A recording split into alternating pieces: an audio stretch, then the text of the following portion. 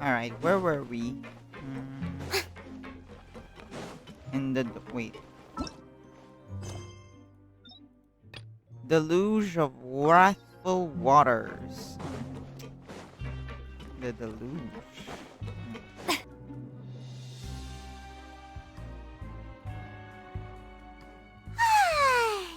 Now for a little rest after breakfast. This is the life. Wait a sec. Isn't something important supposed to happen today? Oh, today's our big day! We're supposed to leave the Fortress of Mirapede! Come on, we've got to go complete the release procedures now! Oh, the papers. Yeah.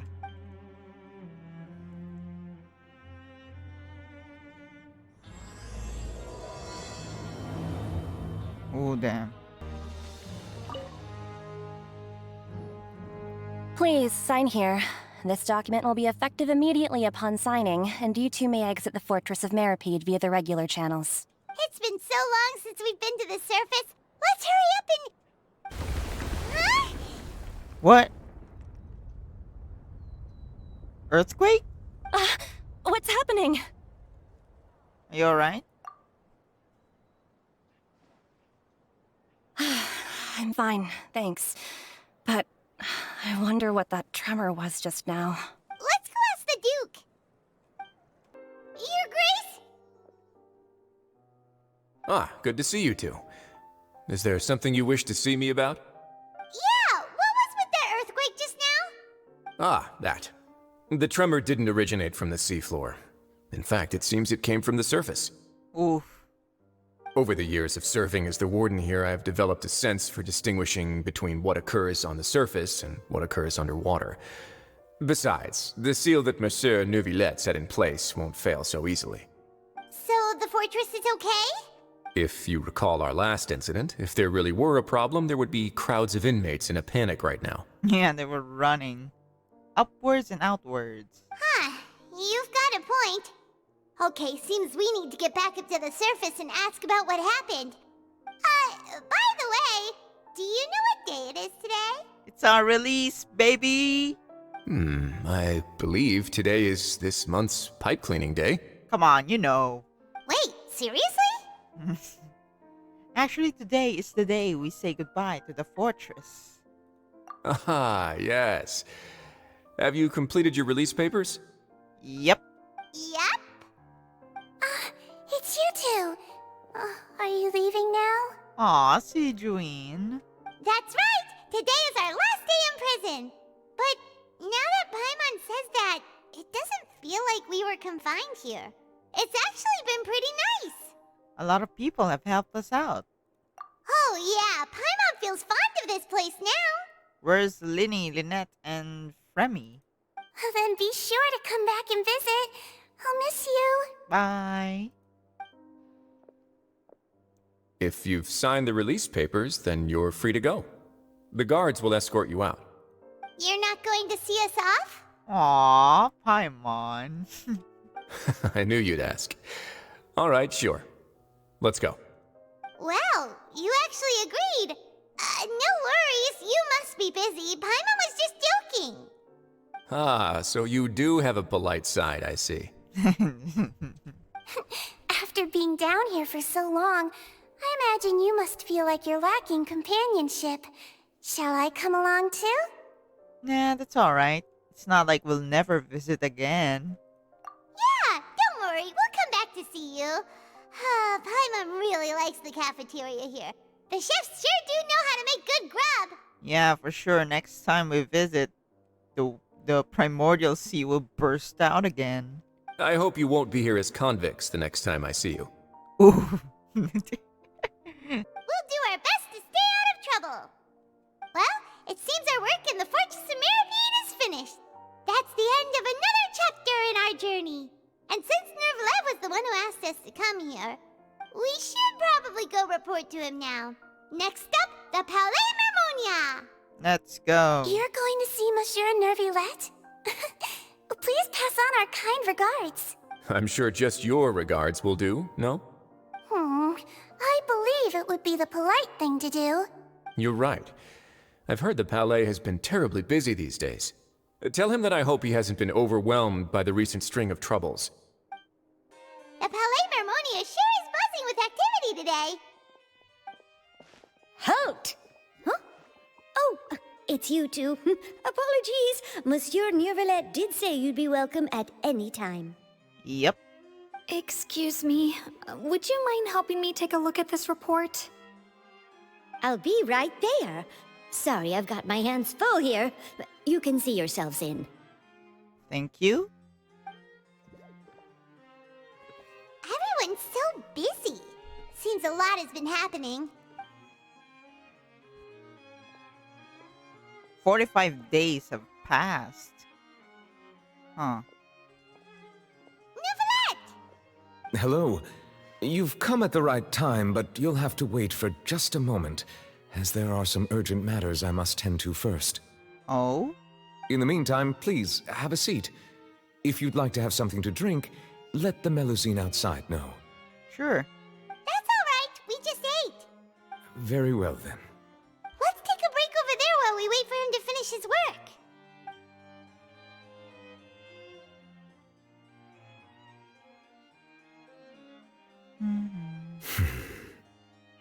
Oh no. All right. That should wrap things up for now. Are you done with your work? Yes, sorry to keep you waiting. No need.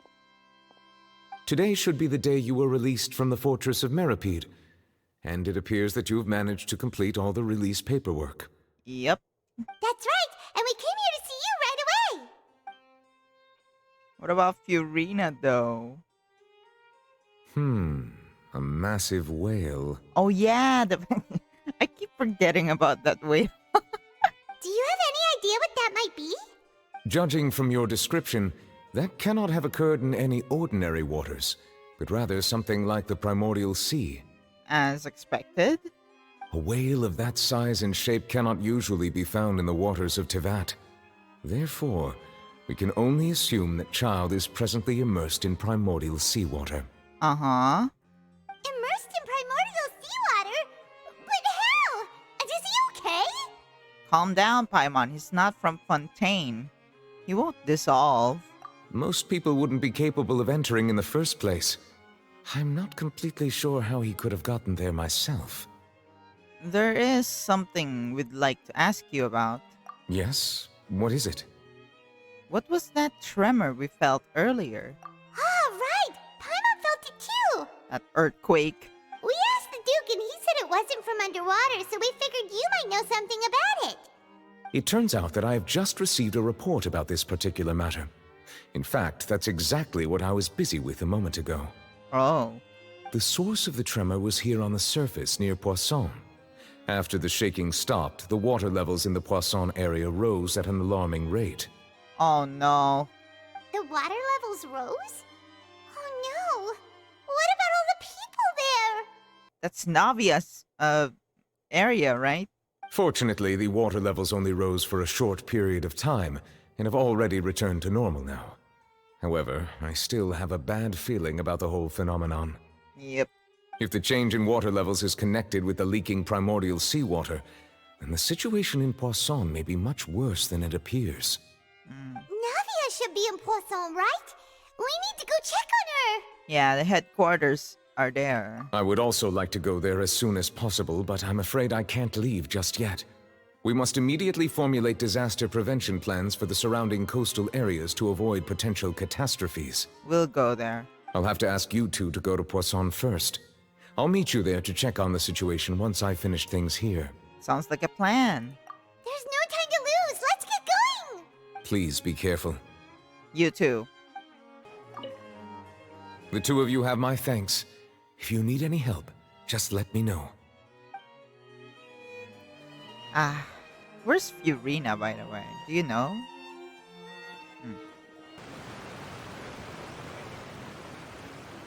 Oh no! What happened here? Oh no, what the... Oh god.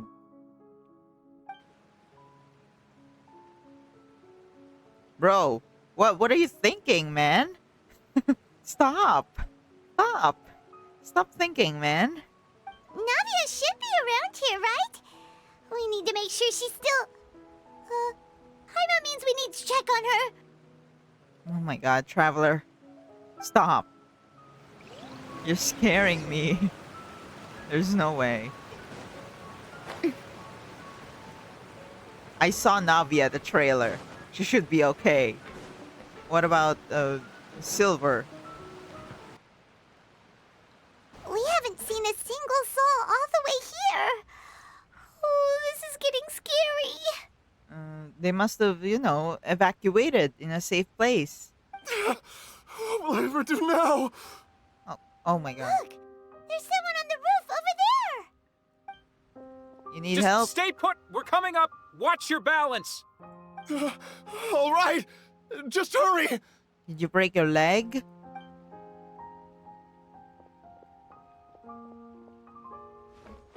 Oh no.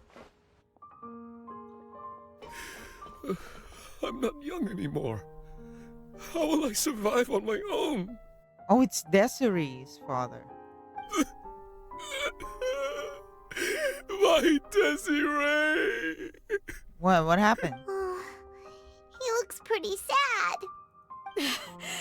My leg! My leg! Oh no. How could this have happened? It hurts! Oof. Just hang in there. Help is on the way. You can hold my hand if it makes you feel better. Oh my god. Where's Navia? Oh, it's Navia. She's over there. Hey, Navia, are you okay? Oh no, that face doesn't look okay. You're here. Oh no. Where's Silver? We heard there was a situation in Poisson, so we came as quickly as we could.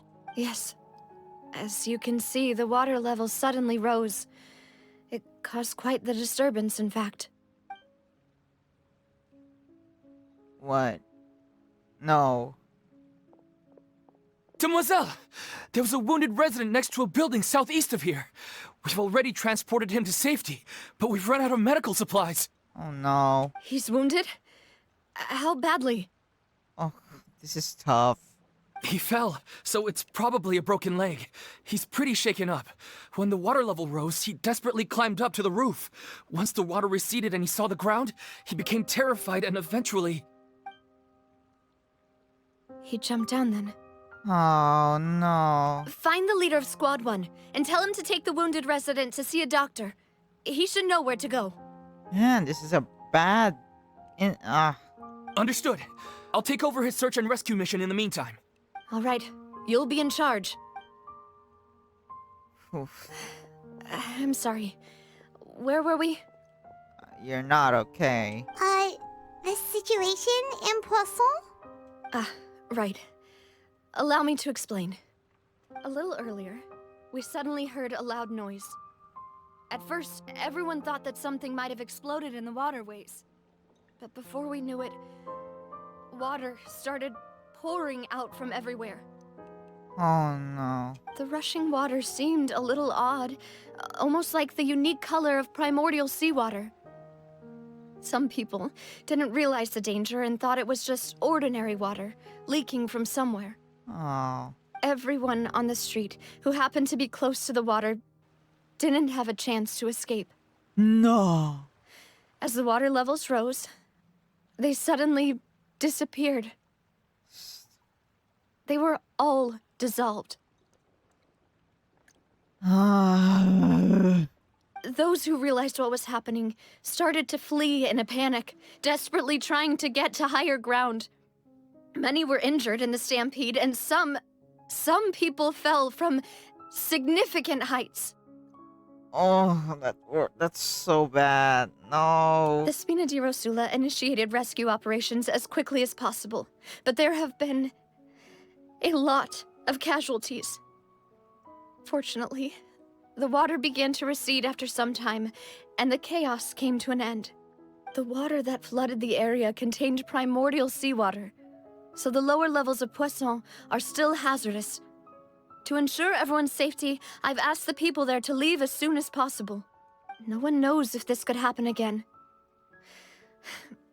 All we can do for now is try our best to help evacuate the residents. We still haven't completed the head count, but we'll have some numbers soon. God. How awful. And all of this just came out of nowhere. It was quite frightening indeed. I only wish that everything that just happened was a bad dream. Wake up, man. This is reality now. Is there any way we can help, Navia? Yeah, we can, you know, help treat people's wounds. Thank you for being so willing to help in a moment of crisis like this. You don't know how much it means to me. I really can't express how grateful I am. No, don't tell me, no, Silver and... Don't say that, Navia. That's what friends are for. No. Please tell me they're safe. Please? Please. Who's gonna bring the cookies and the flour and sugar and stuff? Please. No. Don't say it. I don't want to hear it. Demoiselle! We've got a situation here! I'll be right there. No. Sorry, I need to go for now. No. And out she goes. Seems it might be a while before she can take a break. Oh no. I don't want to think about it. No. Okay, the wounded are being tended to, and we finished a preliminary head count. More support has just arrived, so I suppose I finally have a moment to focus on my own matters. Of course, we should remain ready for anything, and continue doing our best to rescue others. I'll be sure to have everyone at the Spina di Rosula ready to render assistance. Traveler, Paimon, would you two accompany me to my father's grave for a moment? Oh no. Huh? Right now? I understand. Thank you.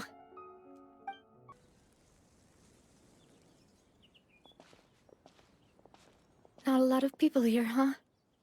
Well, given the time of day and the whole situation in Poisson, Paimon doesn't think there'd be a ton of people here visiting graves. Right. That's how things are now. The living are so exhausted that they've no strength to spare any words for the dead. Navia?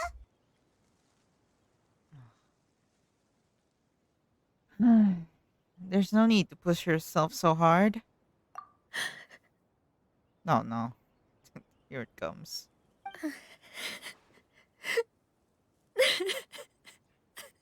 Navia, what's wrong? Oh, great. No, I don't want to hear it. Sorry. I just... Malus and Silver. They won't ever come back here again. No! What should I do, Papa? Huh? What happened to them? But... No! I'm sorry for your loss. Everyone agreed on the rescue plan, but still, I was the one who initiated it. They were helping evacuate the residents, but they couldn't leave in time. And they were caught in the seawater.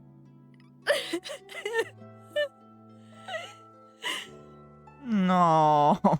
No. What should we do? Right, there's nothing we can do now.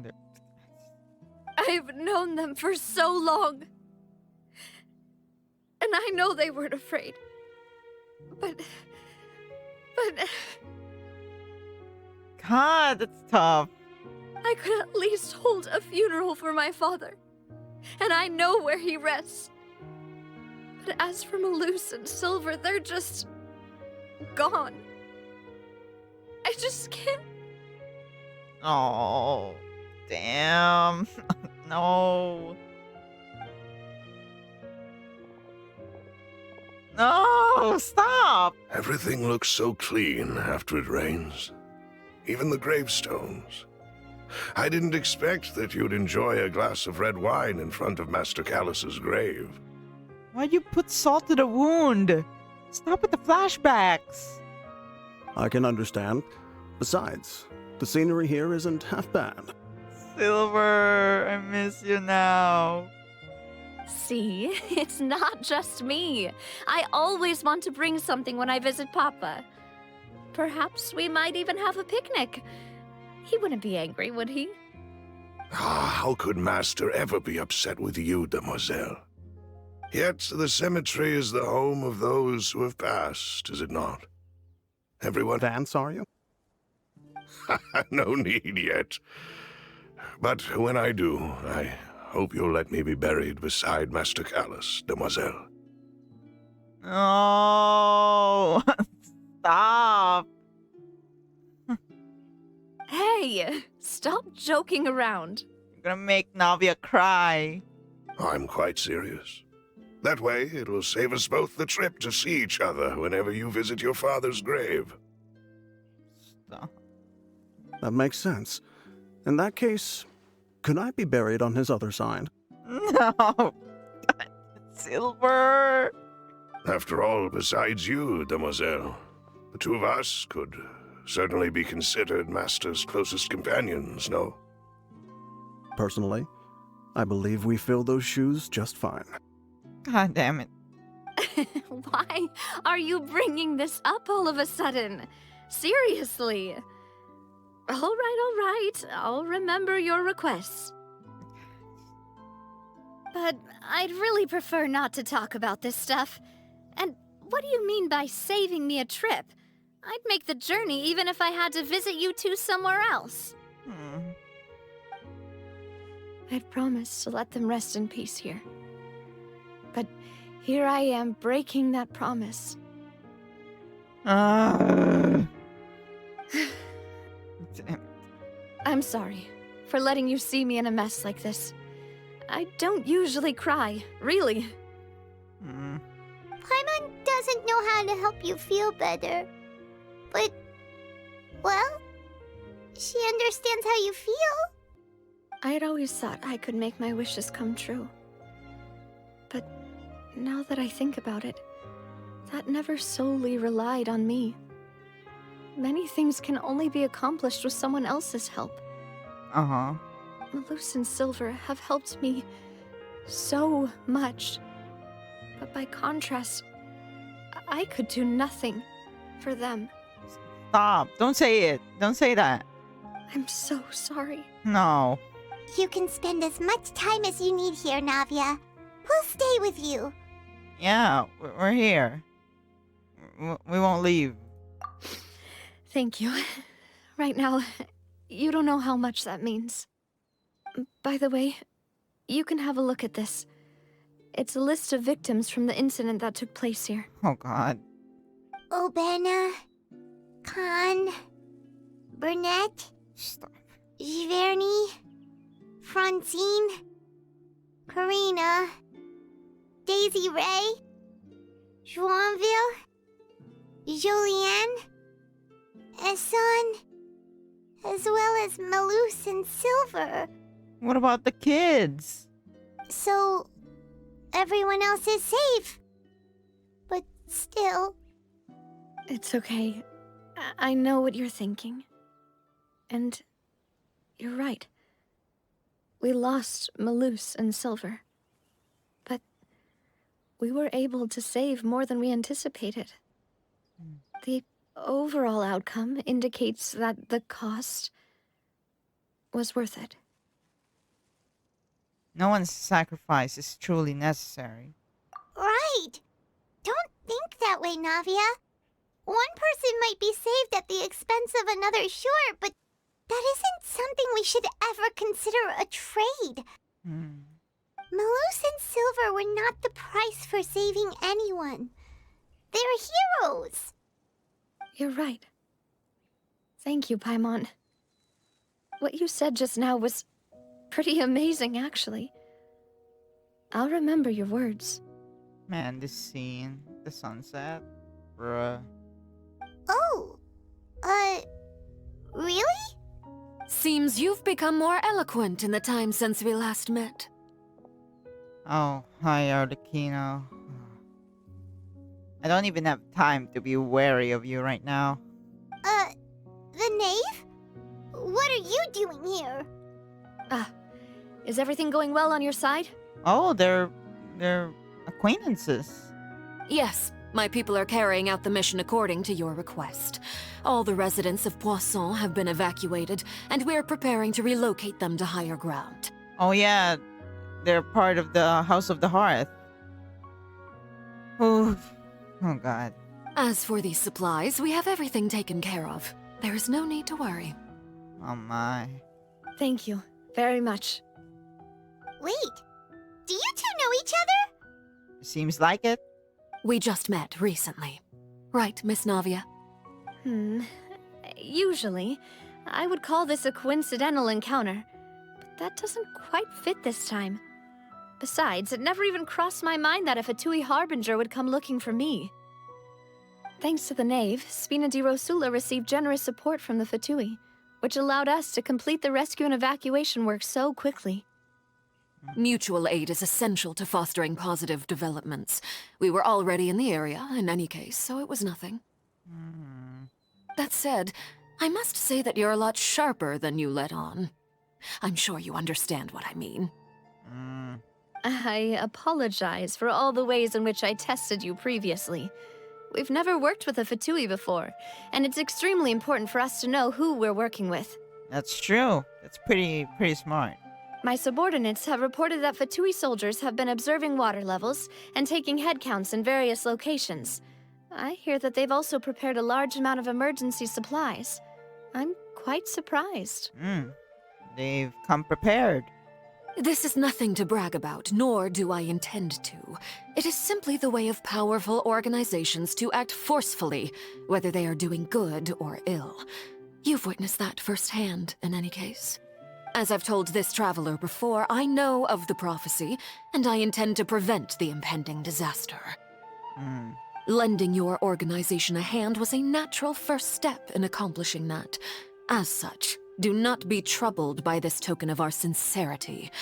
Perhaps one day, you'll also be able to help me in the same way. Without your help, there would have been many more casualties. I won't forget your kindness. Furthermore, I sincerely regret what happened to Malus and Silver. I only wish that my people could have arrived a little earlier to prevent this from happening. Stop! Don't say that. You and your subordinates did everything you could. As Paimon said, Malus and Silver didn't choose to sacrifice themselves for any specific person. And they weren't the price paid for other salvation. They chose to become heroes themselves. That's such a beautiful scene. I've never liked hearing people put it that way. It's like trying to relieve pain by saying some noble-sounding words. But right now, there's nothing more suitable. They really did become heroes. You're right. I'm sorry for your loss, Miss Navia. Water is life to Fontaine's people, and it also spells disaster.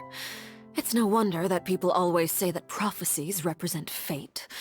Fortunately, I've never been one for such opinions. So, you're one who will try to change fate, then? Of course. That is why I'm going to Hotel Bouffe de Thé. I still have some things to take care of, and the children need my attention. Oh yeah, so Linny, Lynette, and Fremy are back in your house, huh? By the way, Traveler, Paimon, one more thing. What is it? Alright, then we'll We'll just... Huh? This isn't right. Paimon thought you would ask us to walk with you for a moment so you could tell us something in private. That is a clever and useful conversation technique, which I do like to use when necessary. But there's no need today. It would not hurt to have Miss Navia listening in. Traveler, I'm sure you remember that I said we could work together when we had the chance. Is it this time? You and I both know that there may be issues with the Primordial Sea. Previously, it was the Fortress of Meripede's sluice gate, and this time it was the water levels in Poisson. These are both signals. So, the time for jolly cooperation has come. Indeed. Allow me to share the latest intel I've received from the House of the Hearth's intelligence network with you. Hit me. During some recent investigations, a child claimed to have discovered some ruins near Poisson. The ruins date back to ancient times, and seem to be worth investigating in many ways. A child? Judging by the dating of the ruins, they may be related to the prophecy and the coming crisis. The situation is becoming more urgent, so any pertinent information will prove extremely precious. My people initially came to prepare for ruin exploration. Unexpectedly, this disaster struck, and at present, we're all busy prioritizing the rescue effort. So that's why the Fatui were already in Poisson. I wanted to take the children along, but unfortunately, Linny, Lynette, and Fremine have all been dispatched to higher ground to assist affected residents. I'll do it then. Linny told me that outside of the house, the person they trust most is you. Why? Thank you, Linny. Which is why I want to give you this task. Ooh. Can you really trust an outsider like me? Are you sure this will be okay? The House of the Hearth's members see each other as family, but Linny, Lynette, and Fremine said that they also see you as such, even though you are not from the house. I'm sure you already understand how earnest they consider their friendship with you to be. Oh! That somehow makes Paimon feel kinda happy. The intel I just shared about the ruins could fetch a high price. But since the children consider you family, it's only natural that I freely share it with you. Wow. Got it! So all we gotta do is go to some ruins, right? We can handle that. Yeah, right. As long as we don't have to endanger ourselves. Excuse me, but may I tag along? Navia, your people need you. You wish to join, Miss Navia? But are you sure you're up to exploring some ruins? You need to rest. Yeah, and the people in Poisson need you. Well, I'm sad, yes. But I can't just go back and plop myself into a chair by the roadside and do nothing. There's no point in being depressed while we still have a disaster on our hands. As my father's successor, I must live up to the hopes he had in me. What'll happen if you fall into some primordial seawater, huh? Besides, I'm also doing this for myself. I need something, a distraction, to keep my mind off Malus and Silver. Navia's strong, but she needs company right now. We can be that company if she goes to explore the ruins with us. Since you put it that way, I have no objections. What do you say, Traveler? I would disagree, but hey, I don't have any choice, so... Sure, we'll go to the ruins together. All right. The ruins are to the south of Poisson. Here's the map. Okay, the three of us will handle it. Come on, let's pack up and get going. So, are these the ruins the knave was talking about? Whoa, talk about old. Talk about eerie. They seem to be pretty ancient, all right. Let's go in and have a look. Just be careful. Whoa. Why does this look like...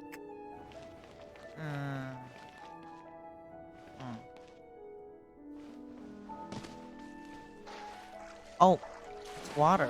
Huh. No problem.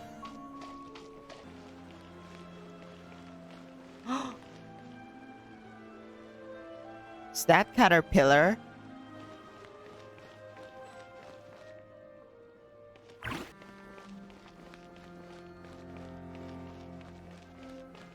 Oh. Here isn't safe. Holy sh! I just got jump scared.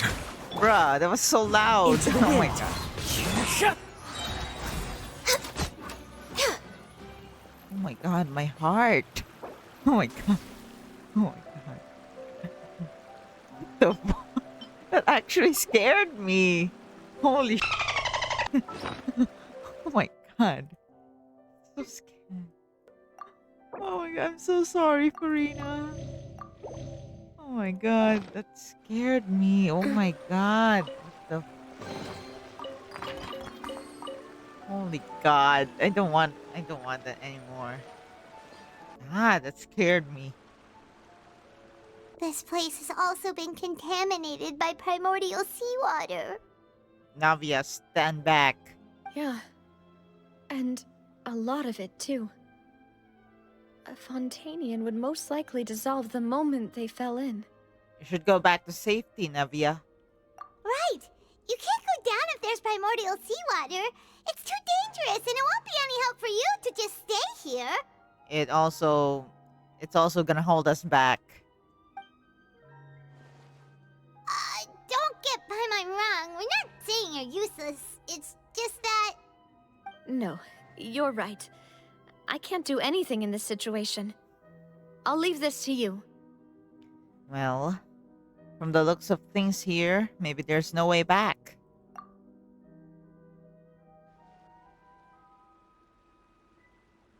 That complicates things. Maybe the only way left is forward. Yeah, maybe you shouldn't have come, In that case, do you want to wait for us here?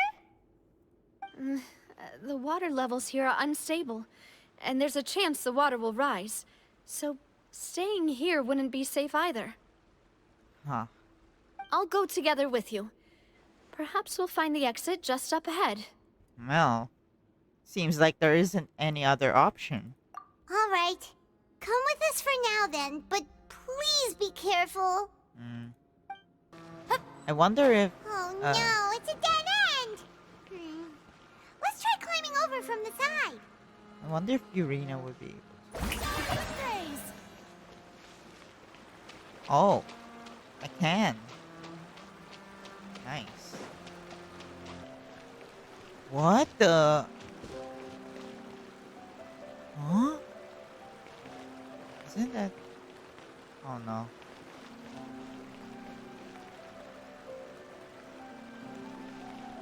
Ooh, better get ready.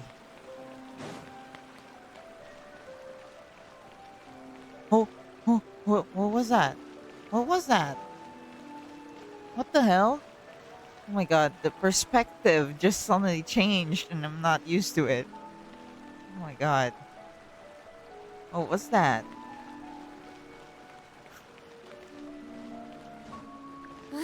Wait, there's something wrong with this bridge! Run for it! No, please, no. Oh, no. Navia? Navia?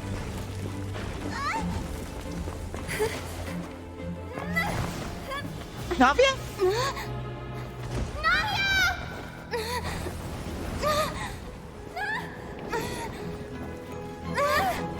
Oh no! What? Was that a dream? Demoiselle? It's Malus. Huh? Demoiselle, what are you doing here by yourself? Would you be standing here till dark if I hadn't come to get you? Oh, it's memories. Maybe she just wants some time to herself, Malus. Oh, was I sleeping? Yes, it would appear so. I must be tired. Is this the afterlife? That's quite possible. However, you were the one that suggested we go out for a walk. Oh, right. I nearly forgot. It must have slipped my mind when I dozed off. I haven't had a nap today yet. Have I? This is a familiar feeling, yet something's a little strange. Bruh. Is something the matter, Demoiselle? Oh, no. No, I'm fine. I was just trying to recall why we came out for a walk. Do you remember Mr. Giverny? He'd requested our help before with foreign merchants who had a debt dispute with him, and we'd resolved the matter not long ago. We were headed to see how things were going with him at the moment. Ah, right. Yes. I remember now. Oh, Miss Navia. Ah, Mr. Malus. And Mr. Silver, too. It's good to see all of you. What the? It's warping. How have you been? Bruh. I've been great. Thanks to your help, those bothersome merchants finally realized that I wasn't the one they were looking for. Why, I wasn't even the guarantor for that person. They were knocking at my door day and night. Even my neighbor, Obina, was getting fed up with them. Sometimes force is required to calm someone down and get them to listen to what you have to say. That's right. Oh, by the way, Burnett, what was it that you wanted to give to Miss Navia again? Oh, yes. One moment, I have it right here. Miss Navia, these are some flower seeds that I prepared. Please take them. They're a very good variety, and they'll become very big and beautiful once they bloom. I don't know what we would have done without your help, so this is a little token of our appreciation. I hope you won't refuse. Ah, did you cultivate them yourself? Thank you so much. I'll certainly take them. Malus, we do still have some empty flower pots at home, right? It's echoing, too. Why, we can have as many pots as you'd like, Demoiselle. Perfect. In that case, we'll swap out some of the decorative plants for some of Mrs. Burnett's flowers. Very well. Wait. Something seems to be off here. Hmm. Excuse me, madam. If I'm not mistaken, your name is Burnett, correct? That's right. Is something wrong? No, it's nothing. This is the first time we've ever met, but your name seemed familiar to me. I must have heard it when I was discussing things with your husband previously. I've heard this name before. Sometime recently, I'm sure of it. And why are there so few people around here? Where did everyone go? Bruh. We must mind the time, Demoiselle. We still have important things to attend to today. Huh? We do? Like what? Well, now, did you forget? Oh no. I'm scared of what he's going to say. Miss Navia, here you are. I've been looking for you. Please, come to the Opera House. Your trial is about to begin. What trial? My trial? Wait, why would I need to go to the Opera House? Yes, she's right, Demoiselle. It's just about time now, so we should get going. What? Oh? All right then. Huh? Look, it's Navia! She's here! What is happening? I am confusion. And her two attendants are with her. Goodness, everyone's finally here. Isn't that name one from the victims in Poison? There sure are a lot of people here to see the trial. And they all seem to be oddly excited about something. I even know some of these people.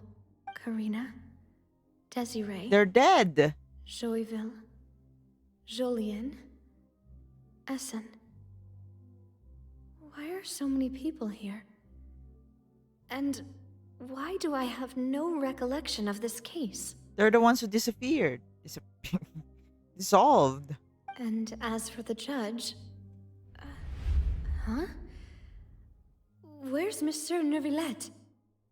Please sit in the defendant's seat. Don't worry, Silver and I shall accompany you. Where are we? All right. But are you sure you can stand behind me? Typically, it wouldn't be allowed, but today is an exception. Hey, what kind of place do they think this is? Come on. Do they have any idea what they're doing? Seriously. What's the trial about? Enough with the whispering! Could someone please tell me where Monsieur Neuvillette is? And why I'm standing trial? My dear Miss Navia, have you not yet realized what you've done? In that case, allow me to explain. What? As all here know, you are Master Callus's successor, the head of the Spina di Rosula, someone held in high regard by every soul in Poisson. It's warping so much. After you took over the Spina, you treated all of us just like the late Master Callus had. If anyone in need reached out to you for help, you responded. Uh-huh. Not only you, but your butler, your subordinates, nearly everyone in the Spina di Rosula fought for the well-being of those in Poisson. Wait a moment. Aren't you just proving that I'm a good person? Yes, correct. Absolutely right. And that is why you stand accused.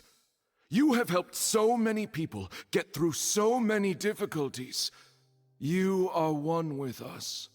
We are inseparable. Huh? What? We are one big family, all of us who are from Poisson, inextricably linked. And with you being so important, we couldn't possibly do without you. Therefore, this fair and honorable court shall declare you guilty, and you shall stay here. You will be together with us forever. What the what is this? No. Oh no. This is disturbing. No. Huh?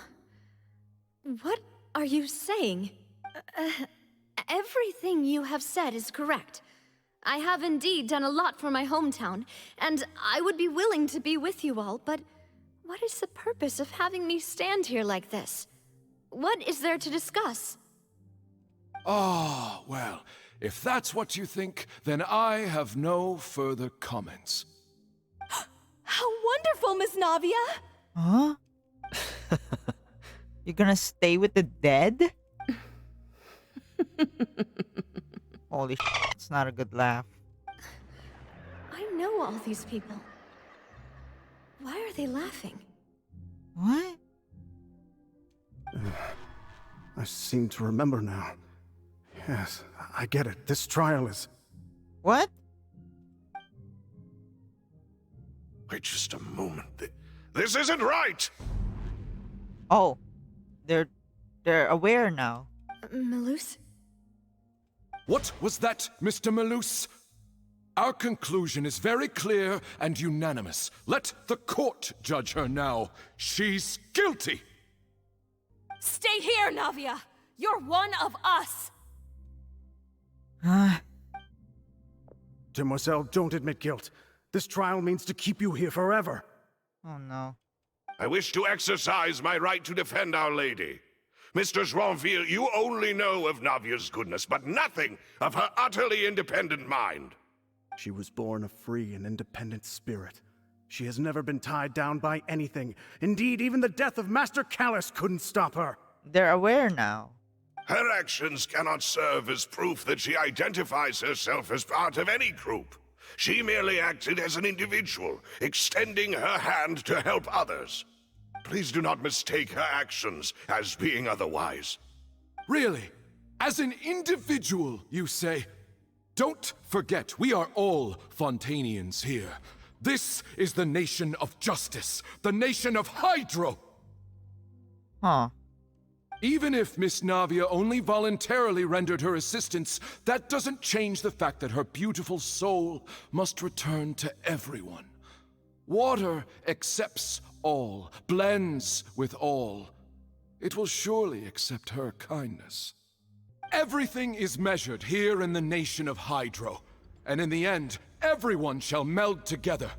Thus, when a unanimous opinion emerges, that opinion represents justice. Everything must return to nothingness. Now I speak for everyone. Our opinion is consistent. Navia should stay. We and Navia are one. The water and you are the same. Everything must return to... It's the same with Marianne and the frog and the boar. The water thingies, they get absorbed into Anne, the small oceanid. Huh. And you would call this justice? Preposterous. You are merely jealous that Demoiselle still has a chance to exist as an individual. Have you forgotten how much you all once longed to become individuals, to become independent? Do you mean to defy our justice? This is creepy. If your justice is flawed, then why should we acknowledge it? As you said, we can also have our own justice. Silver and I shall defend Demoiselle. And that is how we will enforce justice. Ugh, my head... It hurts. Demoiselle. That's the sound of water. Silver, it hurts. My head is spinning. All I can see is stars swirling in front of me. I remember now. Everything that seemed odd from the very beginning. Karina, Desiree, Joyville, Jolien, Essen, Mr. Giverny, and Mrs. Burnett, who we met earlier. So creepy. Even Malus and Silver. I don't want to admit it, but they're all dead. Oh my god, no. Don't do this. Oof. That was creepy. Don't be afraid, and don't admit guilt. We will protect you to the very end. Absurd! Who are you to say that she cannot be judged? We are the majority, and in the nation of trials, the majority is absolute justice. We are the will of all. Shut up. Don't let them escape! We shall keep Navia here with us! Oh no. Get out of there. Mr. Malus and Mr. Silver, must you be so stubborn? How could the two of you possibly hope to stand against the collective? What? Do not resist. This judgment is fair and just. Navia it's an oceanid. Belongs to us. It's an oceanid. After all that happened, she should not be left alone in Poisson. Oh no. What are you saying? Are you gonna turn into an oceanid? No more excuses! Oh shit. He says we're jealous. Jealous? How could she possibly be an independent individual? Oh my god, no.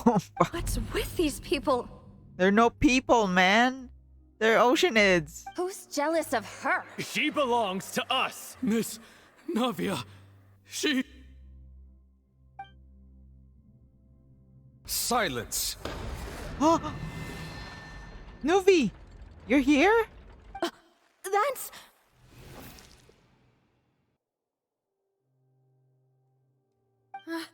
Monsieur Neuvillette! Wait, are you the real Novelette? Such commotion is prohibited in the court. The accusations you just presented are nonsense and cannot constitute a proper trial. The court will adjourn for the rest of the day. In this, I shall hear no objections from any unauthorized party. Our thanks, Monsieur Neuvillette. Please leave with me, Miss Navia, while there is still time. But... Go on now, Demoiselle. This is your only chance to leave this place. What, can't bear to leave us behind or something? Oh no. You still have a chance to survive, Navia. Malus. My apologies. I couldn't resist making one little joke once I realized that this shall be our last goodbye. No, bruh. Malus. Silver. Aww. Quickly, you must come now.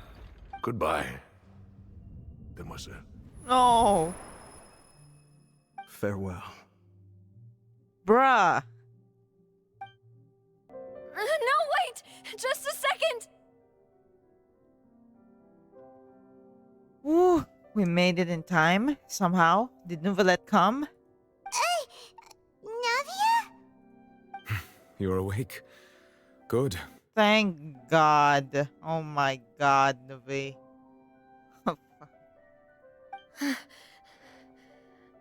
Holy sh... I must have been dreaming. Malus and Silver were still alive, and they were defending me at some insane trial. It looks like you're all right. Oh my God, that was... No. You were at the border between life and death. Did all the sad feelings cause you to have a nightmare?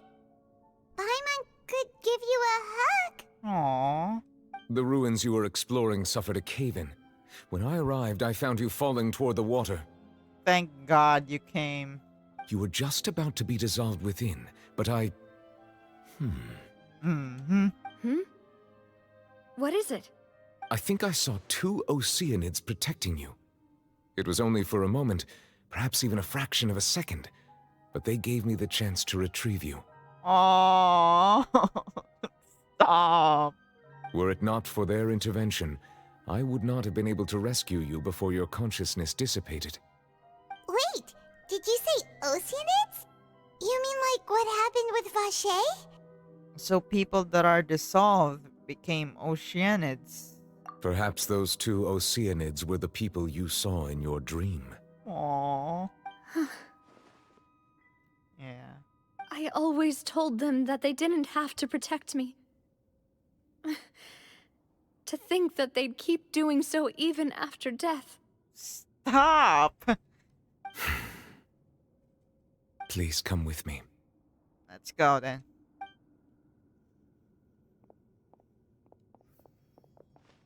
Neverlet, are you okay? Oh, I am quite all right. Perhaps there's something we could chat about? What? Why do you look so stiff all of a sudden? Oh, Paimon knows. You're the type who feels awkward when there's nothing to talk about, right? I merely thought that we should give Navia some time to herself. Oh, you wanted to... Oh, okay. Huh? Why didn't you just say so then? Don't you think it's even more awkward to call us over like this and then have nothing to talk about? Paimon, give us some slack. I suppose so. By the way, Sigewinne sends her regards. Ah, Sigewinne. I hope all is well with her these days. Her work in the Fortress of Meropide has not been too much for her, has it? No way, don't worry. She's doing fine down there. She's an amazing head nurse. Yep. I see. Well, that is good. I have always worried that Sigewinne would need a lot of time to understand the world of humanity, just as I have. Oh, and the Duke also says hi. Even though Sigewinne made him do that. He hopes that you haven't been overwhelmed by all that's happened lately. Thank you. I have indeed been busy lately, and I also hope that everything is going well in the Fortress of Meropide. He still doesn't know what to talk about. Let's chat about something else then. Hey, you're the expert here, Paimon. What should we talk about? So, Neverlet, you're probably quite the swimmer, huh? Yes, of course. Isn't it obvious? This isn't going anywhere. Let's try something else. How did you find these ruins? Did the knave tell you? Oh yeah, about that. Yes, in fact. I had arranged to meet you in Poisson, but when I arrived, I discovered that the Fatui were helping the residents evacuate. They had even transported a large quantity of supplies to the area. Amid my astonishment, I ran into the knave, and we had a chat. She informed me that she had asked you to investigate the ancient ruins here. Well, thanks to Arlecchino. Yeah, we originally planned to meet up with you, but we thought you might still be busy with all those official documents. We didn't think exploring the ruins would take very long, and who would have thought you'd wrap things up so quickly? Oh my god. I hope Navia can get back on her feet.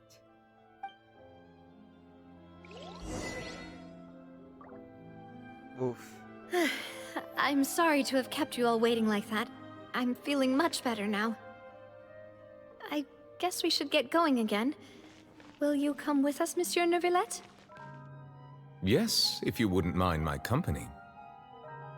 All right! Another one joins the party! Let's get going then!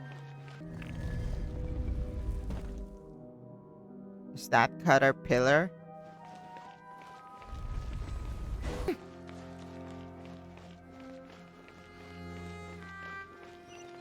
Oof. I knew it. I knew it. I knew it. I was just about to say. Oh my god. Oh my god, there's no safer route. And I can't summon Wanderer. God. Let's go. Oh no, another unstable path. Watch your step. Oh my god, I knew it. I knew it. Holy. Oh my god.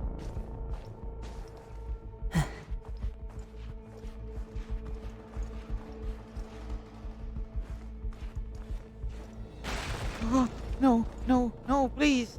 No, have mercy. Have mercy on me. Have mercy. Holy God, have mercy.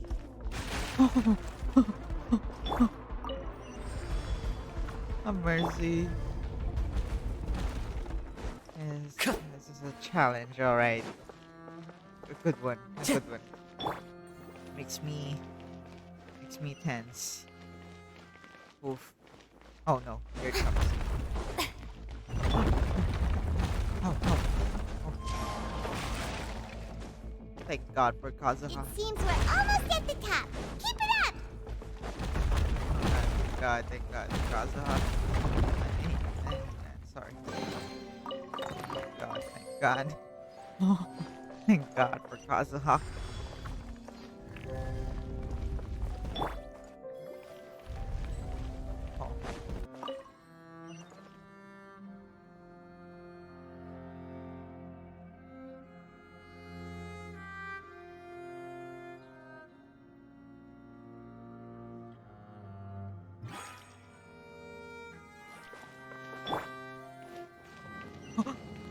Oh. Ah. Oh. Okay, I need to loosen up. Oh. I need to calm down. I need to calm down. Looks like we've reached the end. This is the place. There should not be any other hidden spaces in the vicinity. The path sure had some twists and turns, but it turns out that this place isn't actually that big. There seems to be something on the wall.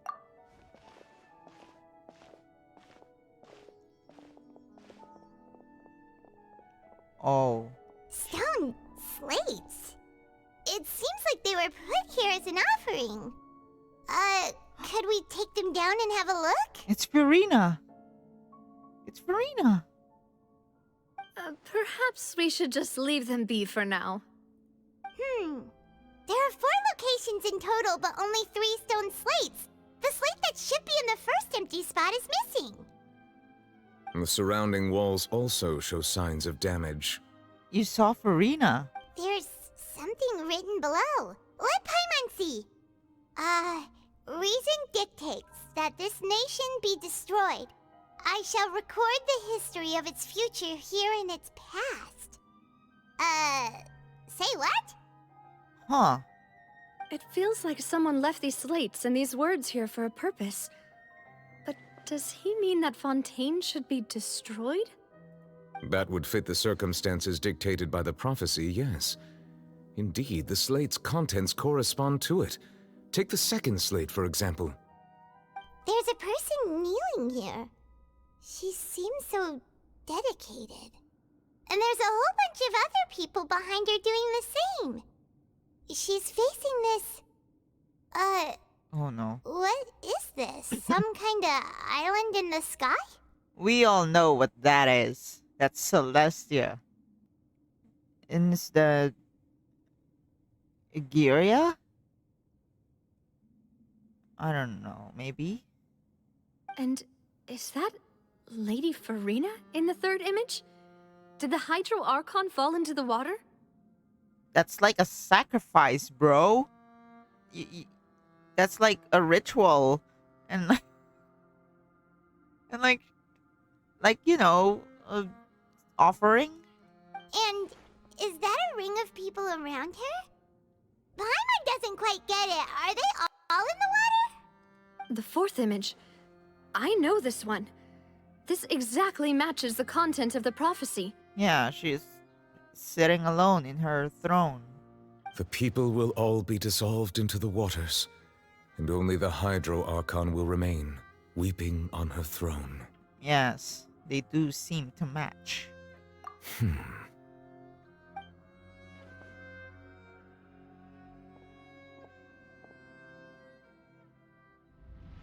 Huh?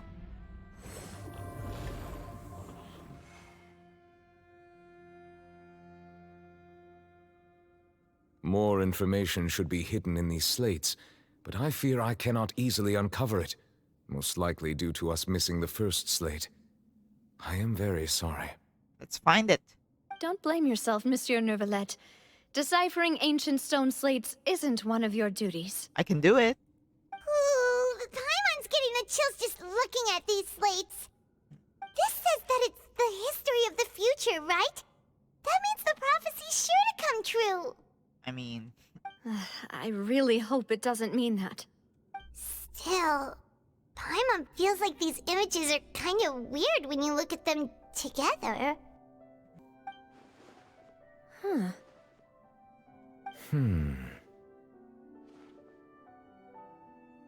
I get what you mean, Paimon. The issue is the order of the third and fourth images, right? That's right! If the images are in chronological order, shouldn't the fourth, the waters drowning Fontaine, come before the third, where the Hydro Archon herself falls into the water? Shouldn't the fourth, the waters drowning Fontaine, come before the third, or the Hydro Archon falls into the water? And yet the order is reversed here. The second image is also quite concerning. What sin are the people in the images confessing to? That's true. Like, what? Are you punishing us simply because we exist? That's f***ed up. Sorry, Celestia. If we go by timing, Lady Furina only emerges in the third image. That means that the person in the second image might be the previous Hydro Archon. Most likely. Egeria, then. Egeria. I had never met her, but her appearance here does match the records. Oh, so you never met Egeria? Huh. So the only Archon that... Hydro Archon that Nuvi met is Furina. Huh. The previous Archon kneeling before the floating island in the skies, as if confessing a sin. What sin? Did she herself commit that sin? And if not, why would she be in such a posture? Also, I'm still wondering why these ancient stone slates are here at all. Judging from their contents, could this place be the origin of the prophecy? Does that mean that someone, or some people, once saw these slates? Possibly. But who would have created these slates left these words here.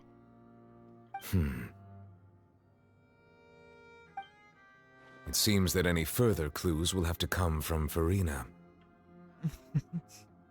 In that case, there's no time to lose. There's nothing else to be gained here, so let's head back first. Weren't we searching for a child?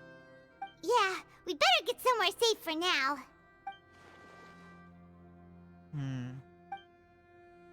Honestly, who created the slates doesn't matter now. The real question is whether things will truly play out as the prophecy foretells or not. Will it be in order though? Like,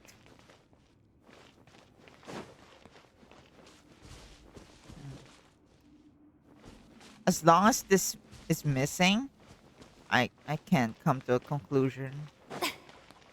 Like, that's scary.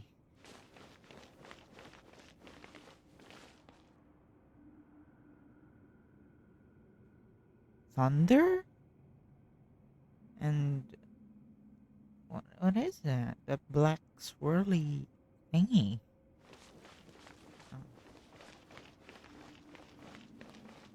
Let's split up here. I'm going to check on what's happening with the Spina. You know how it is. There's some things you just need to be there for yourself. Yep. You still have energy for that, Navia? Paimon's already beat. Just head back to the Fluvsandre and have a rest then. Thanks for keeping me company all this time. I'll depart as well. Thanks for your hard work today. Rest well, everyone. Traveler, I will go talk to Furina tomorrow morning to ask about the stone slates. Oh no. I'm sure that you're concerned about this matter as well. If you have time, drop by my office. I will share the results of our discussion with you. Alright. See you tomorrow. Are you really gonna talk to her about this directly? Will that be a problem? Paimon's getting a little scared now that it's come to this. She has long been harboring secrets and will not give them up easily, which makes it all the more my duty to ensure that she understands the present situation. Oh. Alright, we'll leave it in your hands then. You're probably the best person to talk to her anyway. I will be carefully considering my words tonight. Traveler, Paimon, our safe house at the Fluvsandre is always open to you as ever. So please don't think you're an imposition. Aww. All right. I'll be on my way then. We're finally back! Welcome back. We've got a special menu prepared for you two tonight. Oh yeah, Melus and Silver. Yay! And there's good food too! Navi, no, the boss is the best. You did great as well, Paimon. Ooh, desserts! Nice, these are all Paimon's! Isn't that Furina's cake? Paimon's already starting to forget what happened today. Mona? I recognize that hat anywhere. Oh, that voice. Is that who I think it is? What are you doing here? Actually, it's perfect that you're here. Huh? Mona. It's you two. What are you doing in Fontaine? What are you doing here? Mona Majestus. Mona? It's been so long. Lady Majestus, did the stars not tell you that we might meet here? Oh yeah, she could predict everything, right? Seriously, nobody just uses a scry glass whenever they've got time to just see who they'll meet on the road. Still, we didn't expect to see you here. Wait, you're not a Fontanian, are you, Mona? She's from Mondstadt, right? Well, I have some business to attend to here, so I booked a hotel in the city. I was just out for a stroll when I bumped into you. Quite unexpectedly, if I might add. Ooh. Why did you think I was from Fontaine, though? Is that because Magistus doesn't sound much like a Mondstadter surname? Well. Yeah, let's go Well, I used to have my own surname, which was, well, some other thing. Either way, the old hag told me when she took me as her disciple that the first step to being a great astrologist's pupil was to change that name. Wait, what's your real name? There was nothing for it, really. She really is amazing at astrology, so I changed my name to what it is now according to her wishes. To my surprise, however, Magistus is not the name of some ancient house or clan. It isn't? Huh. Nope. Although it is used by us in place of surnames, it generally just means great. Mona the Great? Wow! Imagine including a boast in your name. Wait, are you gonna have to put that into your genealogy as well? Oh man. I reckon so. In any case, I'd give my disciple a name like this as well, if I were to take one. And may I ask what your master's name is? Astromancer Barbeloth Trismegistus. Oh my god, that's a mouthful. Astromancer Barbeloth Trismegistus. Whoa, that's a long one. Does it also mean great or something? My name means Mona the Great Astrologist. As for the old hag, hers is, in plain speech, the thrice as great Scholar of the Stars. Just take it as a title specific to astrologists. 3 times great. Thrice as great? That's so petty. I know, right? I know, right? That's just how she is. She used to call herself Magistus, actually, but when she took me in, she changed her name to Trismegistus. Damn. Talk about excessive. Magistus is thus the calling card of our school, so to speak, which makes it about the same as a surname. It's all right if you don't get it. You can look into it further should you need to study astrology more deeply. How about triple strength traveler or triple appetite a paimon? Terrible! I know. But anyway, you're not Fontanian, are you, Mona? You're from Mondstadt, right? Yes. Well, I was born in Mondstadt, yes. All right. My parents migrated to Dornman Port, and I traveled with the old hag for a while, after which I settled down in Mondstadt City. Whew, that's a good thing then. At least we know you won't be dissolved by Fontaine's waters. Oh, thank God. Speaking of that, I'm sure you're aware that a bunch of things have happened here in Fontaine, right? I know you're not a local, but I'd avoid getting too close to any water that looks strange all the same. Oof. There's something ominous about it. Well, the water, I mean. Did you come to Fontaine because of the prophecy, Mona? That was the main reason, yes. Uh-huh. Just a while back, the Steambird invited me to take part in a panel and speak about the circulation of the prophecy as an astrologist. Oh yeah, you're popular. The invitation was sent quite early on. I don't think anyone expected Fontaine to be in this much trouble. What do you make of that prophecy, Mona? Just tell us what you think as an astrologist. Your word would go a long way to make things more certain and less scary. What I can tell you is that I'm an astrologist, and that this prophecy concerns the fate of Fontaine, even that of all Tevat. Ascertaining this is akin to reading the fortune of the whole world. True. I'm afraid that this is not something that just anyone can do. If I could do it, you would no longer call me an astrologist, but a visionary. But on the flip side, the prophecy is so huge and powerful that it must surely come from a powerful visionary. Its contents involve the fate of the world. Disregarding it would be a mistake. Oh boy. A visionary? Sounds really powerful and all, but does such a person really exist? Huh. Of course. The old hag could do it. Ooh. And I'd bet there are others amongst those Hexenzirkel colleagues of hers who could do something similar. Phew. I need to ascertain the accuracy of the prophecy. Could you help me get in touch with your master? Whoa, we're gonna talk to a witch? Huh? Are you sure? You can? All right. I'll help you. It isn't often that I see you with such a serious look on your face. I'll tell you once I hear back from her. I mean, we already talked to Nicole and Alice, but the others. Thanks, Mona. You're amazing as always. Oh, well, this is something only I can do after all. So yes, your praises are quite welcome. Yes, yes. That's the greatest of astrologists for you. Of all the people we know, you know the star's the best. Uh-huh. Indeed, indeed. That's the spirit. Uh-huh. Oh, sorry. I came to see what all the commotion was about. If there's anything you need, do not hesitate to inform the Spina di Rosula. Oh, whoops. Guess we were getting a little too carried away there. Oh yeah, I forgot. Well, I'll go tend to my own business now. If I receive any news, I'll be sure to come find you two again. Thanks, Mona. You're the And there best. she goes, quick as rushing water. And here we are with the Spina guy giving us suspicious looks. Oh, great. Well, yeah, we were making a ruckus. Try to keep it down next time, Paimon.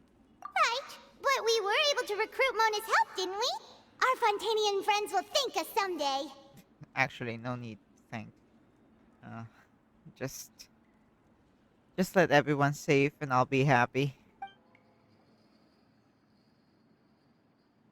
Oof. Good morning. To be honest, Paimon's still feeling kind of sleepy.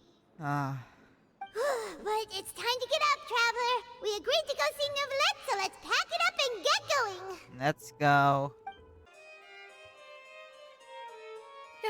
You're here! Finally! What? Is something wrong? Monsieur Neuvillette and Lady Furina, they seem to have gotten into a dispute. Please go see for yourself. I knew it.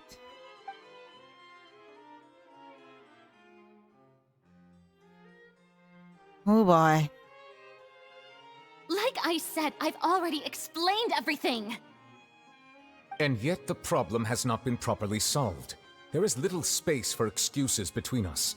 It is not my intention to offend you, but please, tell me where you stand. You are the Hydro Archon Focalor, are you not? Oof. Look at this. This is a list of the victims from the recent Poisson incident. Oof. You mean they're all... Oh. We did not arrive in time to avert this disaster, and I will not have it happen again. I will say this once more.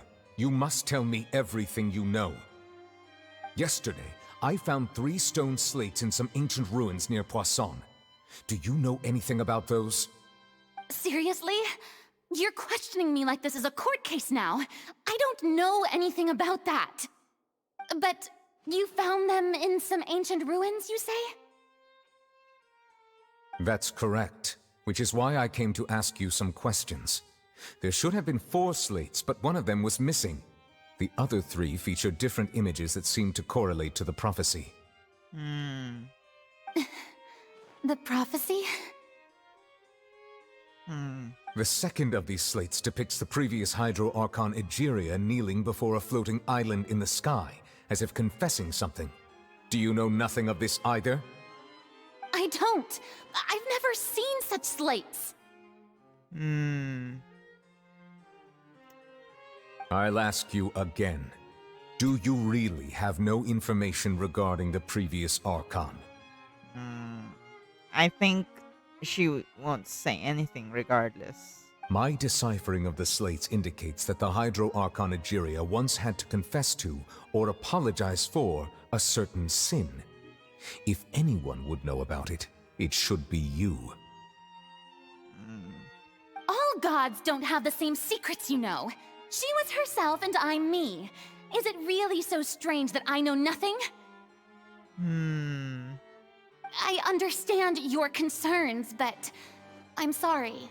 I just don't have anything to tell you. Or you can't tell. Forgive me for saying this now, Lady Furina, but I have long known of your various secret investigations into certain matters. Ooh, he's been keeping an eye on you. There are several indications that you have been investigating the prophecy on the sly. This is not strange in itself, considering that you are the Hydro Archon. But it is strange that you should also claim to not know any of Egeria's secrets, as well as do nothing following your inquiries. You have never been as superficial as you have presented yourself to be, nor are you a fool. And yet, your behavior is very inconsistent. She's hiding something that she can't say.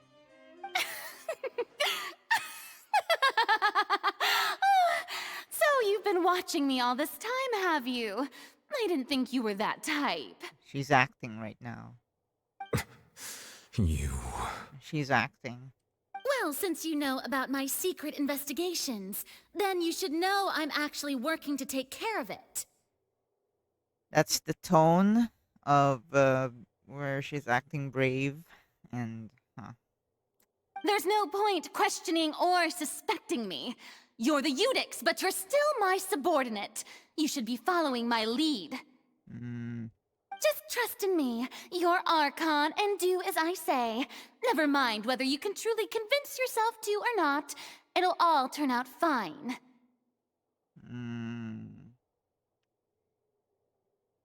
What about you? Are you fine? That's all I have to say. We do not discuss this matter again. Oh, the opera's about to start. Toodles!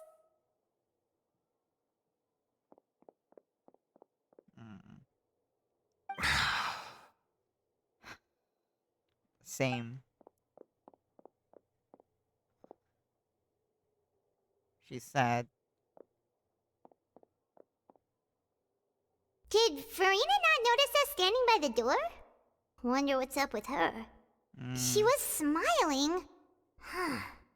She didn't seem in the mood to care if we were listening in or not. She seems deeply troubled. She seems to be deliberately hiding something. Yeah. I assume you've been outside for a while now? Yeah. Oh! You noticed! Seems Furina didn't even realize we were here. She was in a great panic, though I cannot discern the reason. Our discussion reached impasses time and again, a state of affairs that we cannot allow to continue. Yep. Still, I do not understand. Dialogue is the basis for understanding, so why did she keep refusing to engage? There are just some things that you really can't say. I'm afraid questions alone might not suffice. We need to make her understand how dire the situation actually is. Everyone in her inner circle has noticed that she is hiding some secret. The issue is her attitude. I fear that she will not reveal anything unless absolutely forced to. I don't think she will tell it.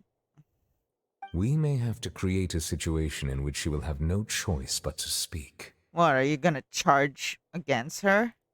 Oh? Like what? Normally, people will only reveal the truth when standing trial.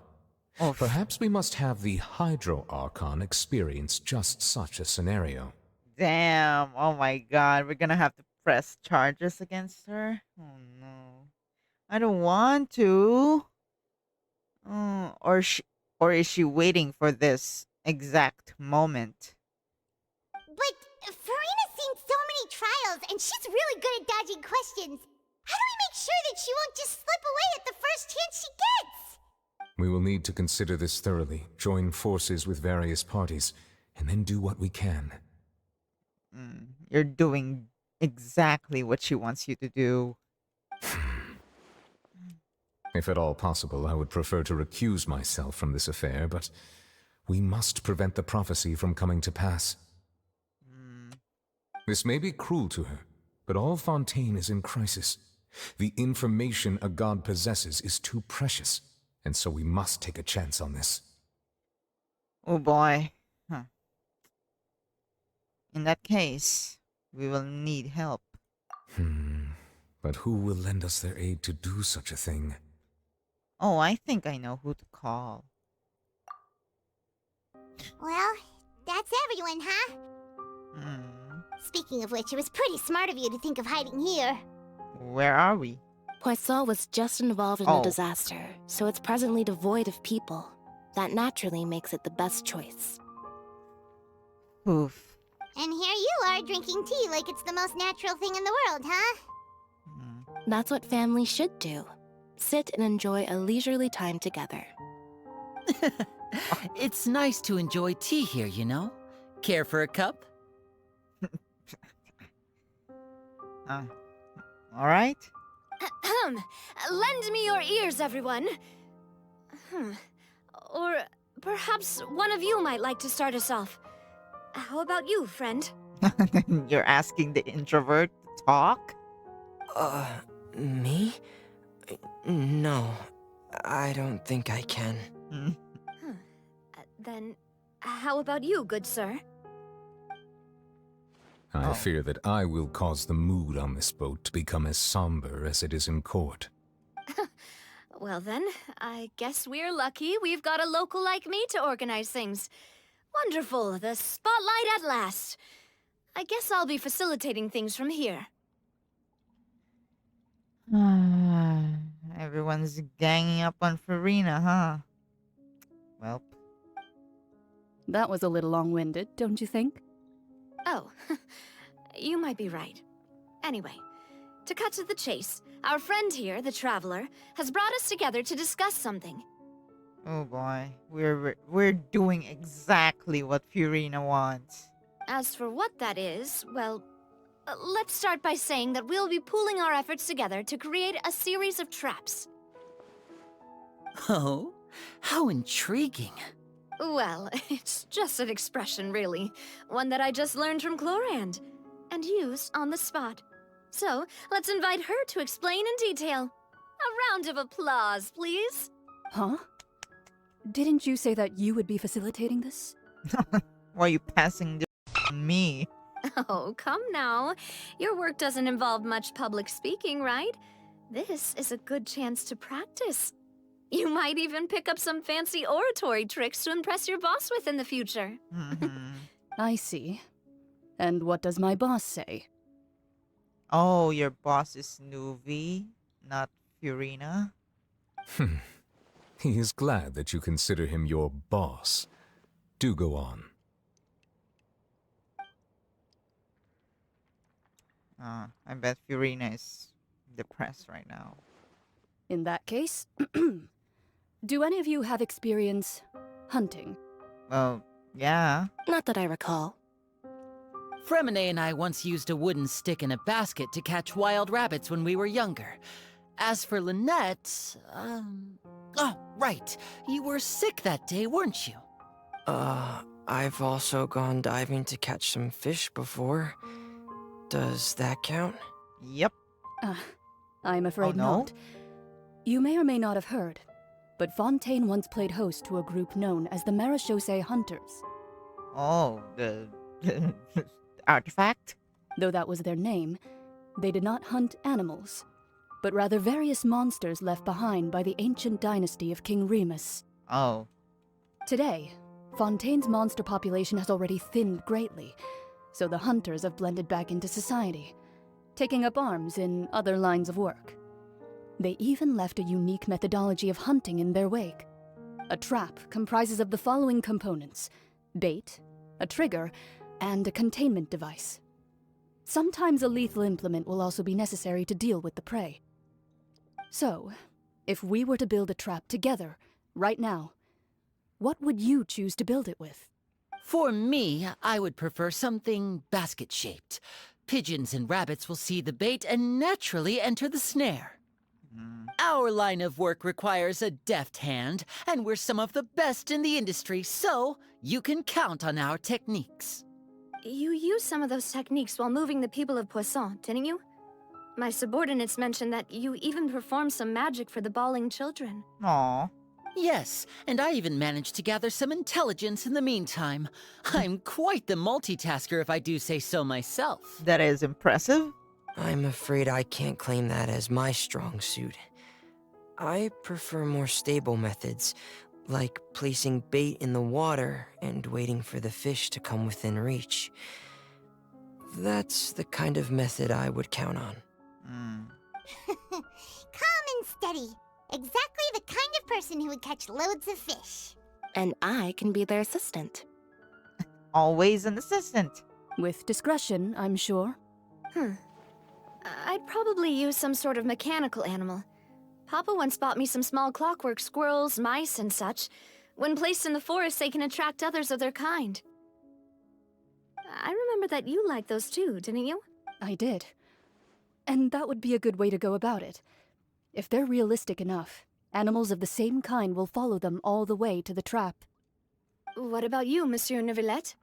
I fear I do not have any related experience. That makes sense. You usually solve problems directly, without the use of any such tricks. But I do have one more question for you, Monsieur. What? If we were to create a trap now, how would you design it? I would like for it to be effective, but bring no harm to the prey. A more gentle trap would be ideal. Aww. Kind, as always. However, our intention doesn't necessarily change the containment device and the type of implement we need. If we wanted to kill the prey in one strike, we would need a powerful implement. However, that also goes for prey that must be captured and safely contained. Wait, why is that? Only a hunter who's a true expert at subduing their prey can snare it without harming it. The line that divides life and death is often exceedingly thin. Yeah. So are we going hunting together? We hadn't thought of seeing ourselves as hunters. It kinda works, but maybe it's still not the best metaphor. It's true. If our means of capturing and dealing with our prey is to put them on trial, then the hunting metaphor is actually quite accurate. But we shall require much more courage than any hunter to judge a god, a being whose seat is an exalted throne. Oh, so that's what's going on. Sounds very interesting.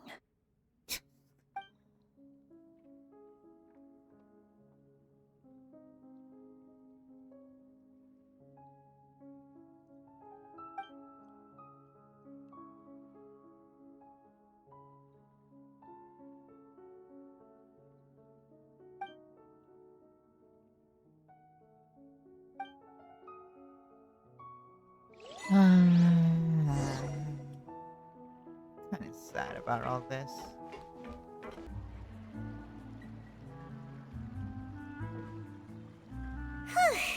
It's been a tough few days, hasn't it? So much has been happening. Those meetings sure did make me hungry. Paimon didn't think the meetings would go on for so long, but everyone seemed pretty fired up, huh? Paimon thought they'd be at least a little frightened. Well, Fremine was, now that Paimon thinks about it, but everyone else just looked a little surprised. Do you feel more confident after the meetings, Paimon? Well, it's hard to say.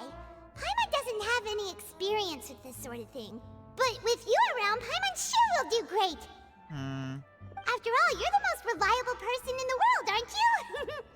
Huh? What? Is something wrong? Did you just pour some tea? Paimon didn't notice you doing that at all. No, I didn't. Then what's that? Whose is that? Arlecchino? Paimon's never seen that cup before. Don't be frightened. I'm just joining you two for tea. I merely refrained from saying anything till now. Wait, is that Mona's master or Nicole? Who's that voice? But there's no one here. Ah, have you forgotten me already? Oh, it's Nicole. Wait, you are familiar. You're the voice we heard from the sky in Sumeru. Yep. The voice from the sky, I fear that description is wrong. Though, not completely wrong. Ooh, Nicole. You're feeling lost now, just as you were feeling previously. I sensed that confusion and thus came to you. Guiding people is an irresistible hobby of mine, after all. Alright. Here comes the questions. Who are you and what do you want with us? Consider me a passerby. Just accepting a commission from my friend's disciple on a whim. Oh. Mona. The enigmatic N of the Hensic Circle. Allow me to ask you, will Fontaine's prophecy come true? Ooh. The prophecy. Yes, what has been prophesied will be fulfilled. You may view such things as the history of the future. Oh. What? Then is there any way we can stop it? Nope. I believe you have witnessed a failed attempt with your own eyes. Can everything in Tevat so easily be changed? Yeah, the Wanderer, tried. There it is again. Fate. Can there really be no exceptions? Ah, so you've caught on. Just as prophecies are usually only the future as seen from the perspectives of the gods, could things be happening in hidden corners where the gods' gaze does not fall? Huh. Are the things that you shall see different from the fate that the gods perceive? What is she talking about? It all sounds really impressive and important and stuff, but it also sounds kind of scary.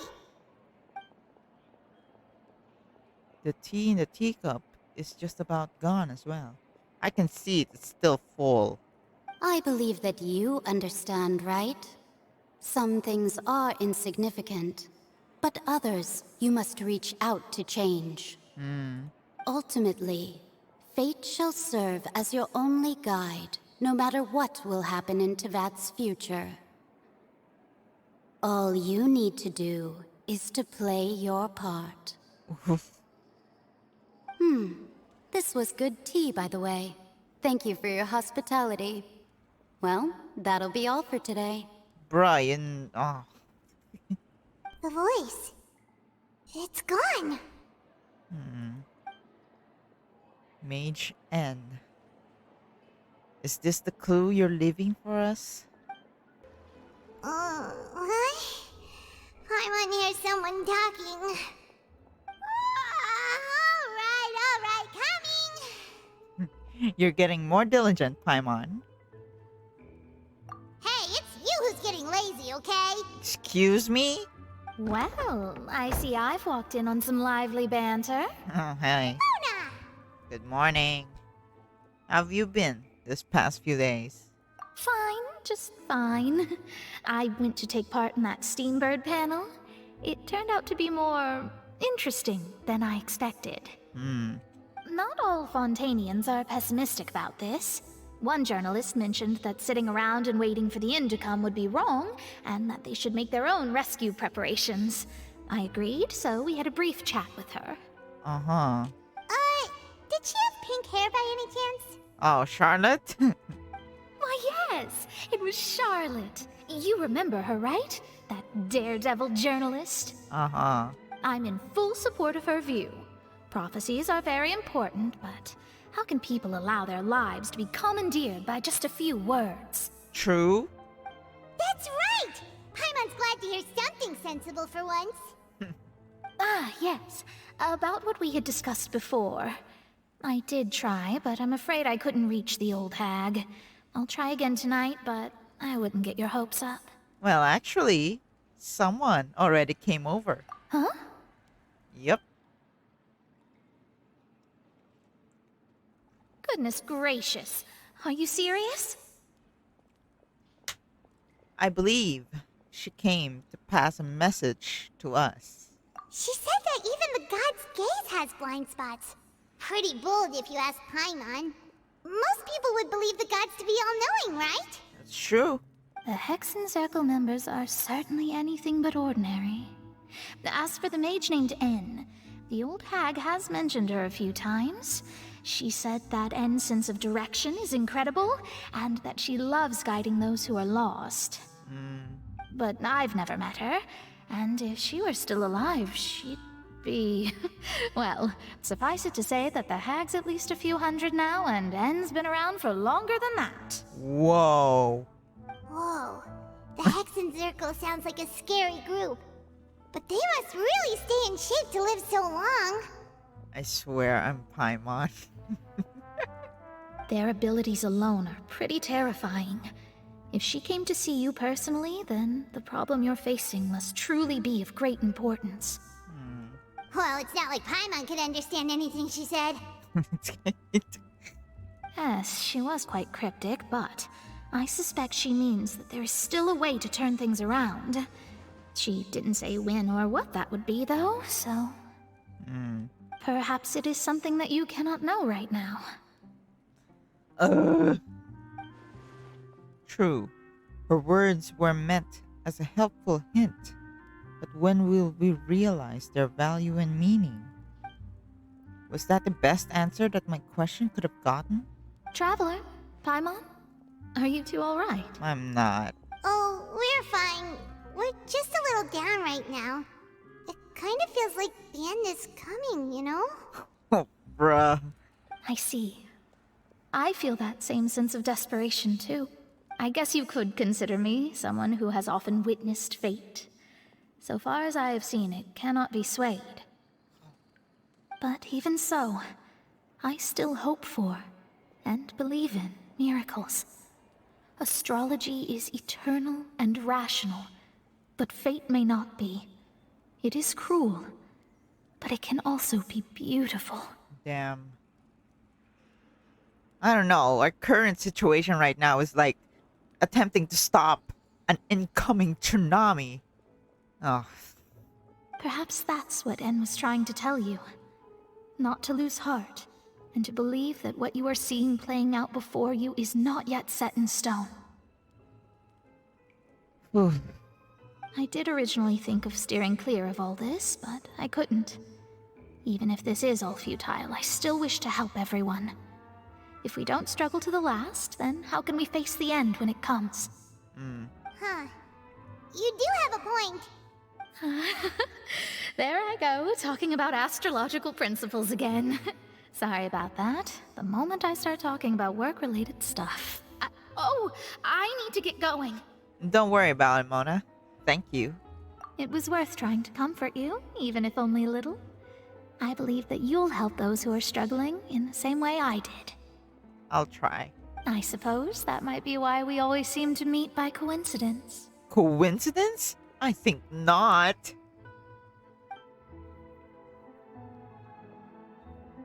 Paimon feels kind of moved by what Mona said, but also kind of sad too.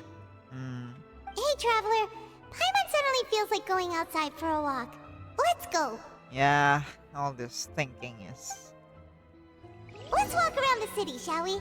There's a few spots we always like to walk by. Huh? Our names are written in this newspaper. What's going on? Maybe we're famous? Let Paimon see! The underwater stronghold, the Fortress of Meripede, has continued in its noble autonomy, but that does not mean that others cannot interact with it. My recent attempts to enter the fortress bore little fruit. Huh. Guess Charlotte still hasn't given up on that.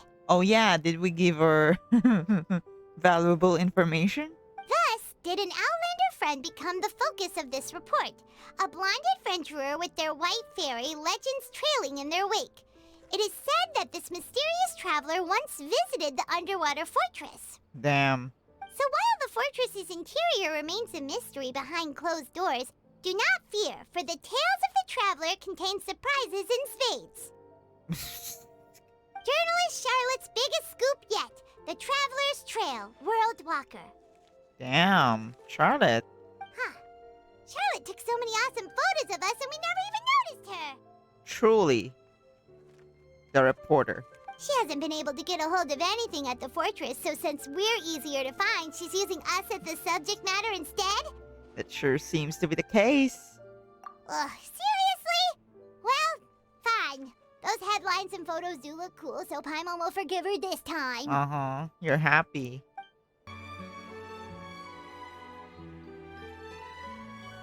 We're here! Paimon's hungry.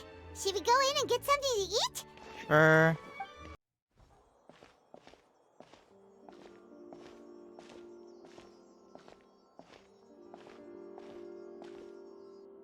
Hey, quick! Look! Furina? That's the limited edition, only 16 slices a day cake! Bruh, I thought that was Furina, and I was like, excited.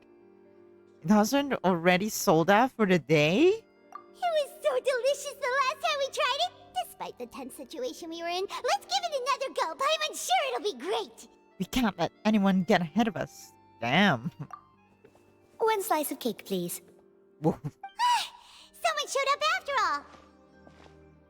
Oh, wait, you're the one from the Palais Mermonia.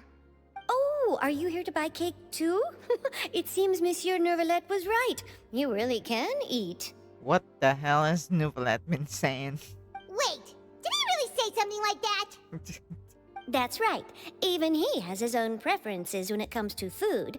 As for me, I love the cake and coffee here. Do you come here often? Usually every day. Wow. Every day? For Furina? It's part of my daily schedule, apart from work. I shall have my cake and coffee. All for you. Then what if someone told you one day that this place would be closing soon, and you wouldn't get to eat cake here anymore? What would you think? Paimon, why already pessimistic?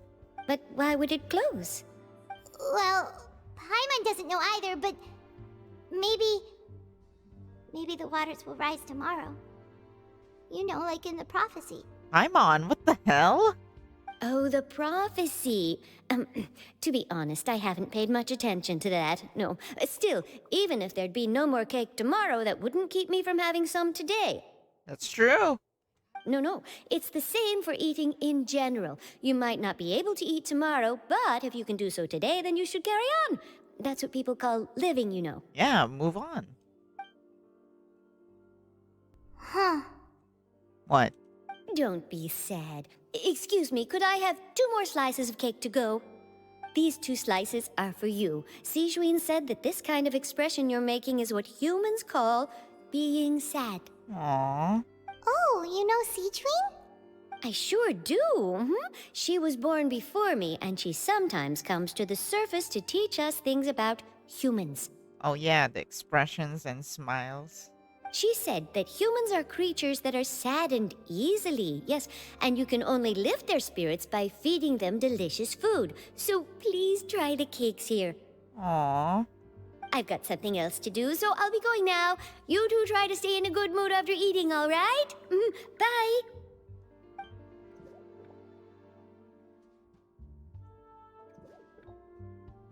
And there she goes.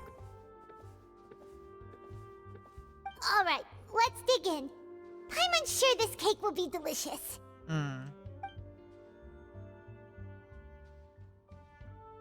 It's more delicious than last time, and the flavor gets even better with a sip of tea.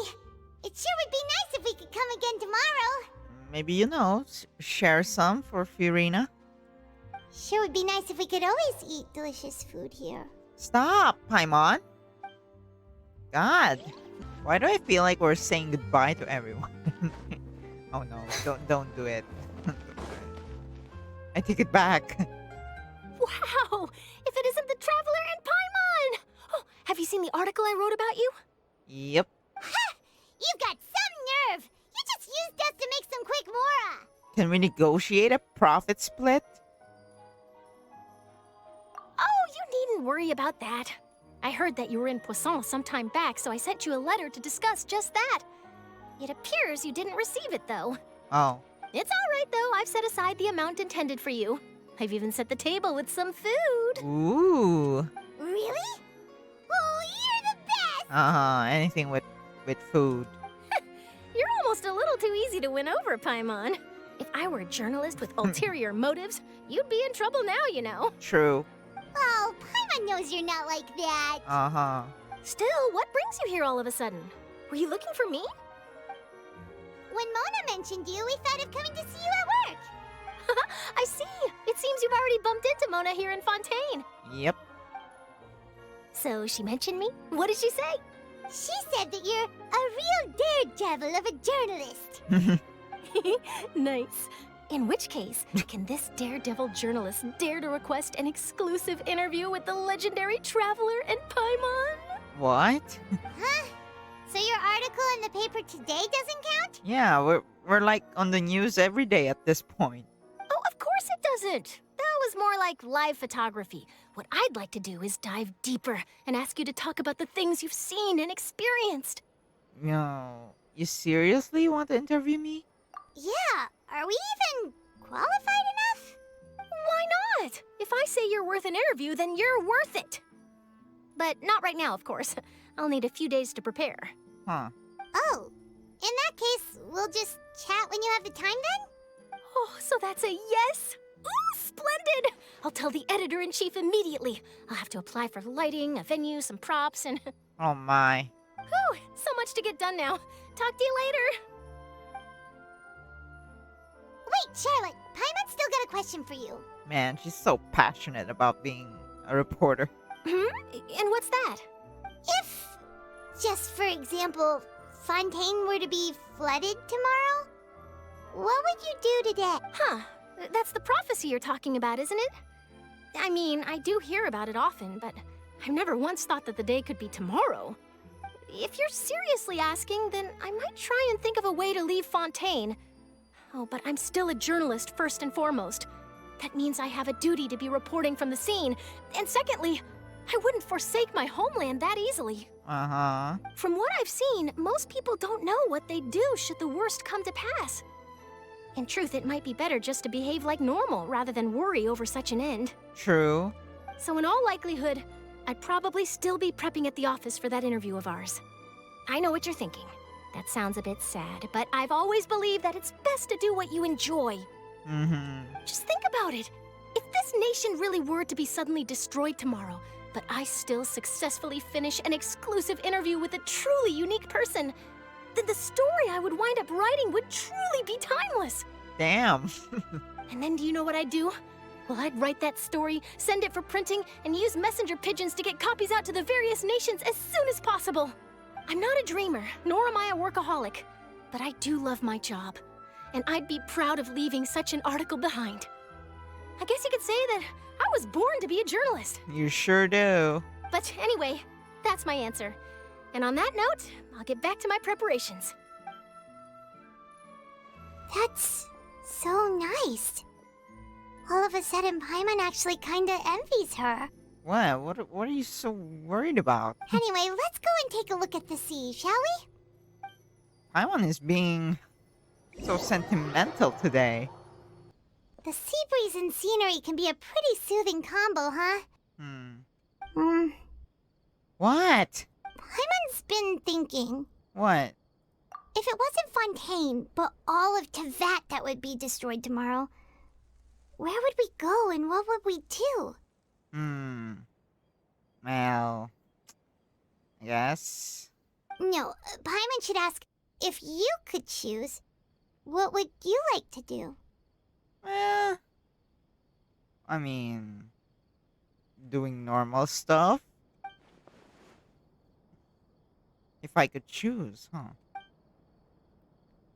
It's just like Charlotte said. Suddenly trying to consider what to do is pointless. We've always been moving to the next destination, so we haven't spent much time thinking about these kinds of things. We didn't have to either, with us always being on the road and whatnot. Well, until that moment comes, I think I'll keep journeying on. You mean, still traveling? Yeah. Cherishing every single moment that I have to look upon this world. Wow, that's deep, traveler. Huh. Wait, isn't that what we've always been doing? Yeah, like I said, normal stuff.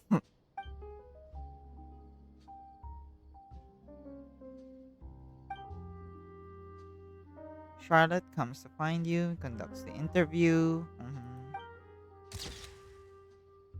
Drops by. All goes well. Feels like you'll grow mold if you stay here long enough. But it's still better than the Fortress of Mirapede, that's for sure. It's not only damp there, but salty too. Damn. Ah, so the two of you are still here. Wonderful. What's up? Oh, you're from the Palais Mermonia, aren't you? Is Novelette calling for us? Yes, I'm Isadora. Monsieur Nervillat sent me to look for you two before. I heard that afterward you went to the Fortress of Meropide. Yep. So you're under the impression that we might be wanted criminals? Not at all. I'm well aware that you're friends of his. Actually, I'm here to pass along a message from him. Oh, just as I expected. Let's hear it then. Yes, inside the Opera House. The Maréchaussée Phantom has declared the incident a small-scale riot. What? A riot? Well, that said, I don't personally think it was that serious. Lady Furina was watching a performance at the Opera House, and while she was resting during an intermission, some other audience members suddenly started harassing her. Oh no. Loudly accusing her of doing nothing about the prophecy crisis. Oof. And before she could respond, others started to join in. Oh no.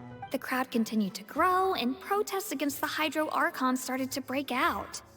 So people have started to put the blame on Furina. Guess they finally found an outlet for the pressure they've been under due to the prophecy. Damn. I agree.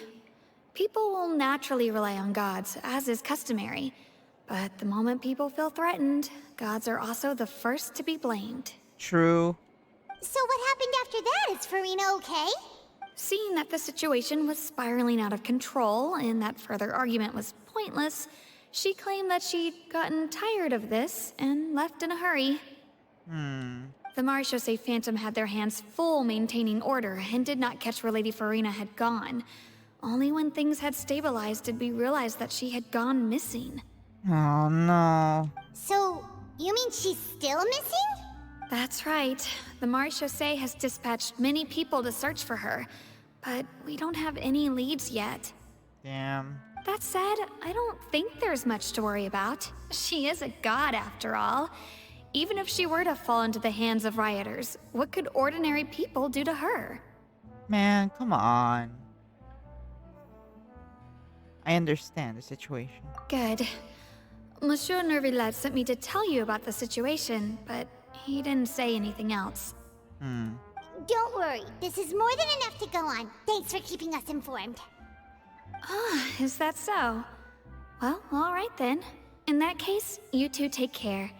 I'll be heading back to the Palais now. Wait, is this our plan? Well, sounds like we should hurry over to Poisson then. Oh, it is. So it is our plan.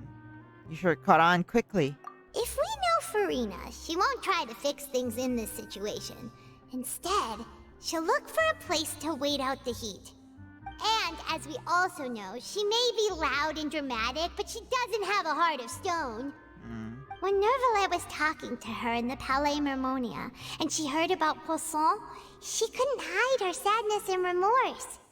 It would be hard for her to ignore being accused by the public today. Paimon thinks Furina's probably taken the opportunity to slip away to Poisson and try to relieve the sense of guilt that she's feeling. Huh. Well, what do you think? Paimon knows the answer, of course, but Paimon can do the analysis to back it up, too. Cool, huh? I see. Becoming a detective's done you some good. Looks like those detective novels have had an effect on you. In that case, there's not a moment to lose.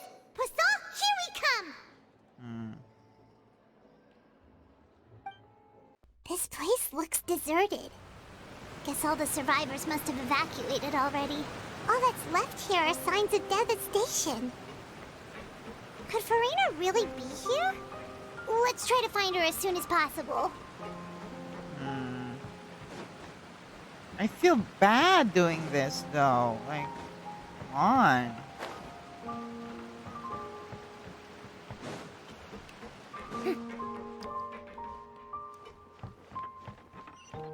she here? Oh, she is.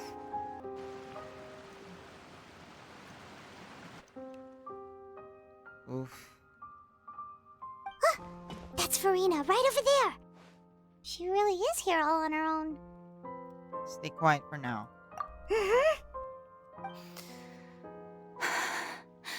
Should I just give up?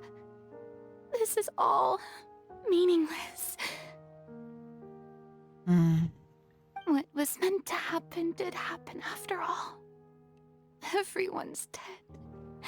I'm sorry. I'm so sorry. Give up, Furina. There's no point in holding out. Oh no, don't do it. I'm sorry. But what can I even do other than to repeat meaningless apologies over and over? Furina? Who's that? It's me. Don't worry, Furina. It's just us. Oh no. So it is you, blonde traveler from another land. Why, I almost thought you were someone from that mob of my ignorant subjects. Come to kneel and beg for my forgiveness. Furina, you were crying just now, weren't you? The tear stains on your face are obvious. What do you mean, tear stains? Oh, I remember. The show at the Opera House earlier this morning was so moving. I'm still trying to process it. Oh my god, girl. Who did that uncivilized rabble think they were? Disturbing my enjoyment of the arts. They even dare to tout their Archon. I must teach them a lesson. I can just imagine their twisted and frustrated faces once they realize that I'm nowhere to be found. Oh, and I'm sure Nouvellette and those people from the Maréchaussée Phantom are freaking out right next to them, too. Bruh. It's painful to watch. Stop trying to act tough, Furina. You're actually beyond devastated right now, aren't you? Of course not. Come on, man. Hey, there she is! The Hydro Archon's over there! Oh, no. Quick, after her! Let's run underwater. Furina, those people seem to be after you. They are? They're just some rabid fans who want to cut the line because they haven't been able to meet me in person, aren't they? Bro, fans. Fans will not just surge up on you and try to capture you. That's against the rules. I can't let them get their way. Bruh. Furina just ran off. Quick, we have to catch up with her.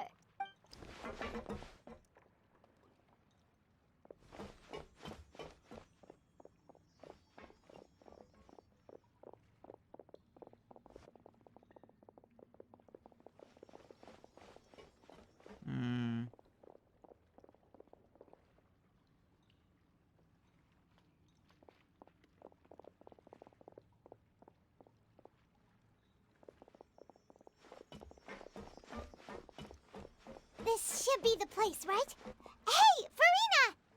There's a good hiding spot over here. Quick, come to Paimon before the rest of them catch up to you. What is this place? Hurry, they're almost here. Fine. I suppose haste is warranted. Lead the way.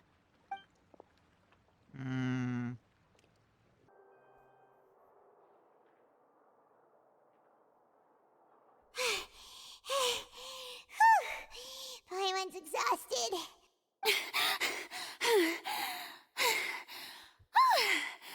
I'm so tired. I totally thought they had caught me. No, I mean, I merely gave in to the sheer enthusiasm they displayed. Man, the voice actor really did good. This place is not what I'd call soundproof.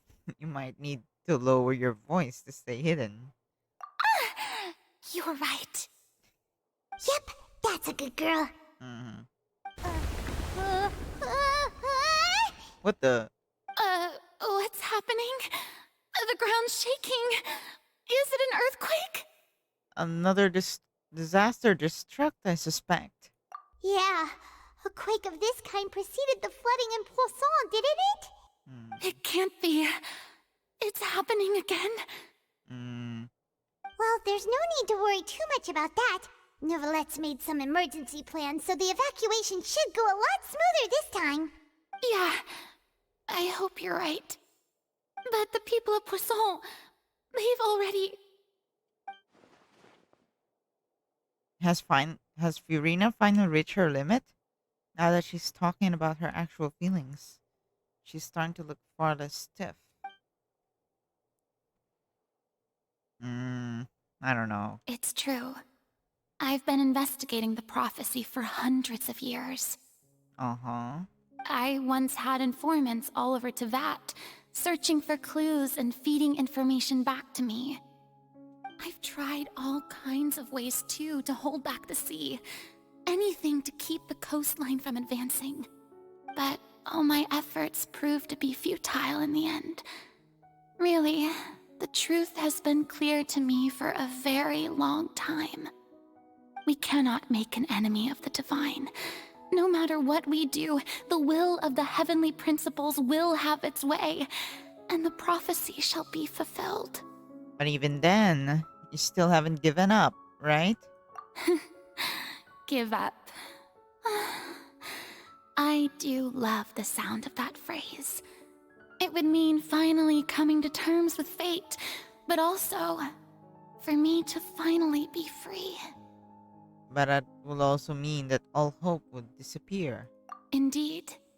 I've thought about giving up so many times, especially after we almost lost Poisson. Fate is really unreasonable, isn't it? It has no heart and obeys no rules. The prophecy has only just started to come true, and so many people have already lost their lives. But just now, it all became clear to me. I still don't have the right to come to terms with fate on behalf of everyone else. As long as the final moment hasn't come, it's still not too late. Don't worry. I will keep hope alive for everyone until the very end. Oh my gosh, she's so tired. Bruh, get this girl some nap. Well, that's enough for now. I got the impulse to play the stricken maiden, but honestly, considering my rank and station, that wasn't a good fit at all. Don't take any of what I just said seriously. How could I possibly let Fontaine fall to the whims of trivial prophecy? Uh-huh. Come on! Paimon could have sworn you were actually being honest just now. She's like the Joker in a card. You can't tell if she's actually being serious or not. A wild card. We're running out of time. We can't just go back to square one like this. We have to get more information out of her.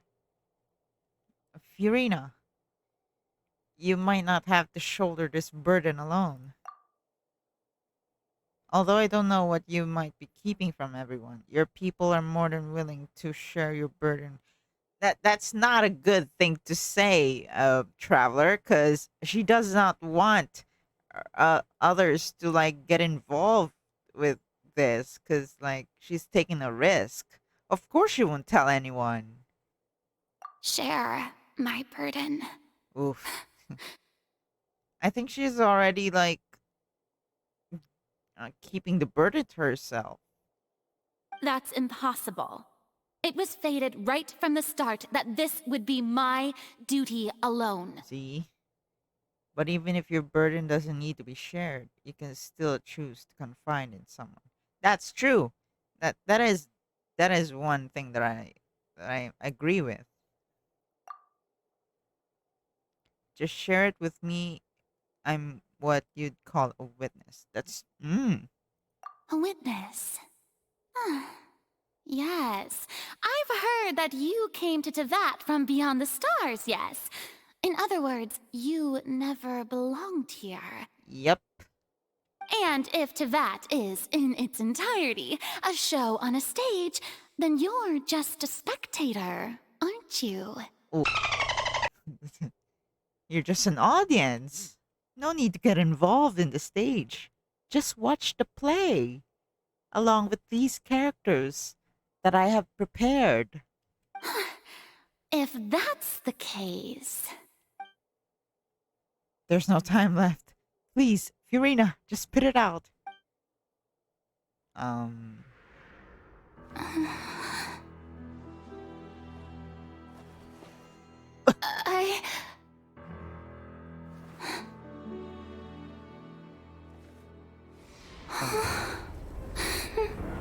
Oh no.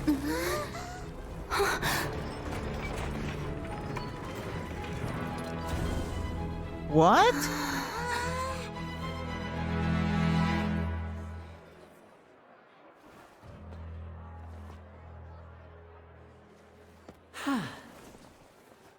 Oh no. Bruh, this is not a good prank. She was about to tell us. Ladies and gentlemen, this concludes my opening performance. Now, without further ado, we may proceed to the trial of our god.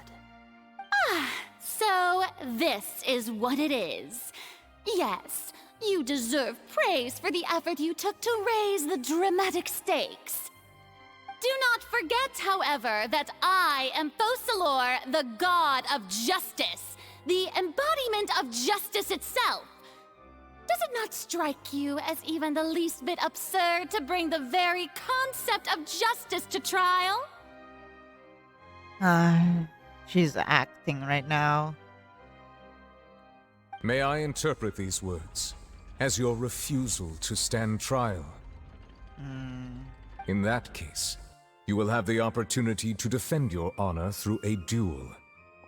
Oh no. You would draw your blade against a god?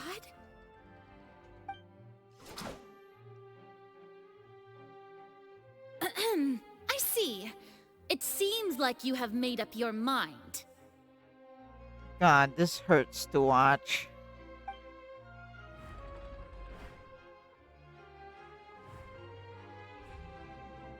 Oh.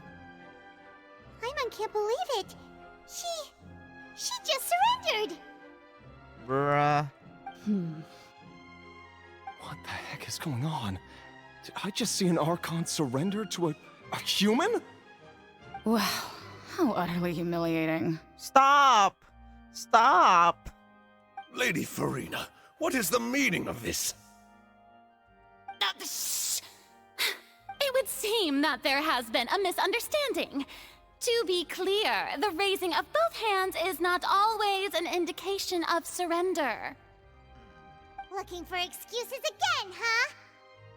I raised my hands just now to indicate my acceptance of the trial. No duel shall be necessary. This is tough. I will admit that I've been running away for a long time. I'm sorry, everyone. Oh. I was unable to protect the people of Poisson. It is my duty to stand trial for my crimes. You are not the only ones to be disappointed in me. I, too, am exceedingly disappointed in myself. But now, it is time for the Hydro Archon to show you her courage and resolve. I, Furina, will use this trial to show the world the true meaning of justice! She said Furina, not Focalors. This time, I will protect you. Yes. Come on. this. Applaud and Wait. rejoice. One of the most outrageous and fantastical arcs known to the opera epiclese is now unfolding before your eyes. Wait a minute. She said this time. So does it mean what? She turned back time? Mark my words.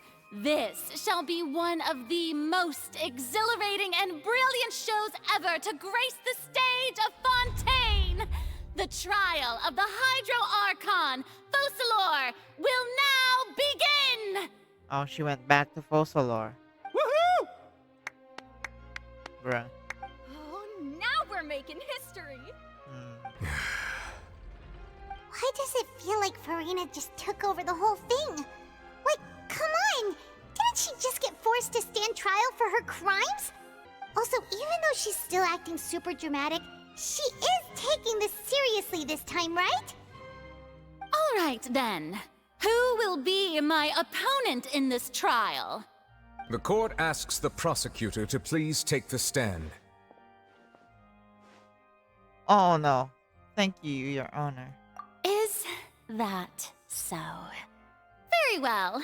Then please speak, witness of Tivat, my accuser and fated opponent. Oh no, I don't want to do this. We were so close. She was about to tell us.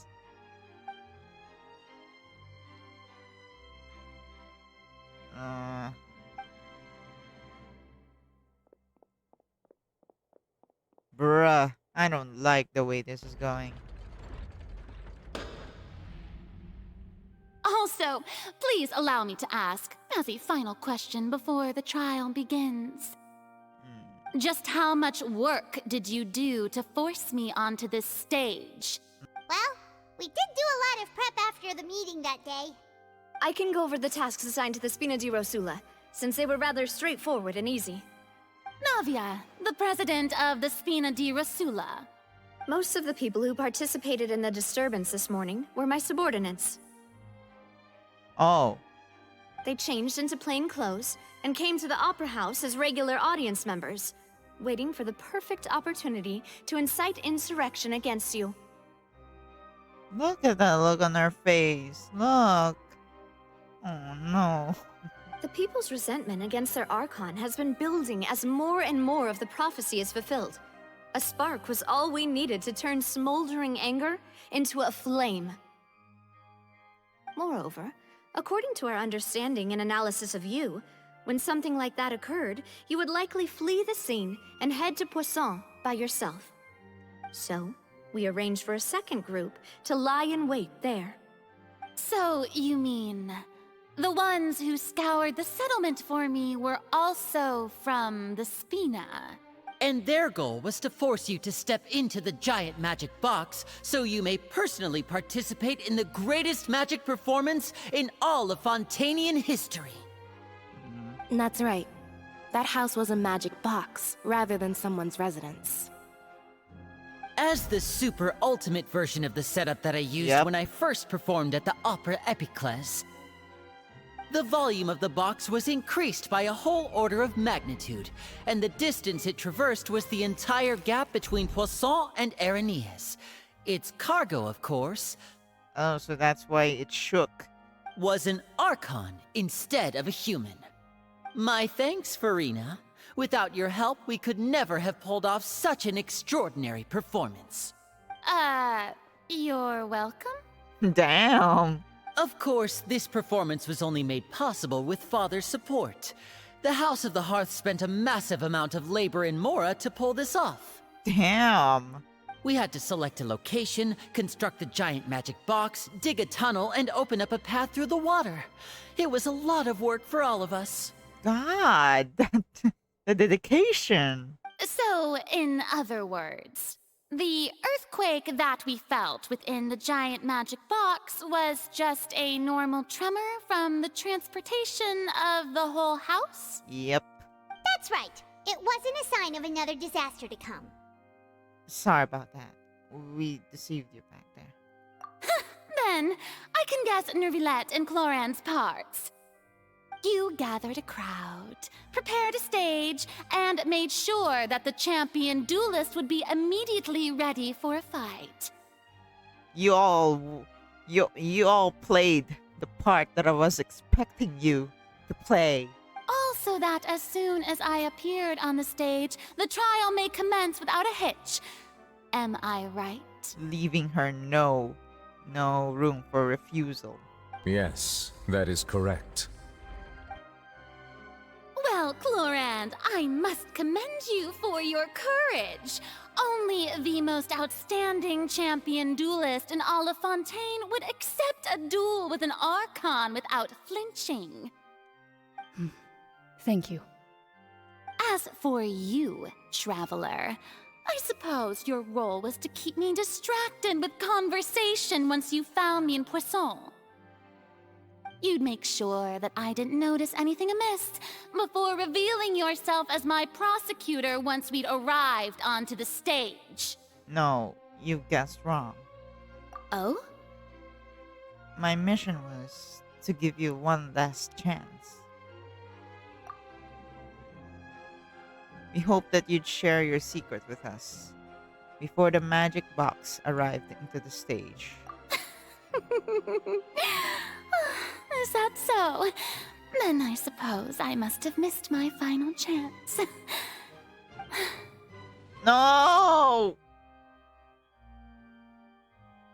God damn it, why? It's fine. It matters not. What's done is done. The stage is already set, so there's no reason to disappoint the audience. Let's see this trial through to the very end. Yeah, the only thing we can do now is to judge the Hydro Archon. Still, I can't help but be a little bothered by that conversation earlier. What did Furina want to say to me right before we arrived on the stage? Madam Prosecutor, please allow me to pass this along. This is a document that Miss Charlotte applied for and received permission to share with you during the trial. According to her, it should speed up the proceedings. Huh? Charlotte wanted to give us something?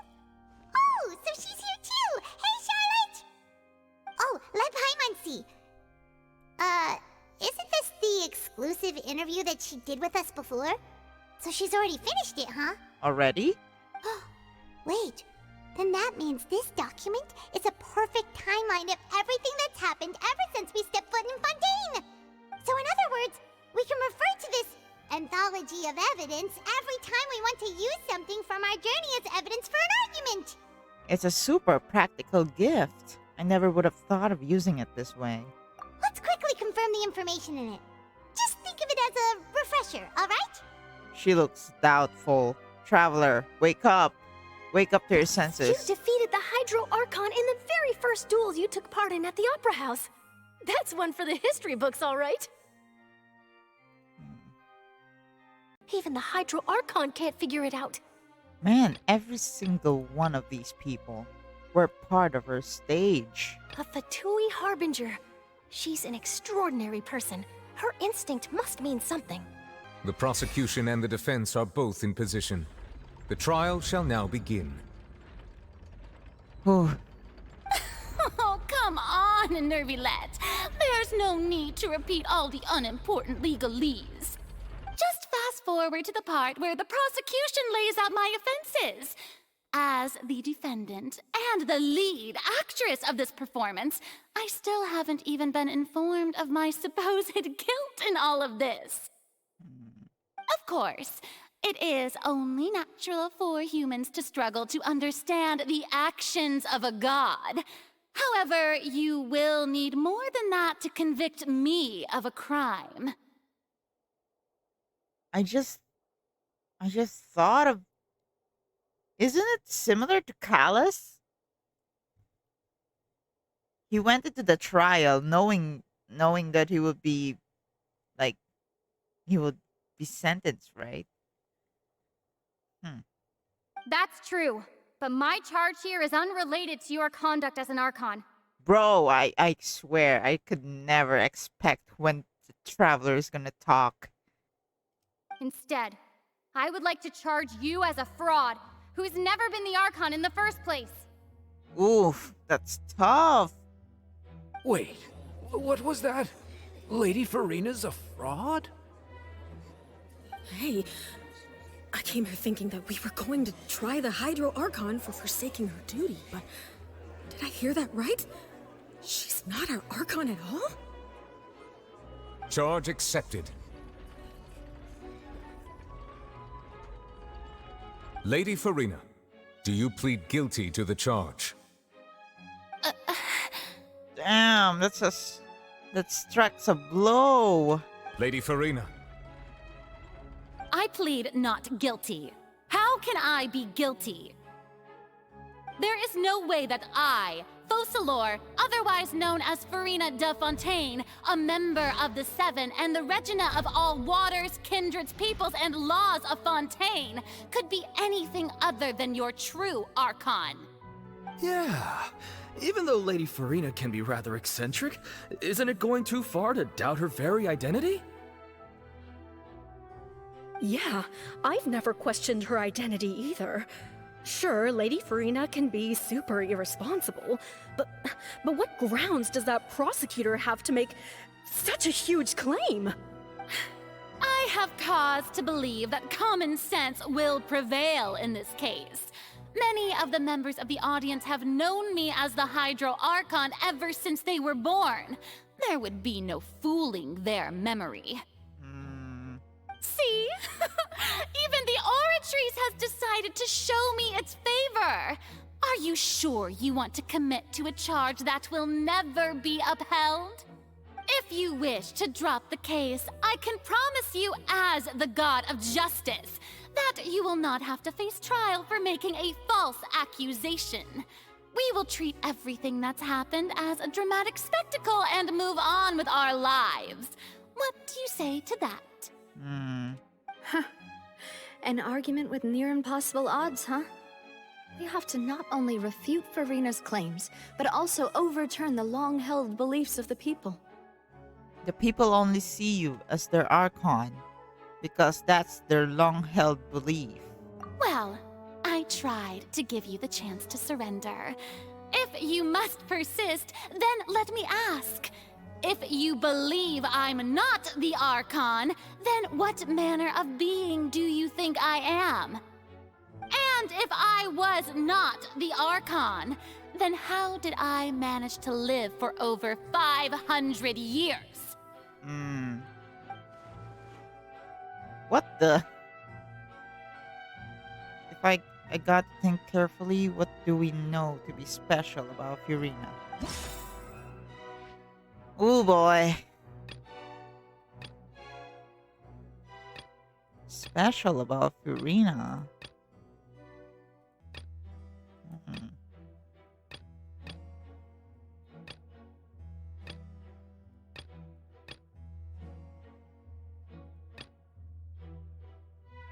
Oh, it's these two?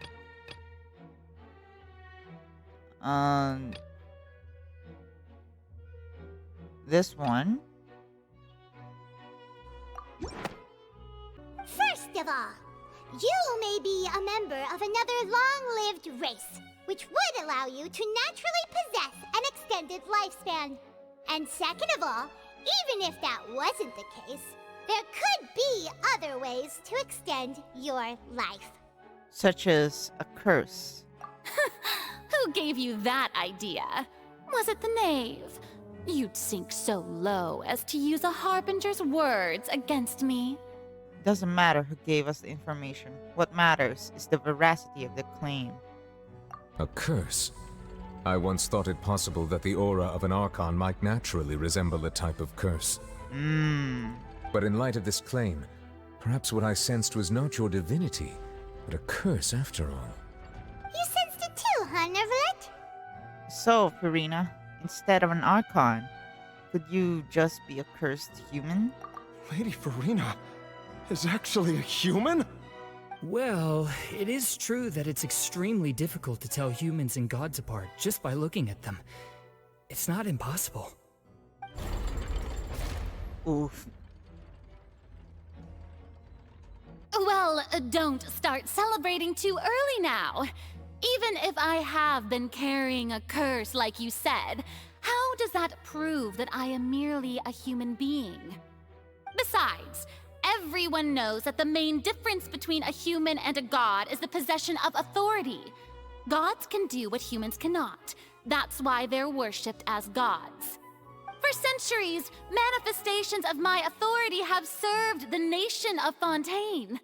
One need only to turn their eyes towards the Oratrice Mécanique d'Analyse Cardinal in this very opera house, or consider the indemnitium that is used in every aspect of life. Wait, that one trial proved the opposite. Furina actually has no control over the Oratrice at all. The one in child.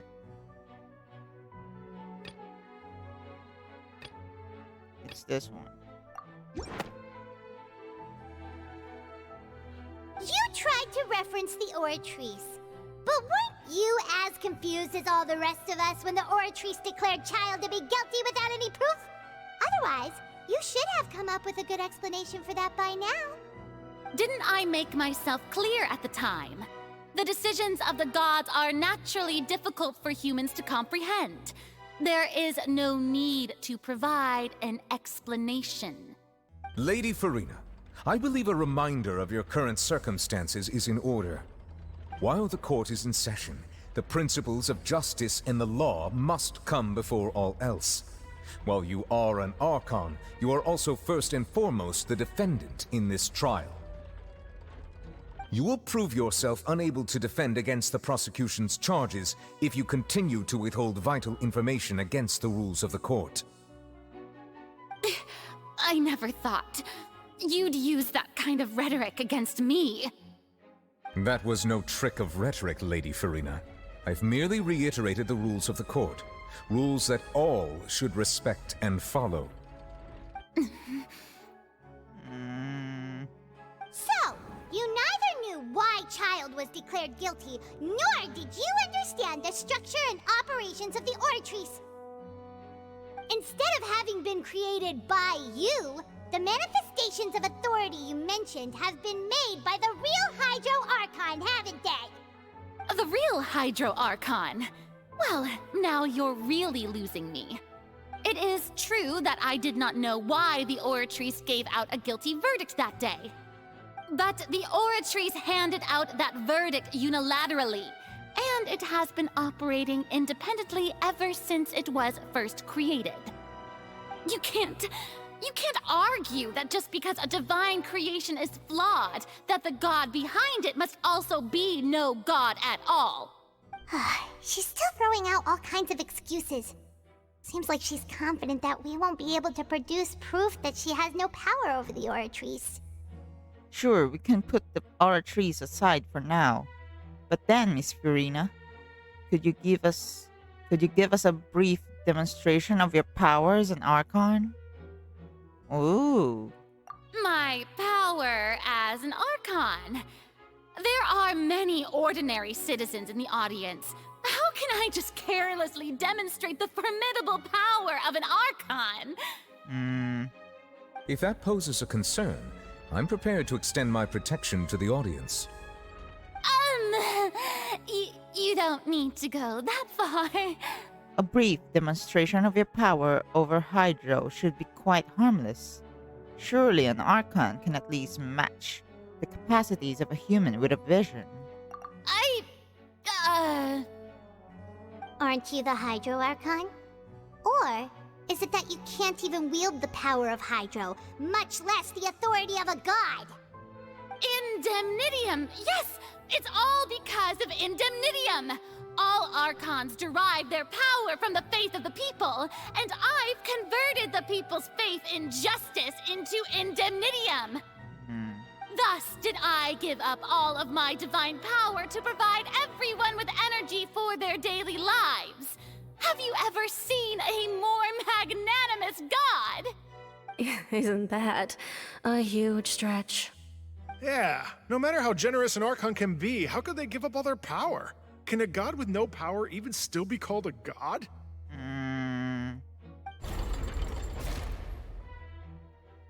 Seems like nobody's buying Furina's excuse. Hey, come now, everyone. Please don't stare at me as if I was a liar.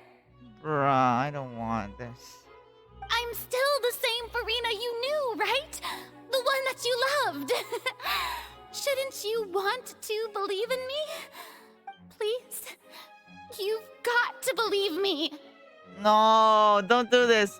No, I don't want you to beg. No. If what the prosecutor said is true, she really has committed a grave offense. Did she deceive all of us? And all of our parents and grandparents too? And then all of our ancestors? Ever since they were born? Enough. That's enough. Tell me then, if I'm not the real Hydro Archon, then who is? Here it comes. If you have no evidence of another Hydro Archon's existence, nor can you find anyone who can back up their claim to be such, then what grounds have you to say that I'm not actually the real deal? Wow, she came up with yet another argument. How can we refute her now? Seems like she really doesn't want to give up. If we can't prove that she is not the Archon, we can try to prove that she's just a human. And if she's only human... It has been established that all Fontanians can dissolve in water from the primordial sea. And that means... Yeah, that means she can dissolve. Since you insist on claiming to be a god and not a human, then there's a method that you can use right here and now to eliminate all suspicions of you being the latter. Miss Navia, please apply to serve as a temporary attorney for the prosecution before addressing the court. Though you act in partnership with the prosecutor, you must still adhere to proper procedure. Super sorry, Monsieur Chief Justice. I swear this really will be the last time that I'll speak out of turn. Now, I've brought some seawater from Poisson. Damn. As everyone knows, a massive flood struck the area not long ago, taking many lives, including those of some of my closest friends. So, Miss Furina, would you dare to touch some of this seawater? If we are to believe that you are indeed the real Hydro Archon, touching this seawater would have no effect on you. All it should do is strengthen your case. But if you don't dare to touch it, then we would have basically proved the reverse. Oh, and I must remind you that after the disaster at Poisson, nobody wants to see any more people dissolve. I do hope you'll act prudently and choose the simpler path of admitting guilt. Navia from the Spina di Rasula. The Spina has governed Poisson for many years. I guess her suggestion is valid. If Lady Furina is indeed just a human, she's probably Fontanian like all the rest of us. Would she really dare to try?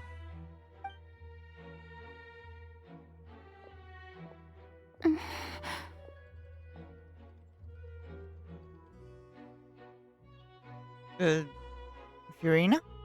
Lady Furina, this test has been unilaterally proposed by the prosecution. As it falls outside the realm of standard court proceedings, you possess the right to decline participation.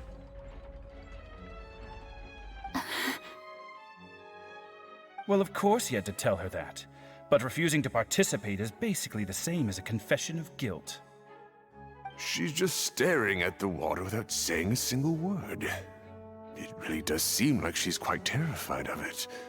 That could only mean... What's going on? Is she really planning to... that's not what we thought she would...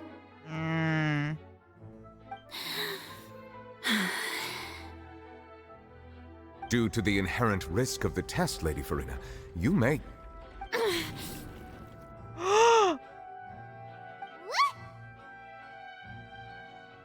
Hey! She actually...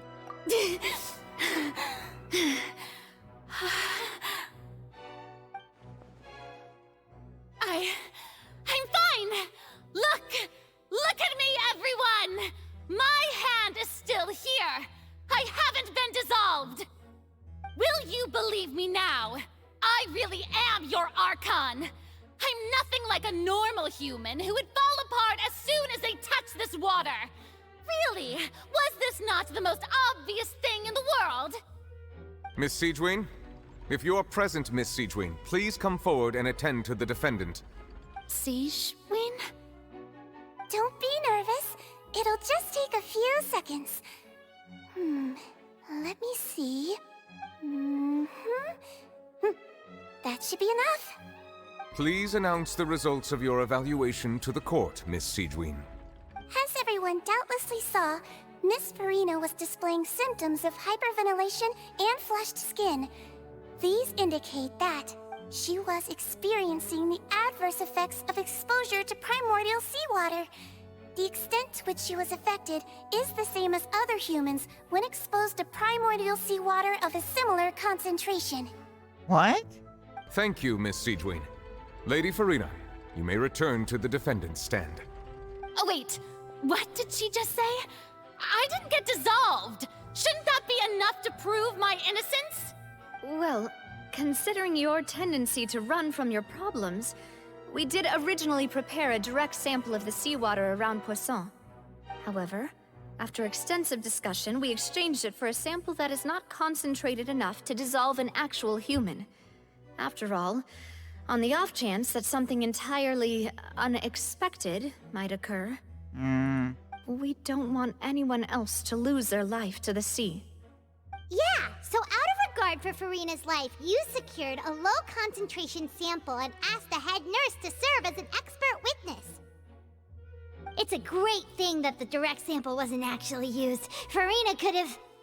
I can't believe... you... But what's really going on here? Furina can't have not known the consequences of touching that water as a human.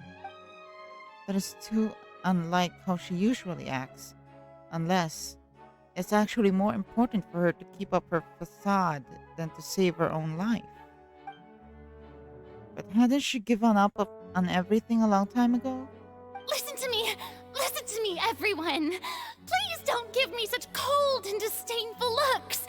What happened just now didn't prove a single thing!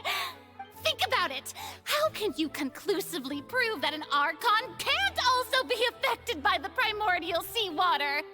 That is true. She is still a Fontanian. Also, if I was really just a human, why would I dare to just put my hand in that kind of water? Oh no. Please, everyone, anyone, just listen to me. I swear, I really am your Archon. Oh no. Stop. I believe, Furina.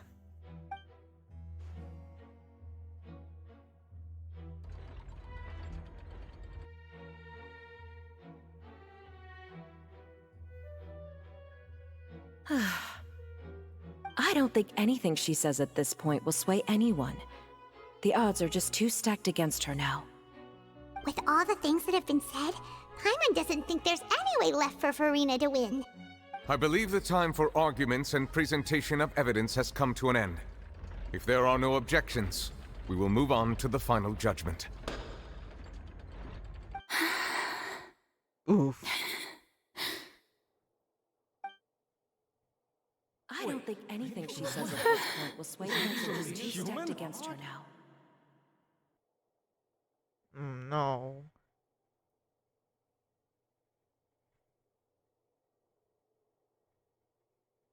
What? In my capacity as Chief Justice, I shall now render judgment on Furina's misrepresentation of herself as the Archon of Fontaine. As a human who knowingly deceived her fellow citizens, Furina is... No. What are you doing? guilty. Bruh.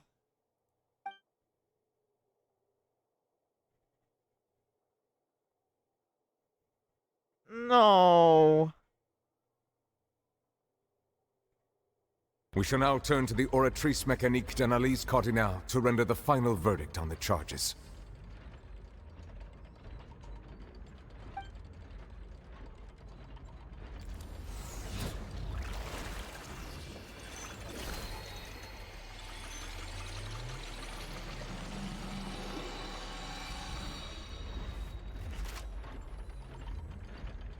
According to the judgment of the Oratrice Mécanique d'Analyse Cardinale, Furina is... Oh. No! No! Well, what's wrong? What's the Oratrice's verdict? Can't be. Did the Oratrice just declare Furina to be innocent? No. The Oratrice also displays a guilty verdict. Isn't that correct then? That sentence. However, the exact wording of the verdict is thus. The Hydro Archon, guilty, to be punished via the death sentence. Oof. The death sentence? That's actually one of the available sentences? I've always thought that it was just a myth.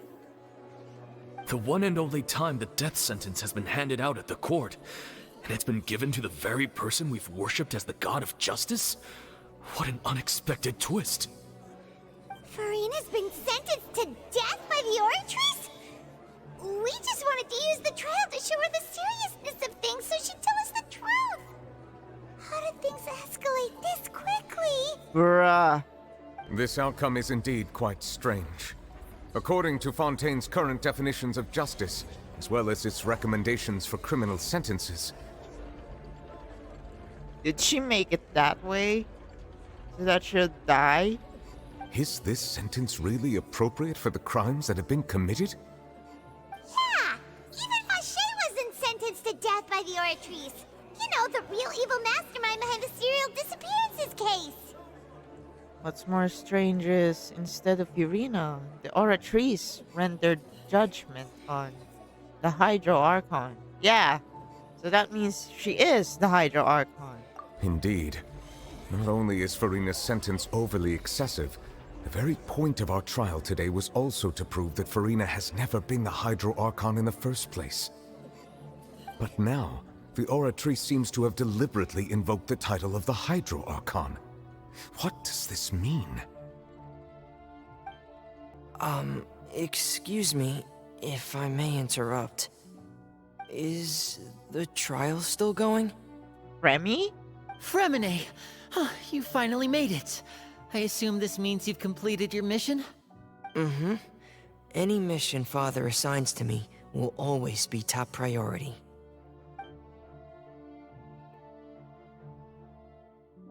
Is that the first prophecy slate? What is that? Huh. So the knave privately arranged for Fremine to try and find the missing slate. I looked everywhere and finally found it at the bottom of the sea. It took me a long time to get around some dangerous stretches of water. But has the trial already concluded? Then... doesn't that mean I've come too late? Oh no. Father will be disappointed in me. Don't worry, the mystery hasn't been resolved yet. It's still not too late for you to shine. Thank you for your hard work, Mr. Fremine. Please allow me to review the record left on the slate. Maybe the Hydro Archon will have to die. Traveler, I believe that you have already seen the other existing slates, and would like you to come here and confirm their contents.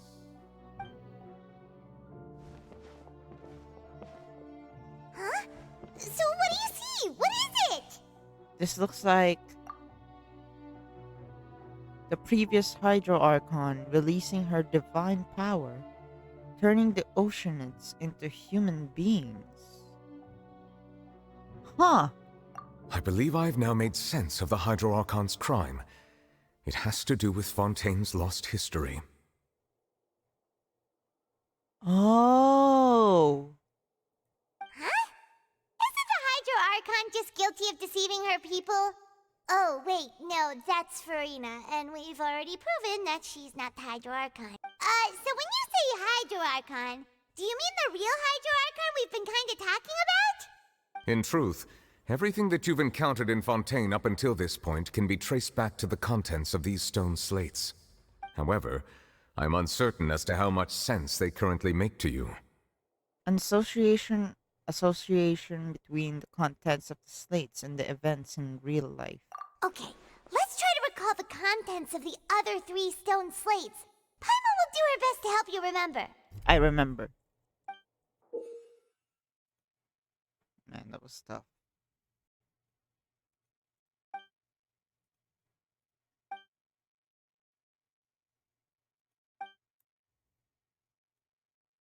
The first stone slate describes what you just said. It seems to show the previous Hydro Archon using her divine power, and then the Oceanids turn into humans. Does that mean that Fontanians are transformed Oceanids? Oh, Paimon wasn't expecting that. But if Oceanids can turn into humans, then perhaps this process can be reversed as well. Turning humans into Oceanids, yeah. The second stone slate shows Celestia floating in the sky, and the Hydro Archon and her people worshipping it together. But the heavens still brought judgment down upon them. This must be the point when the Hydro Archon and the Fontanians were branded with their original sin. Does this mean that the original sin and the Hydro Archon sin are the same thing? Man, so many sins. The third slate shows the Hydro Archon sinking into the sea surrounded by many people. That reminds Paimon, didn't we also watch that happen to someone else? Well, the fourth slate is the prophecy the Fontanians have been talking about. People dissolving into the sea, the Hydro Archon crying on her throne, and so on. We didn't believe that such a crazy disaster could happen at first, did we? But after that incident, it was just a question of when and not if.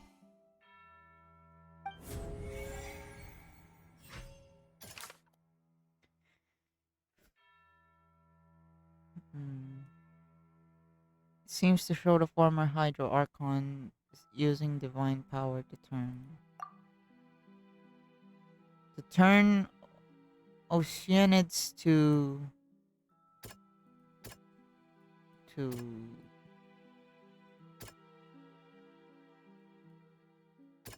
this one.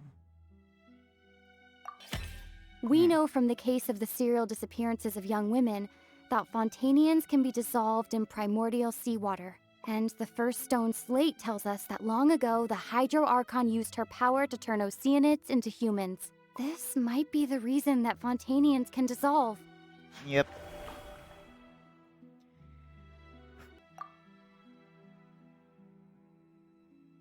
It's this one.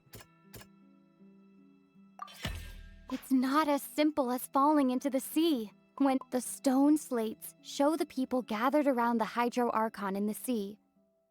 Could that be alluding to the same thing? And then this. The prophecy from the stone slates found its way into society, but not many people believed it at first. The fortress of Meropide was nearly flooded with primordial seawater, which we know can cause Fontanians to dissolve. It seems increasingly likely that the prophecy may come true. If we hadn't dealt with it in time, things could have gone very badly.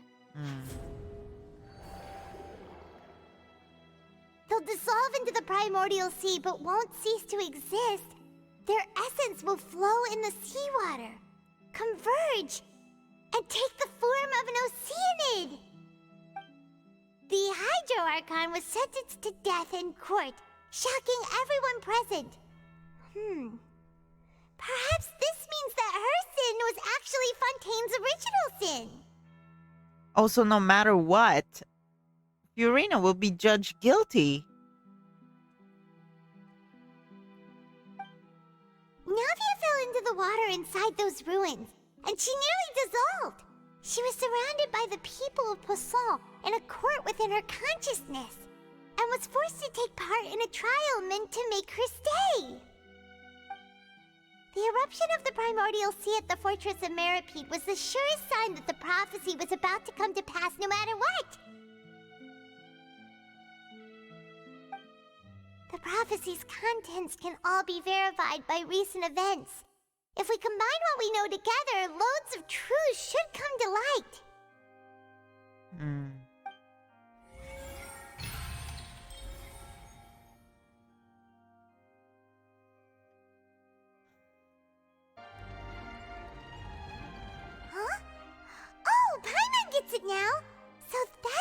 can make sense of it.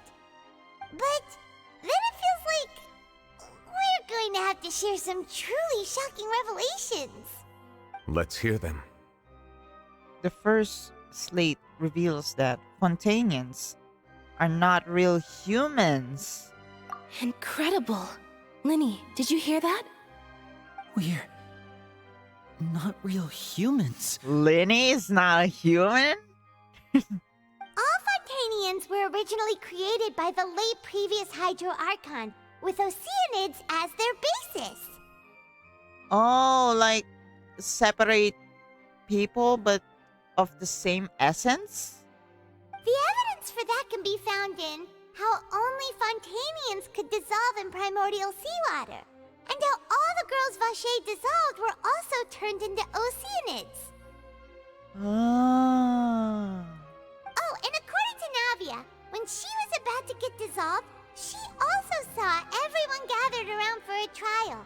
All of them in the shape of Oceanids. That's the truth.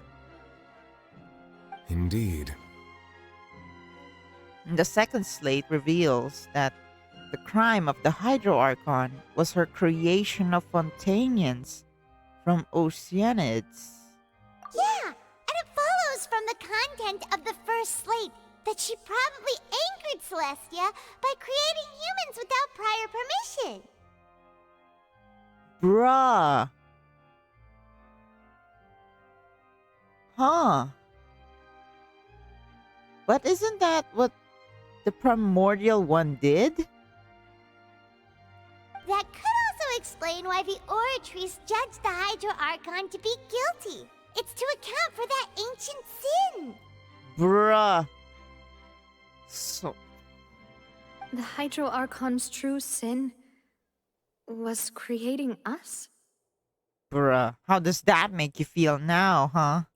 And yet, after many hundreds of years, the Hydro Archon's creations have turned around to try to judge the Archon within the Opera Epiclese.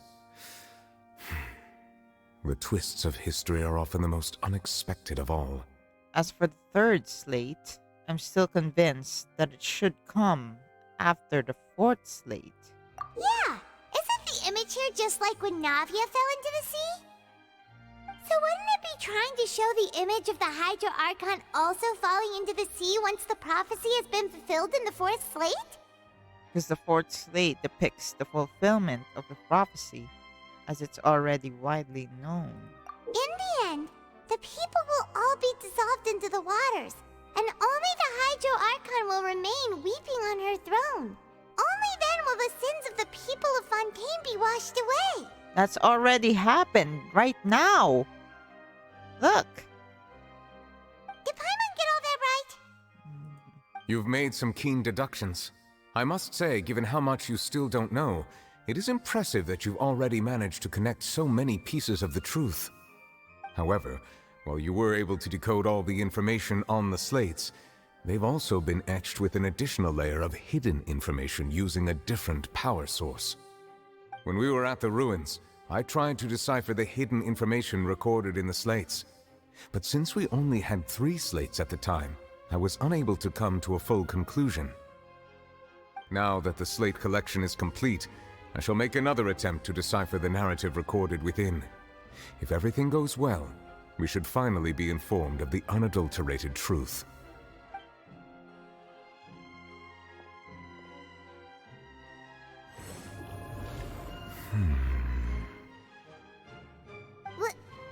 Well? Did you get it? I believe I should share this truth not only with you, but with all the people of Fontaine as well. I will try to briefly summarize it for you. Alright. Hit me. Your hypotheses regarding the origin of Fontanians and the sin of the Hydro Archon were both correct. Alright. In the Fontaine of old, the previous Hydro Archon sensed the yearning of her Oceanid familiars for life on land. So it's like the Little Mermaid. Bruh! The Oceanids were enamored with the beauty and romanticism of human beings, and wishing to have those experiences for themselves, expressed to the Hydro Archon their desire to become of a similar kind. Man. However, even though water as an element is intricately linked with the power of life, The Hydro Archon, as one of the seven, did not possess the authority to create a new form of human life. So you can't create a new form of human life, huh? Not one to give in, she eventually found a way to create permanent humanoid bodies for her familiars by appropriating the power of this planet's primordial sea. Oh, to give life? Oh. She poured primordial seawater into the Oceanid's blood vessels, creating humanoid mimics in the process. Uh-huh. But if Fontanians were to ever come into direct contact with water from the primordial sea, the power within their bodies would escape these artificial restraints and return to the sea. As a result, their forms would collapse, and they would be reverted to their original forms as Oceanids. Lenny is an Oceanid? Of course, the Hydro Archon never received permission from the heavenly principles to create a new human race. Bruh. And thus, the Hydro Archon and all of her creations came to shoulder the original sin of appropriating the power of the primordial sea. Huh. That is the true history of how the people of Fontaine first came into being. So we were all Oceanids before we turned into human beings? That's way too much information for me. I think I'm just going to pretend that I never heard a single thing. Shut up. Wait, but if that's the truth, we can't let the Hydro Archon be sentenced to death.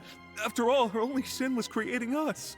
This really might be too much information for your regular Fontanian, but it does answer a lot of our questions. Alas, your hypothesis regarding the third and fourth stone slates was inaccurate. The slates' respective positions are, in fact, correct. Huh.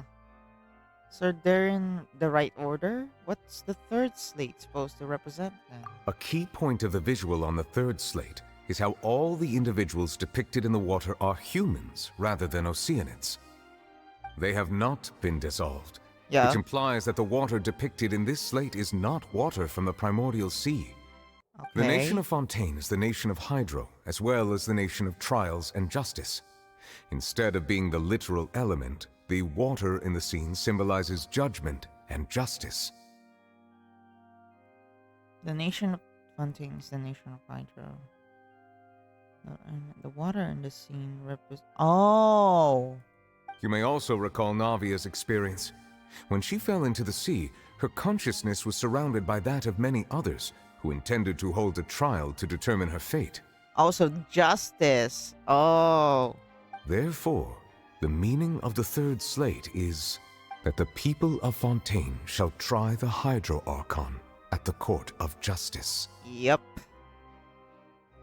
Yes, it refers to our present situation. We made it come true. I think I'm following now. So, what you're saying is, even though we decided to put on this trial to avoid fulfilling the prophecy... Yep.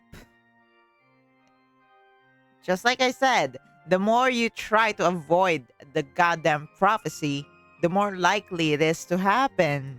In truth, everything we've done has happened exactly as the prophecy foretold. So now, it seems, we're the ones making sure it comes true. What should we do? It feels like there's no way out of this. Huh. No matter what, the prophecy will be fulfilled. Is this what it feels like to be a prisoner of fate? If that's the case, does that mean the scene in the fourth slate will also be fulfilled soon? Or has it already happened? Traveler, I would like to point out another small fallacy in your deductions. About the fourth slate, you probably thought that the eruption of primordial seawater beneath the fortress of Meripede served as the surest sign that the prophecy was about to come to pass, yes? However, I believe that rather than being a sure sign, that eruption could in fact only be a small warning of something far worse to come. Like right now? As for the root cause of the catastrophe, I believe you've already encountered it once before. Oh no, it's the whale. It's the whale. This eruption was just a small warning of the things to come. We must find the root cause of the disaster.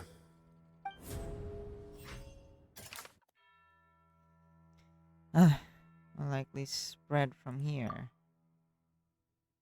What? The evidence that verifies the intrusion of the primordial sea into the Fortress of Merpeed is...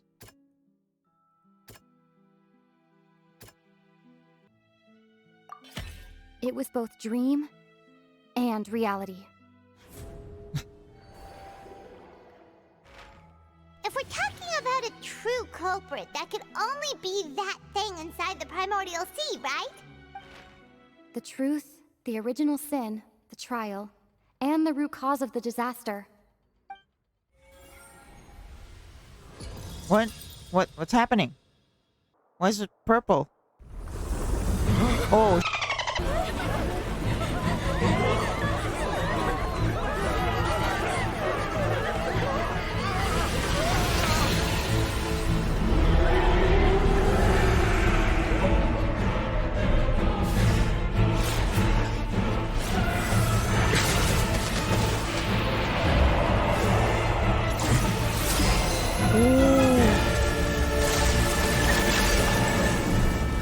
Nuvi?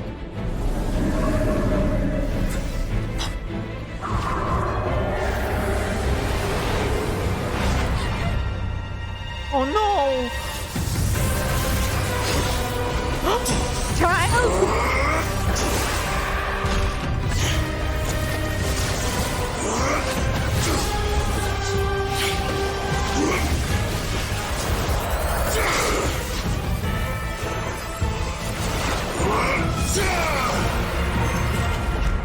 So he has been fighting it.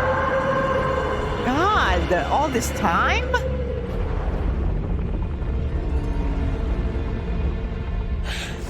Child!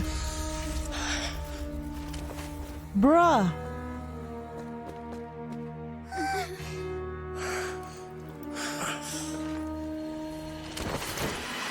Child! No!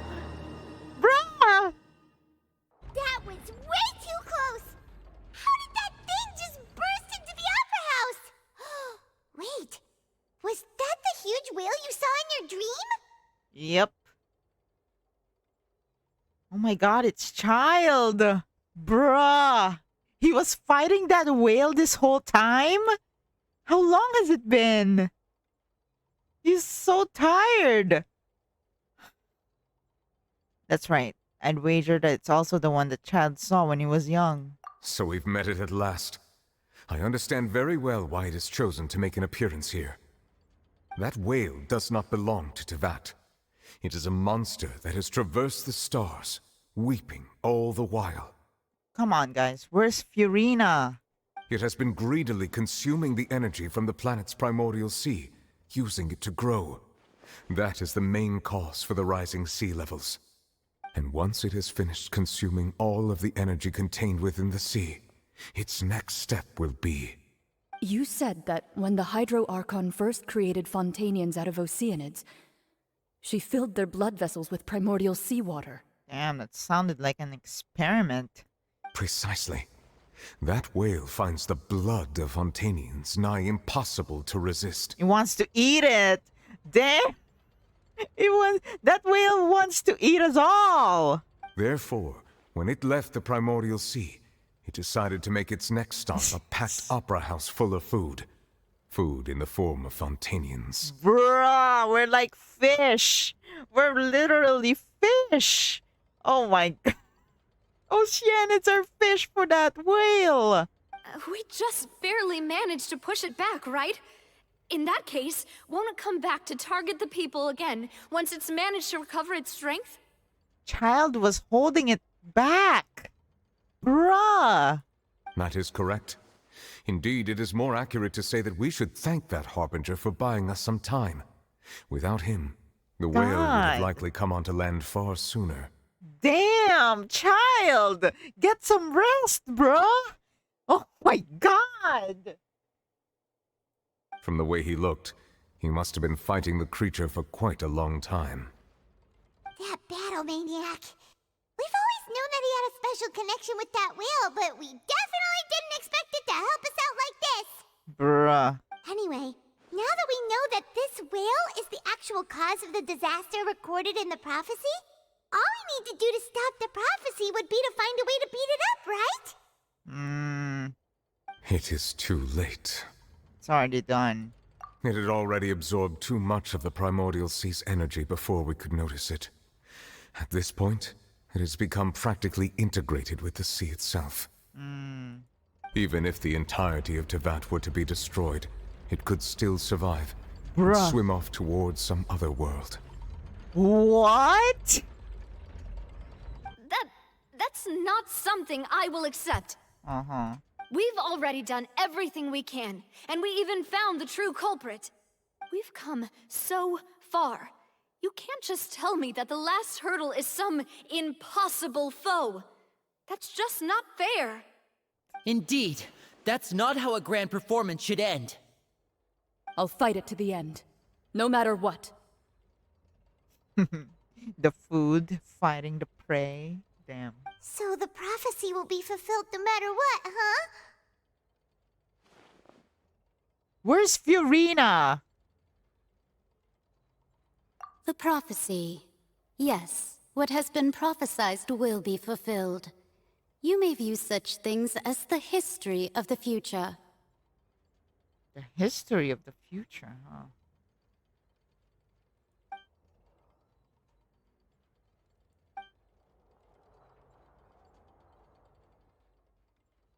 But if this is all about fate... Just as prophecies are usually only the future as seen from the perspectives of the gods, could things be happening in hidden corners where the gods' gaze does not fall? Ultimately, fate shall serve as your only guide, no matter what will happen in Tevat's future. All you need to do is to play your part. And that is exactly what Furina was doing. Right?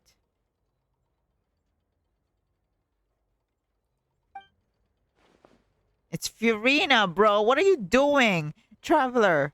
Furina is right up there. Bruh. How could you forget? Sorry, I'm so mad right now. Forgot about Furina. What was it that she wanted? That's her real secret.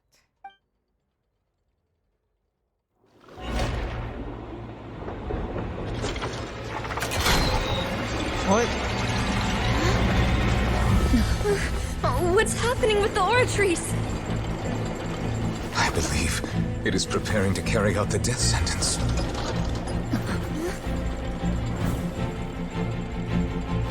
Furina!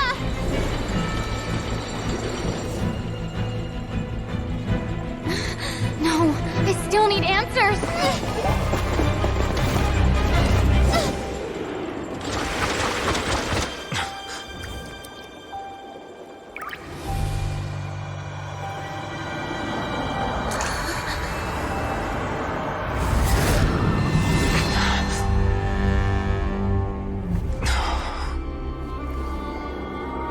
What?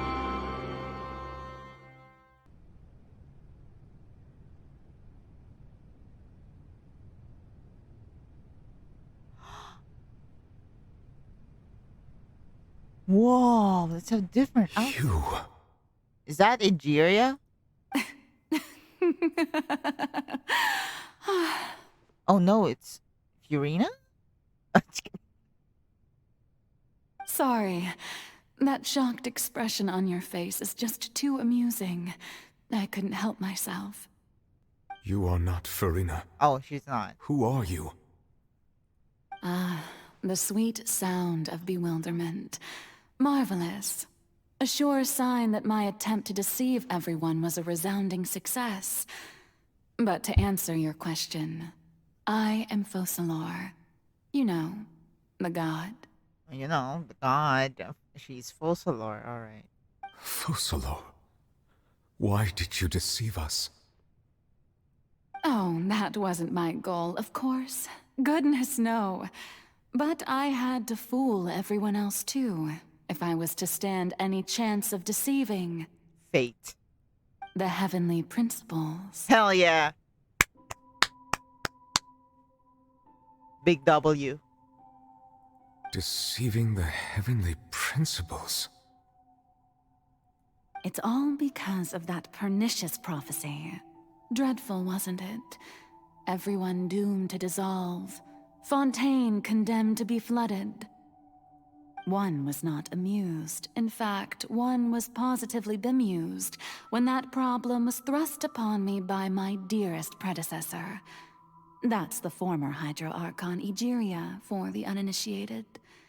It hardly gets more disastrous than a preordained national catastrophe, now does it? She's so calm. She knew full well that the prophecy would surely come to pass. And as one of the seven, she also knew full well that one defies the heavenly principles at one's peril. So yes, as you have no doubt surmised, it was a rather impossible situation that I found myself in. I spent a terribly long time mulling it over, alone on the ocean floor. And I was almost growing barnacles by the time I finally realized there was only one possible solution to this confounding conundrum. Take all the sense to yourself. I had to outwit the heavenly principles, allow the prophecy to be fulfilled, ostensibly at least, while saving everyone at the same time. How? How though? I'm a genius, I know. I can only assume that's why Egeria chose me as her successor. I love the confidence, and rightfully so. Although, looking back now, it was hardly the inheritance one dreams of. Between the task of saving the nation, the quotidian duties of the Hydro Archon, and not to mention the original sin of creating a new race of humans, I dare say she left me quite a colossal mess to clean up. Bruh. That is an understatement. But one can only play the hand one is dealt. I did not choose this, any more than I chose to be one of her Oceanid familiars. Oh. So you were also once one of the Oceanids, transformed into a human by Egeria's hand. Damn. Yes, I was. I always dreamed of becoming human. And I still do, even now. In my eyes, to be human is to be part of the greatest opera ever known. After becoming a god, I separated my divinity from my body and spirit, leaving behind only a self that was as naive and bewildered as my past self on her first day as a human being. Oh, so she's essentially the baby version.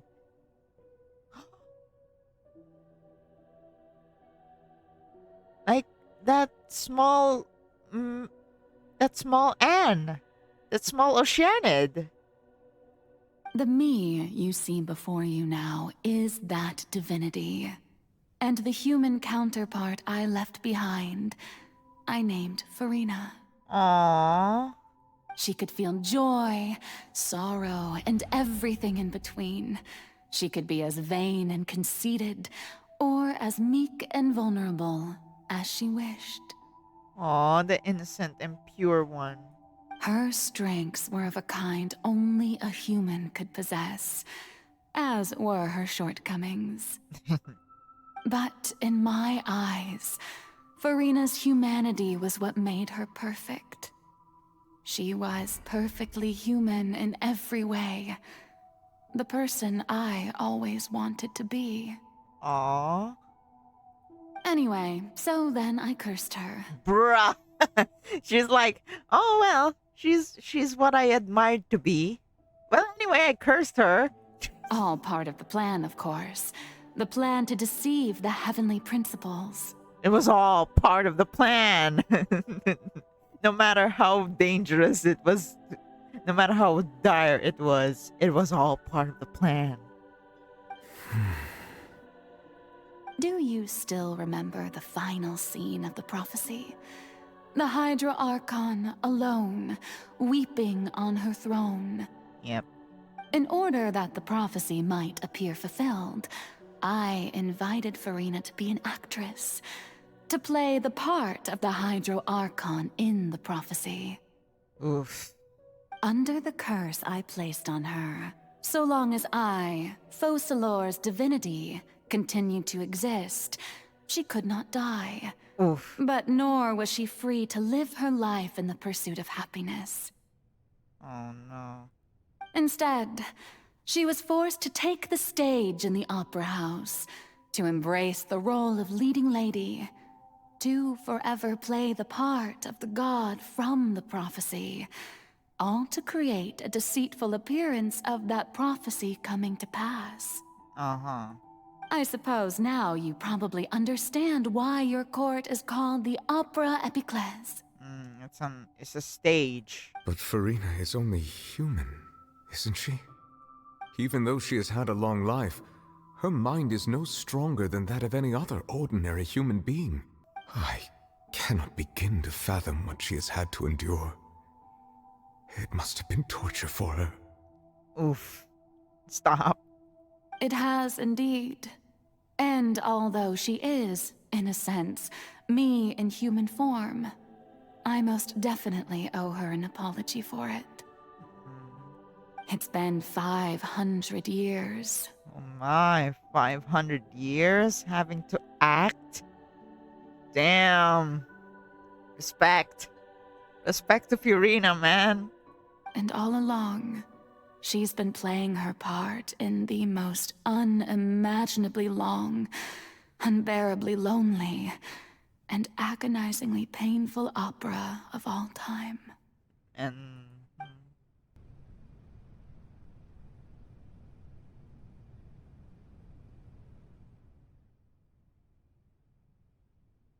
Yep.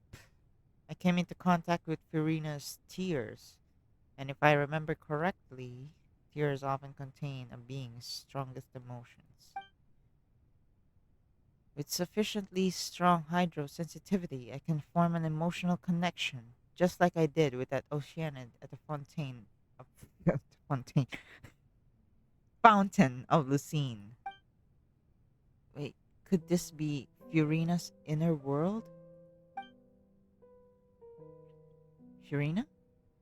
What is she doing on stage? Wait a moment. That probably isn't Furina. That's likely a reflection of her inner self. If I can directly speak to that self, I might be able to easily get what I wanted to know. I came here for answers. Either way, this opportunity is not to be missed. Let me try talking to her. Well, you don't need my permission. I'll do it. This is her inner world,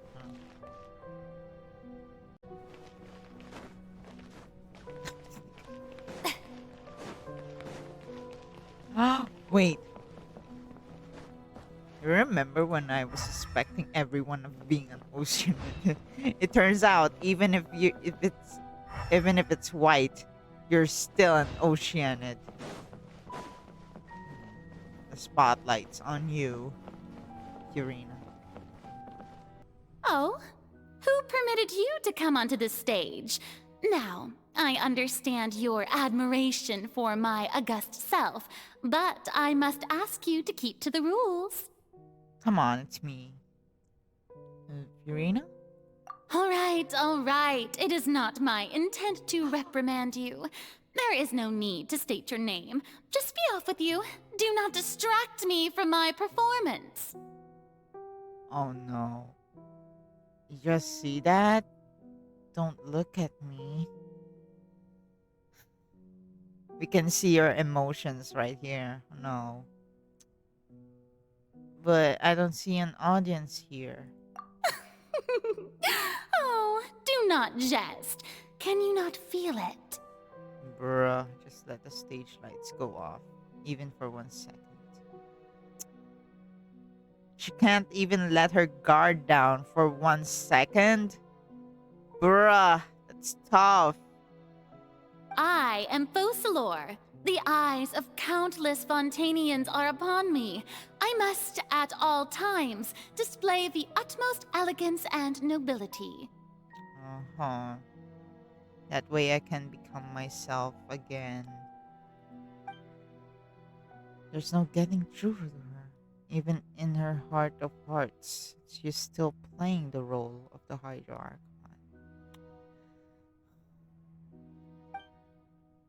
What sort of resolve must she have that even her inner self and subconscious would have such an impenetrable defense?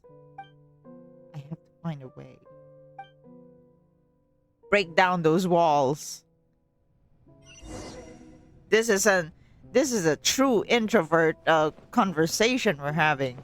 Oh, close the stage, like. Dear audience, the performance is experiencing a technical difficulty, but worry not.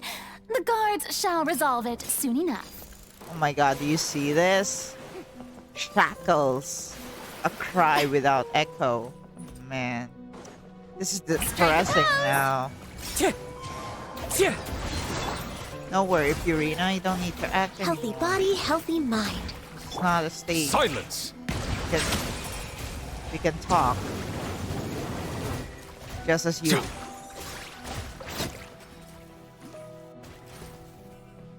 We can talk, Furina. It is so sad. I mean, I can relate, but... Man, this is so relatable.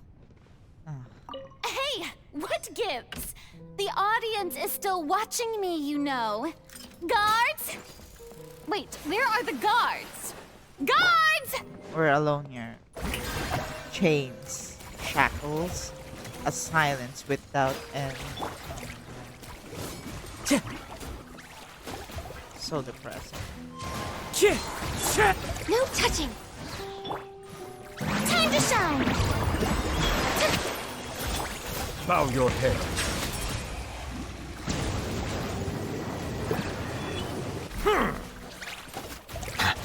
Let the mighty be humbled.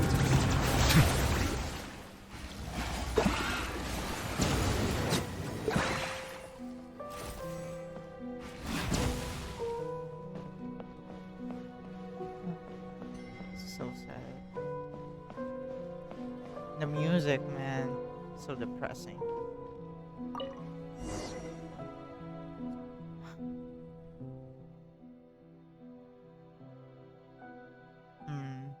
That's all the spotlights turned off. In Furina's heart, they must have symbolized the eyes of the people on her. Speaking of which, I think I just received some sort of signal.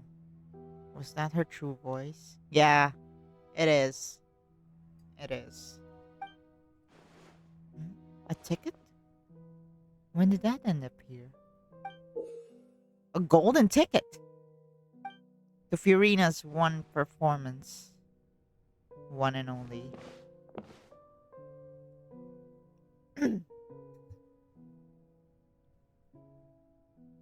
Either way, looks like the show is about to begin. In that case, show me how you truly feel, Furina. Before a mirror, Furina, scene 1.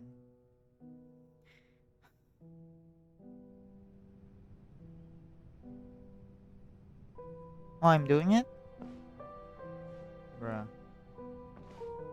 Oh, I'm Furina. Oh my god, I hate being on stage. Oh my god, it's so bad.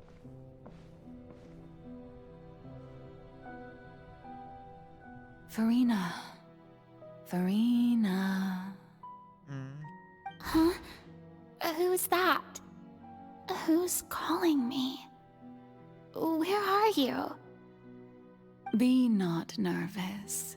Be not afraid. I am before you.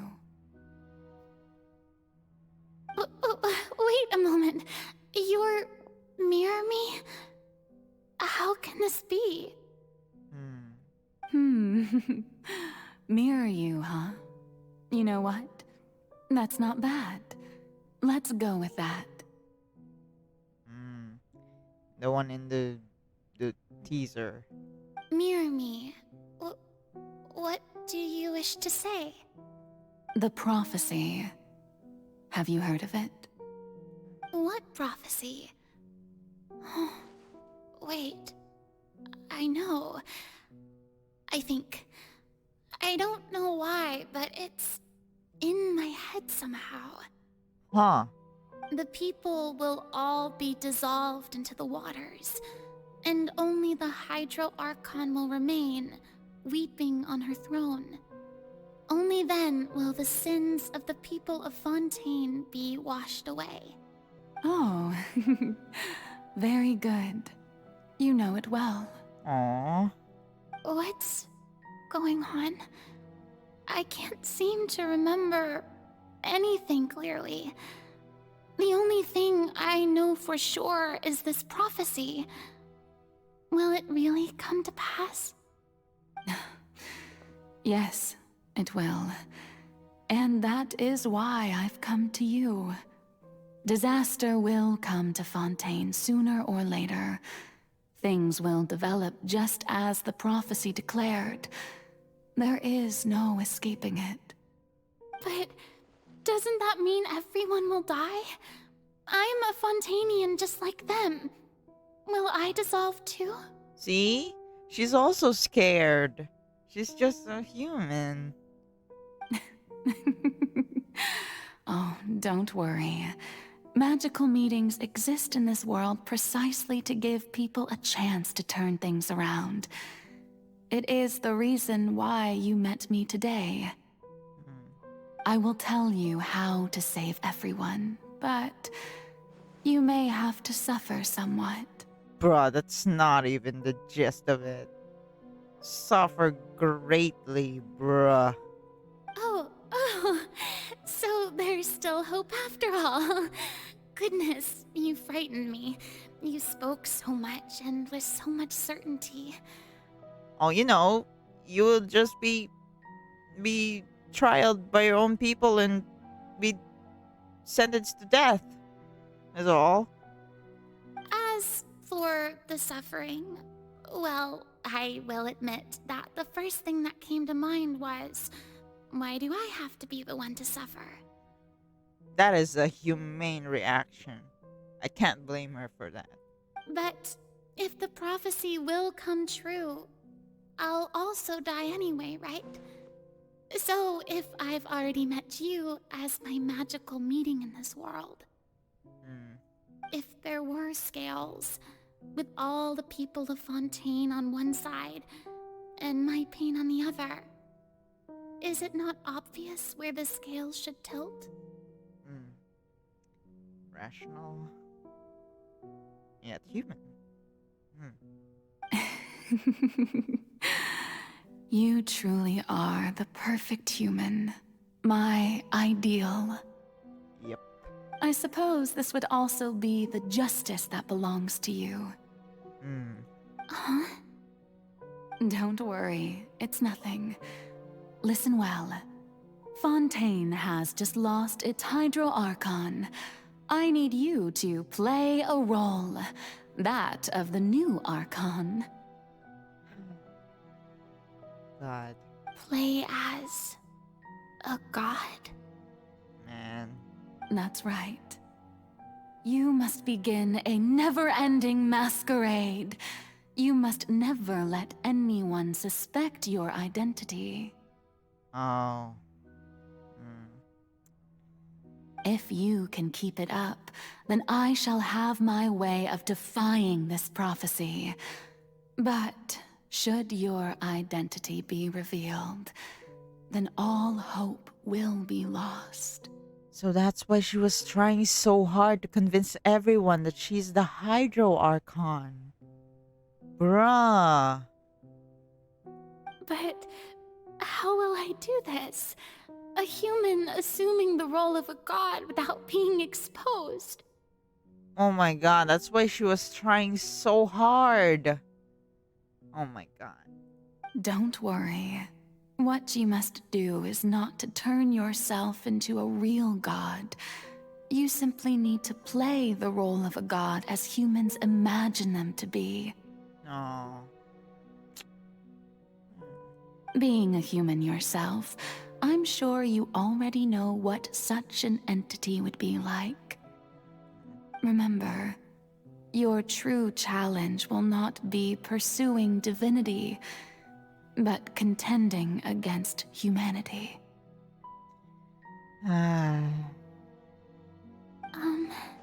I'm still not sure I understand, but I'll try. I'll try to do this. Oh my god. So, how long am I going to have to play this role? Oh my god, so long. It's been so long. To accomplish this mission, you will have to stay on the stage for many, many years. You will endure and not grow old until your task ends. But I promise you, all will eventually end in a magnificent and dramatic trial, and everyone will be saved. A trial, huh? How exciting. I'll be looking forward to it. Bruh.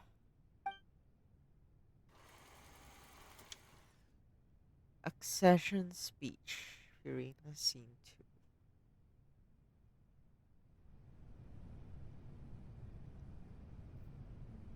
2. This is just a journey to the guillotine. Huh.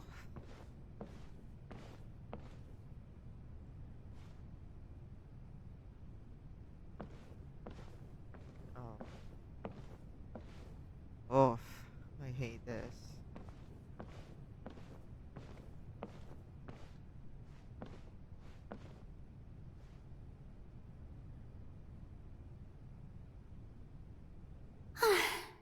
The Maison Cardinalise has announced my accession, but this is my first time facing the people.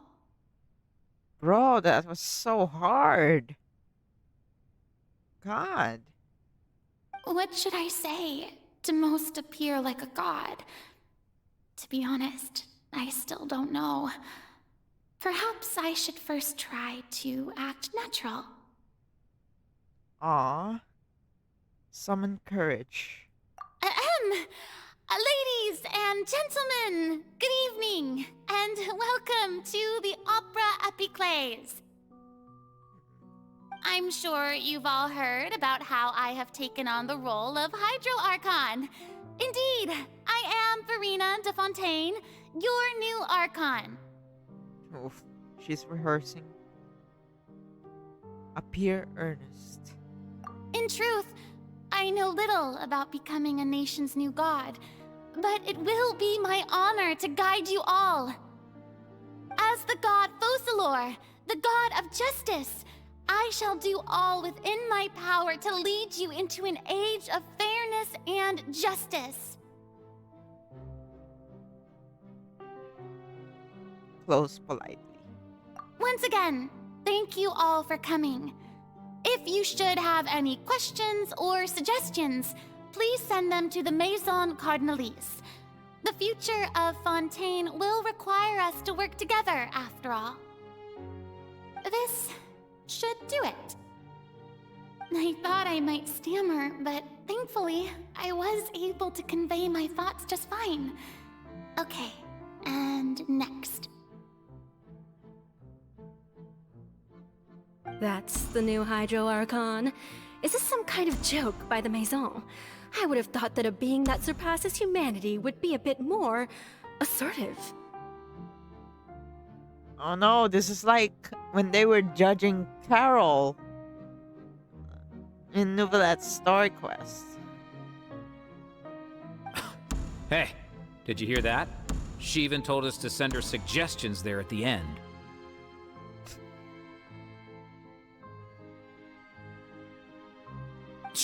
gods be all-powerful? She's being so modest. What's the difference between her and an ordinary person, then? If you ask me, perhaps the succession didn't actually happen. She might just be a maison-back puppet.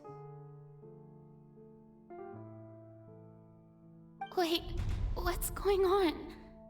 Why is everyone suspecting me of being a fake? Oh, this is bad. If I get exposed here, there'll be no saving the people from the prophecy. Bruh. Right.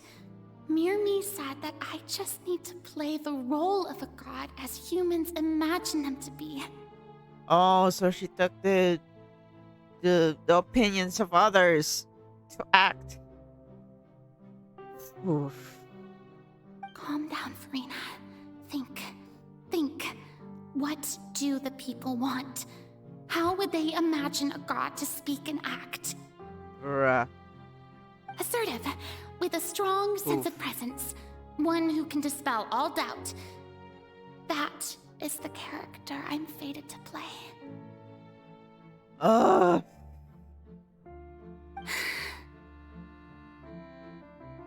Bruh.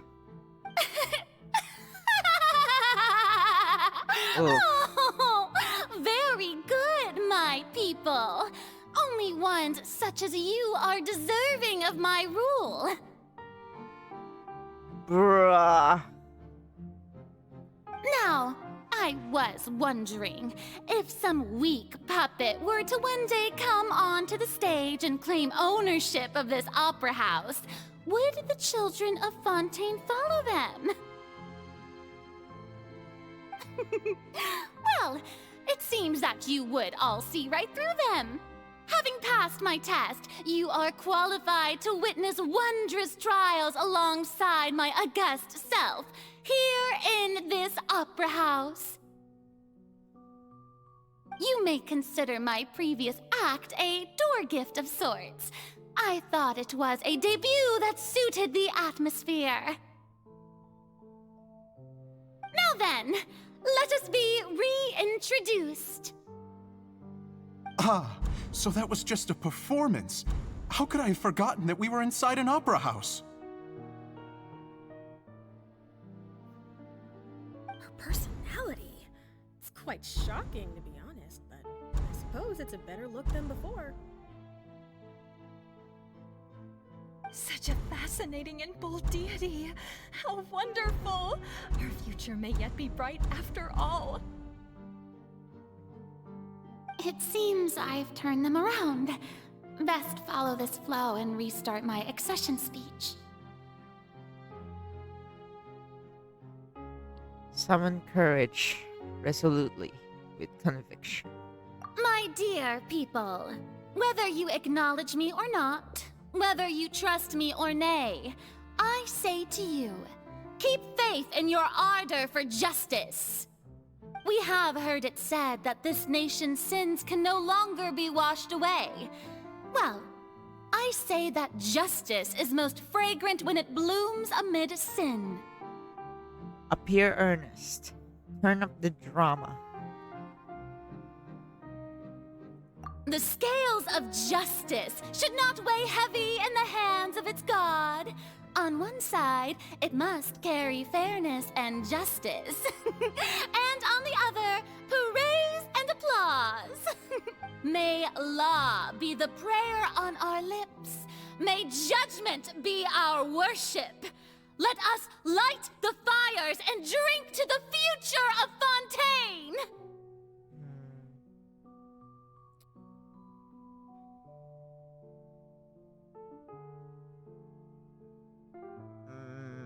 No, this won't work. Yeah, They'll I suspect thought me so. again. I must play the role that they want me to play. I'm being forced to... I wanted to try it because I was always picking the second one. And I thought, oh, there are choices. There is no trouble in this world that justice cannot solve. All that is needed is for you, my people, to believe in it, heart and soul.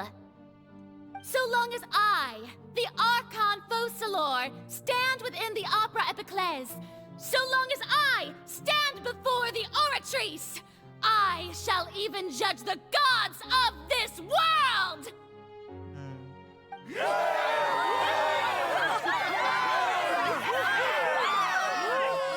Oh, yeah!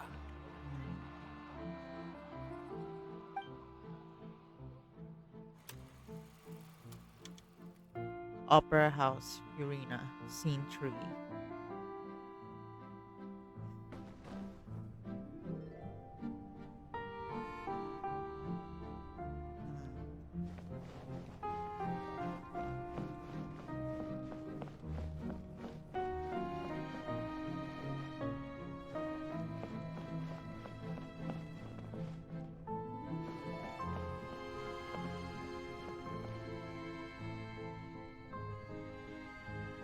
Lady Furina, here are today's case reports, as well as a summary of the follow-up for your perusal.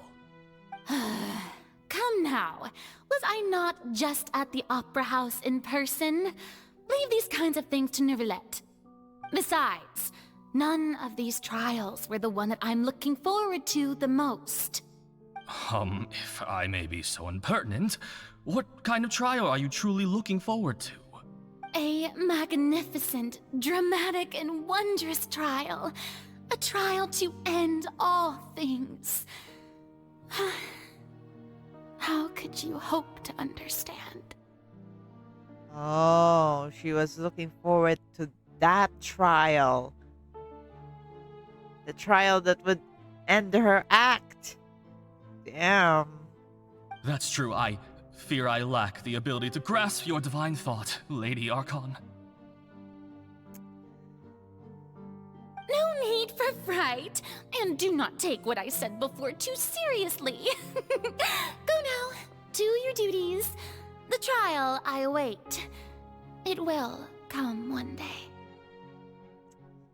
Yeah, 500 years.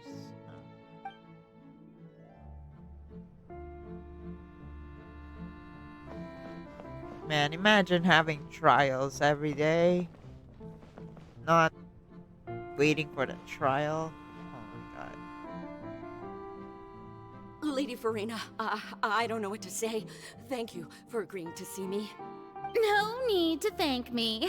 Or rather, thank your own sense of perseverance instead. Long have you stood in line to meet me, have you not?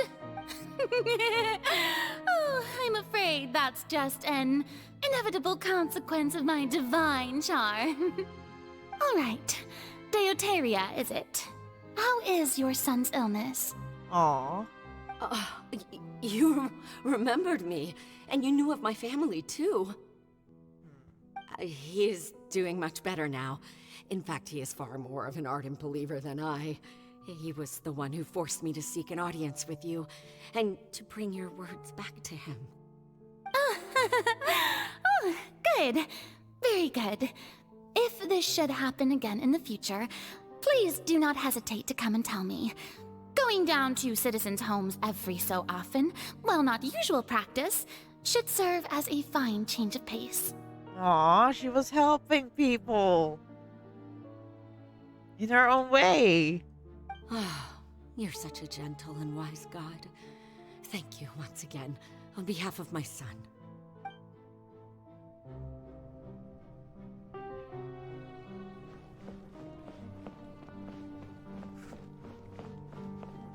In the office, talking to people.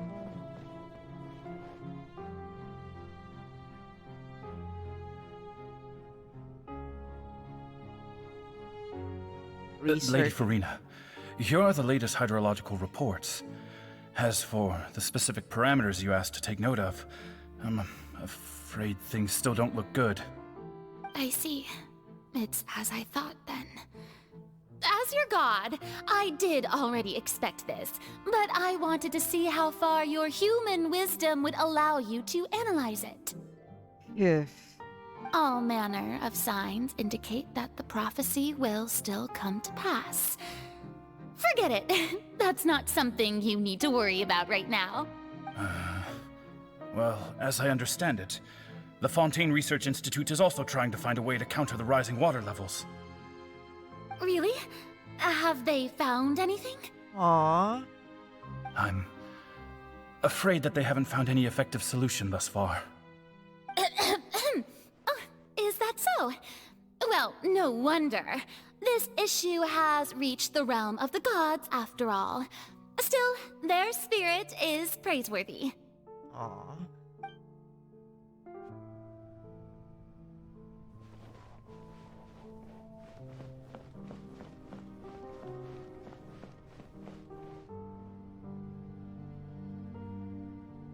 The day is finally over. I haven't had a moment to breathe this whole time. That's tough. In the office, talking to people, researching for a way to prevent the prophecy. Huh. But it's good to see that everything's getting on track. There are no longer any voices of suspicion. Bruh. Maybe this is fine. I just need to keep going, and everyone will be saved. Every fucking day doing this, I would have given up. All right, Furina, don't think too hard about this. You need rest. Tomorrow's a new day.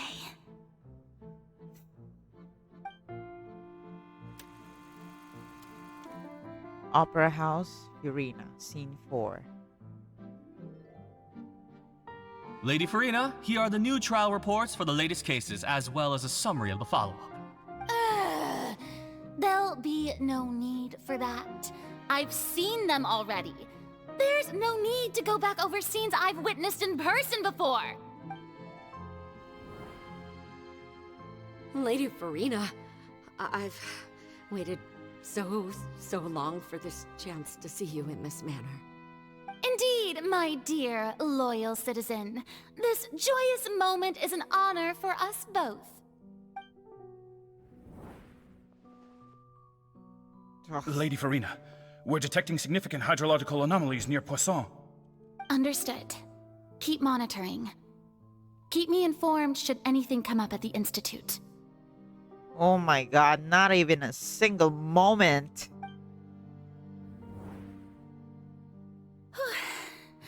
I don't think I let anything slip today. I must show the people that there is nothing to worry about. I just don't know when these days will end. Bruh. Just stop. Stop. I feel utterly exhausted.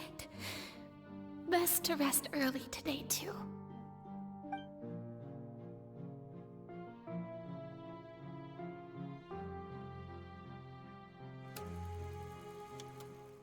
Opera House, Furina, Scene 5.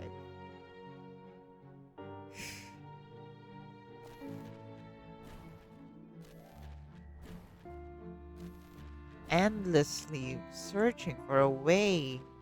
Endlessly.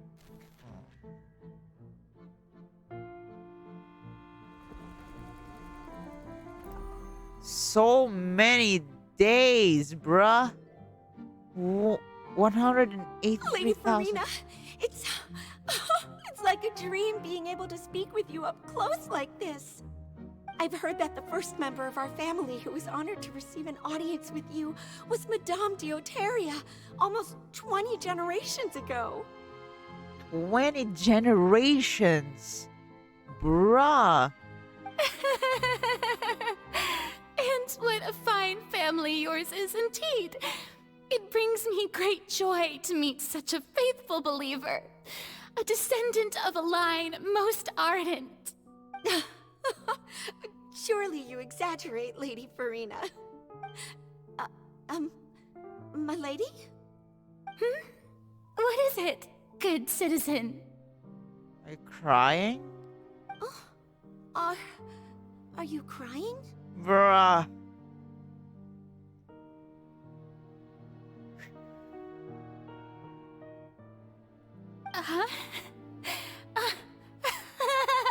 Oh, really now? I didn't even notice. Bruh, just stop. This must be the overflow of hydro from my person. Bruh. Well, can't quite help being the god whose dominion is the waters, can I? Stop. No wonder. No wonder. A manifestation of your power, then. Oh, Archon, I am honored to have witnessed it. Honored indeed.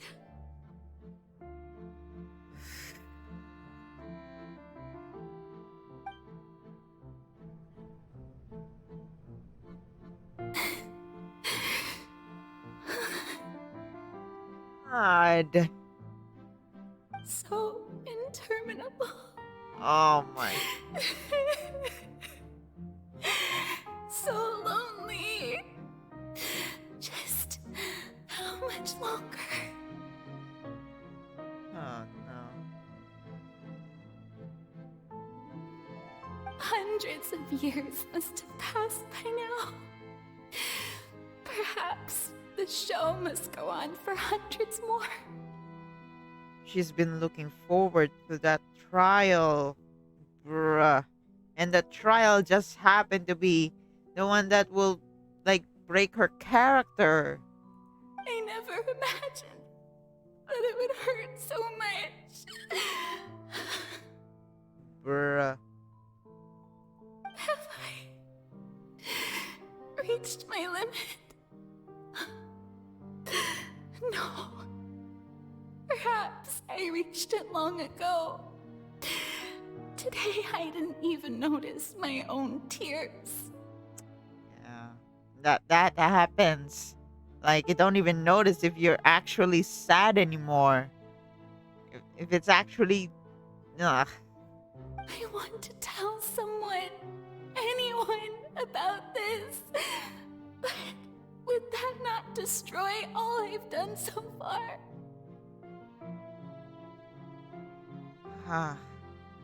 And she was about to tell us.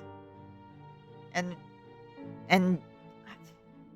I've conducted so many investigations across the centuries, but there's not even a sliver of hope that we might break the prophecy.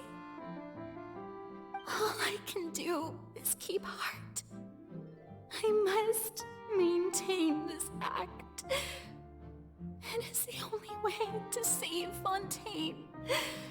Please, mirror me. You have to succeed.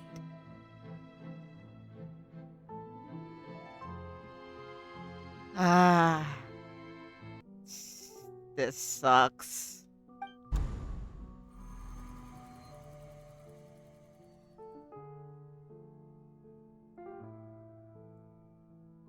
$100.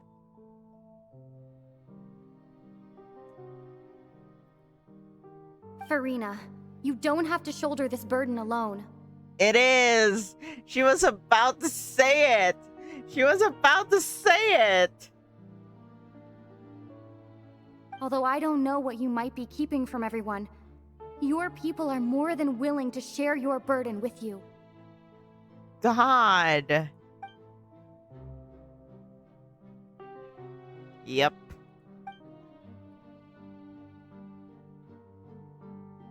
Share my burden. That's impossible. It was fated right from the start that this would be my duty alone. But even if your burden doesn't need to be shared, you can still choose to confide in someone. Just share it with me. I'm what you'd call a witness. Wait a minute. Is the game broken? There's nothing there. I'm not there. A witness. Yes. I've heard that you came to Tevat from beyond the stars, yes. In other words, you never belonged here. Is that how it is supposed to be?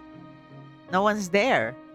And if Tevat is, in its entirety, a show on a stage, then you're just a spectator, aren't you? If that's the case... She's right. I could confide in her, couldn't I? It's Furina. Not an act. Oh no, and then we just happened to like But if things don't play out as expected, the people of Fontaine will be the ones to pay the price. No, Furina. You shouldn't be selfish. God.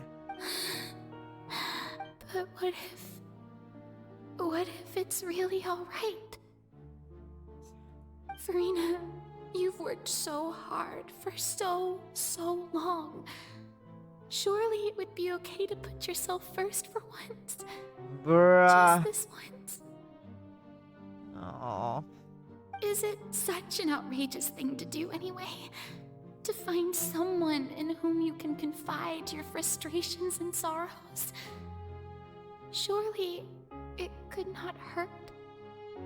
If you let this opportunity slip through your fingers, it might never come by again. Think about it long and hard. She just needed time.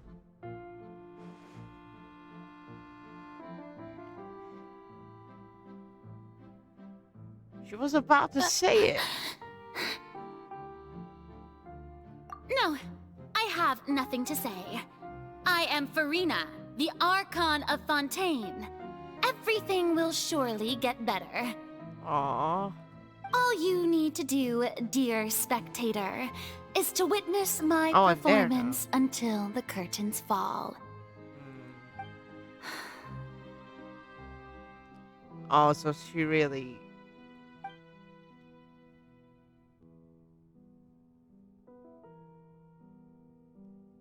Fine. Oh! The spotlight's still on her. Close that spotlight. Turn it off. So even Furina doesn't know the truth? You've never once let her in on the full plan? Yes, it had to be done. To deceive the heavenly principles, you must first deceive yourself. Yep. She did very well. If she had let her resolve falter even once in these 5 centuries, Fontaine would have been doomed to the most tragic fate. It seems that trusting humanity was the right decision after all. I believe that I understand how your deception works, but that is only half the truth, is it not? How would you build on this foundation to save the people of Fontaine? That is the most important thing. Yeah, like, what's the plan? Ah, good. Of course, the Iudex of Fontaine has pinpointed the crux of the issue. I'm sure you've long sensed that the Oratrice is no simple machine, yes? Uh-huh, the Indemnitium. I've always suspected that it had its own consciousness. And Lenny did mention that he heard a human voice within the core chamber. Uh-huh. It now seems that that person was you, hidden within the machine all along. Am I right? Alright. I expected that. And then I became one with the Oratrice, taking Fontaine's gnosis with me. Yes, it would seem so, wouldn't it? Alas, your understanding of this device still lacks sufficient depth. There's more? In truth, it is no enactor of justice. It is, in fact, a device created to kill the god of justice. That's why it can only deliver death sentence on Focalor. Furina. It has never dealt a death sentence on anyone else before, no matter how big the crime. It's only death sentence for Furina alone. Bruh. I beg your pardon? Oh. Oh, you have it. And to be more precise, not only will the Oratrice take down the god of justice, It will also take down the divine throne upon which she has been placed. Yep. There will be no more Hydro Archon. I mean, did you think I would be the sort to enjoy peaceful repose while Furina suffered? Damn.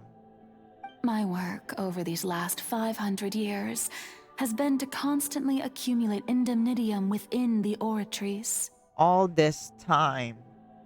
But really, some have already discovered that only a small fraction of the energy generated by the device was ever used to provide power to Fontaine. The vast majority has been, had to be, accumulated to enact this death sentence.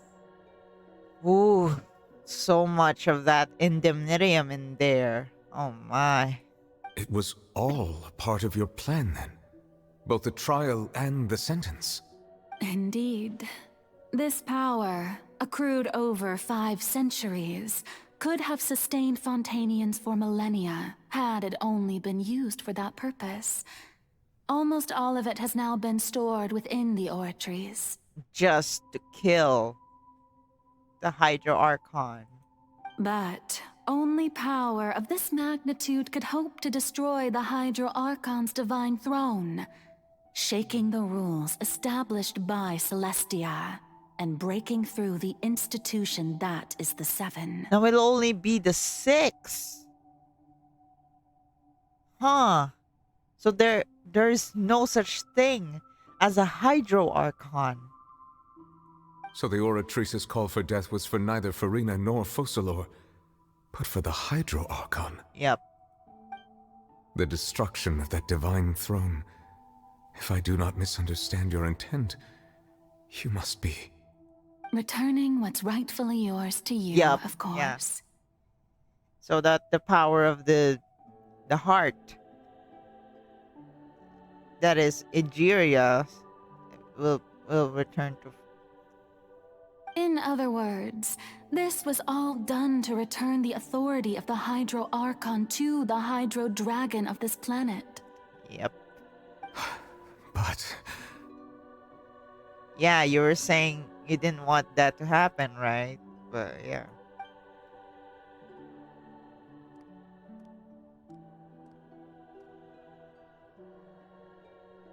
Oh, what?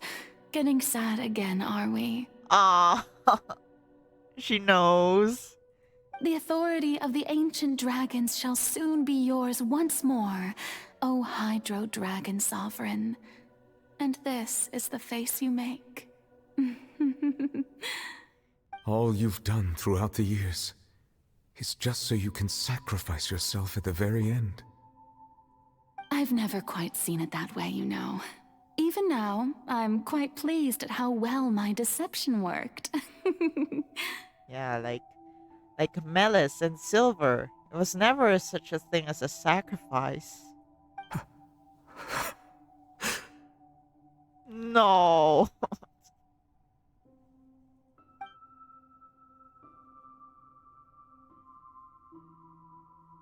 Hydro Dragon, don't cry. Bruh.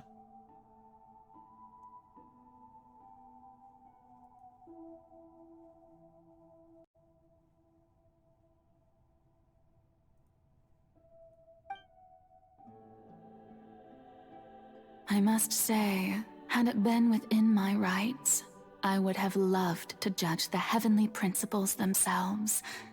Were they not guilty of essentially the same crime? Yeah, like the primordial one. Egeria stole the power of the primordial sea, and the heavenly principles stole the power you ancient dragons possessed. Yeah. I, for my part, am the god of justice. And is it not just that your original powers should be returned to you? Damn.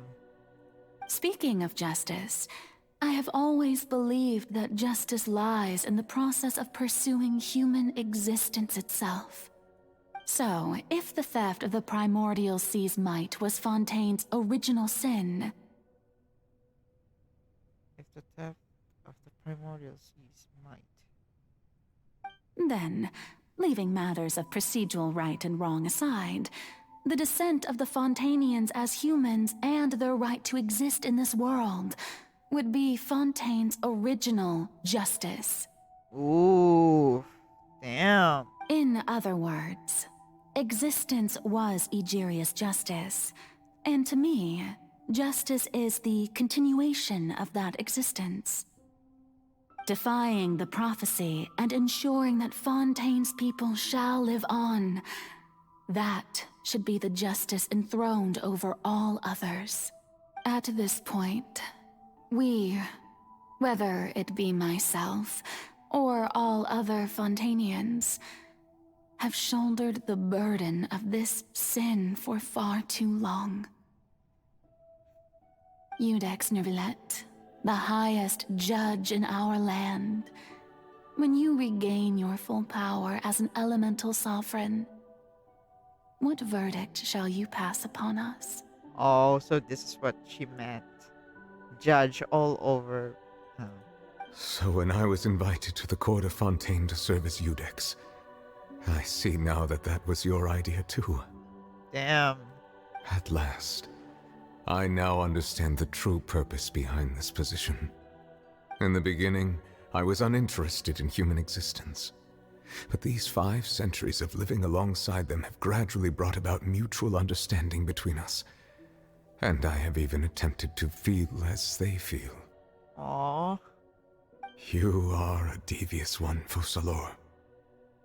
Aww. Things being as they are, surely you know that I could never declare them to be guilty. Yep.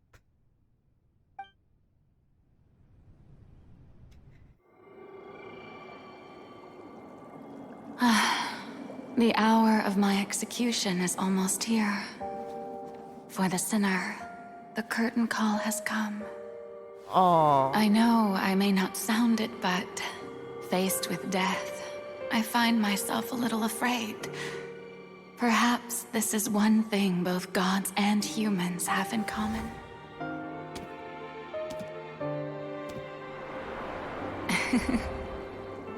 Farewell, Neuvillette. I hope you've enjoyed the part you played these 500 years.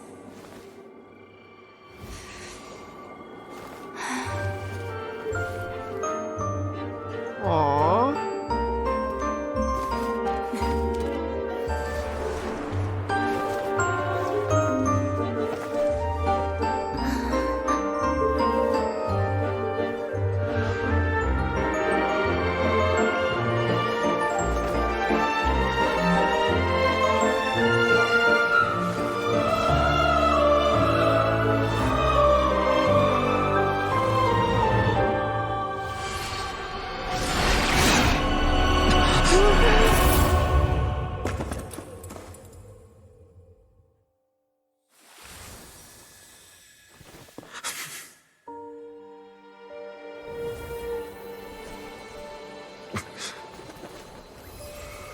Aww.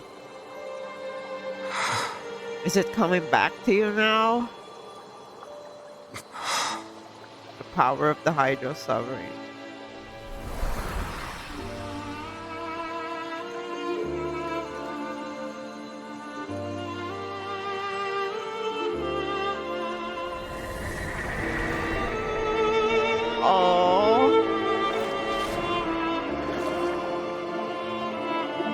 As a human.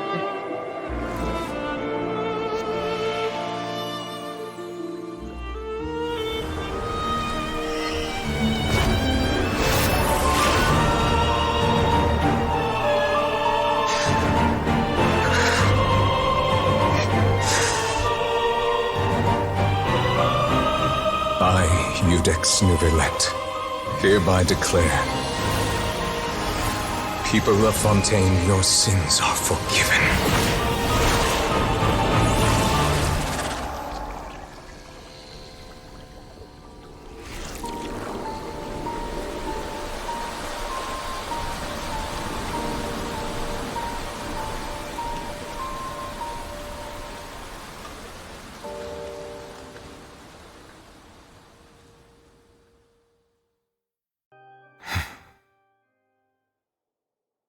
was tough. What just happened? Has the death sentence been carried out? Was that bright light some sort of misdirection? I have a feeling that something huge just happened. It was something huge, alright? But since we're all still alive and haven't been dissolved, I assume whatever happened was good for us. It's time to end this. We must mete out punishment to that beast. Ooh, he's angry now. Didn't you say just a moment ago that it can't be defeated? I have gained the strength sufficient to deal with it. Through certain means, I now have the ability to separate the power of the Primordial Sea from that creature. Finally. He's a dragon now. We should seize the opportunity to pursue our quarry. Just now. Traveler, now that the oratories can no longer function, I require an executor to help me mete out justice. Wait, me? The root of the calamities befalling Fontaine. The beast that enacts the prophecy. Its name is the all-devouring Narwhal. Narwhal? Come with me, traveler. The hour of execution has come. Alright.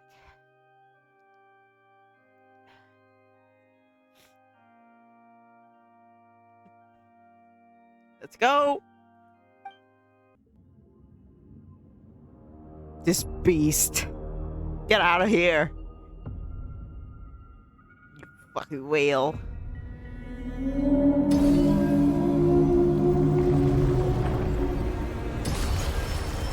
We're going to execute it? But how are we going to do that? It's huge! How? I've already done my best to separate the power of the Primordial Sea from the whale. Considering the size of the beast, I cannot reach the power source. Bruh. Unless we can find a way to attack it from within. We shall share a part of the ancient dragon's power with you. We shall look for an opening together. How to even defeat this thing? Oh my god. Did I even damage it?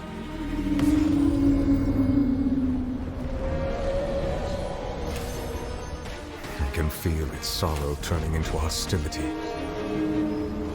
What?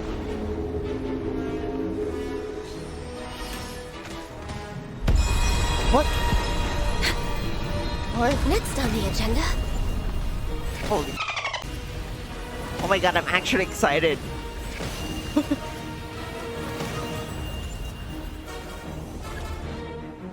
What? The all-devouring narwhal cannot resist its instinct to devour. Continue to trigger its hostility, and a chance will present Oh, itself. it's defeated. Next on the agenda. We're way behind schedule. Oh my god, I need to stop. What? Wait! No! No! Fish are not... Fish are not food!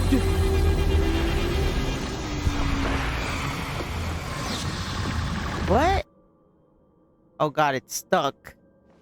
Why is there a hole-looking thingy over there? Wait, where are we? Really scary! Wait, what? Wait, hold on. I need process. Time to go. Wait, where am I? Fallen Oh my god, I need energy.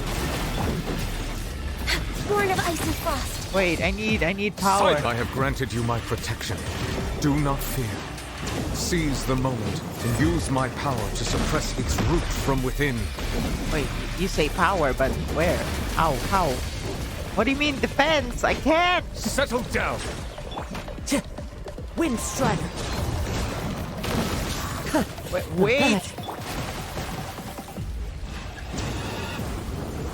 Oh. Oh, hold on. I need, wait. Oh, hold on, wait. Hold on a second. Wait. I need a break. Hold on. Bow your head.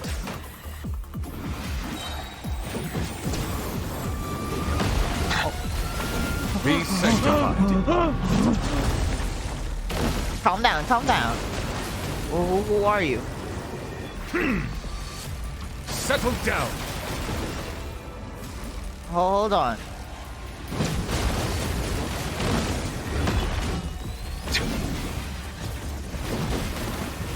Calm down, bro. Ooh. Silence. Ooh.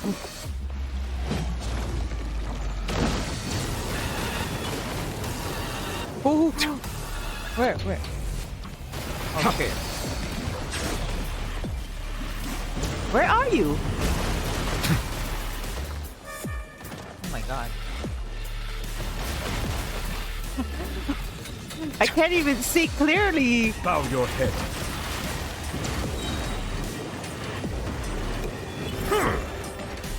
Wait. Wait, what? What?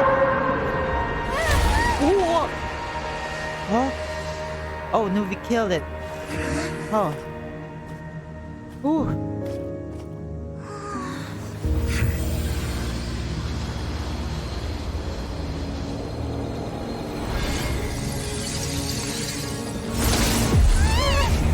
What the?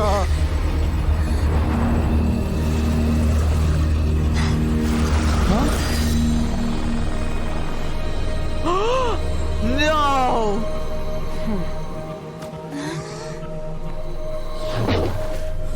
Wait! Wait! What did you do?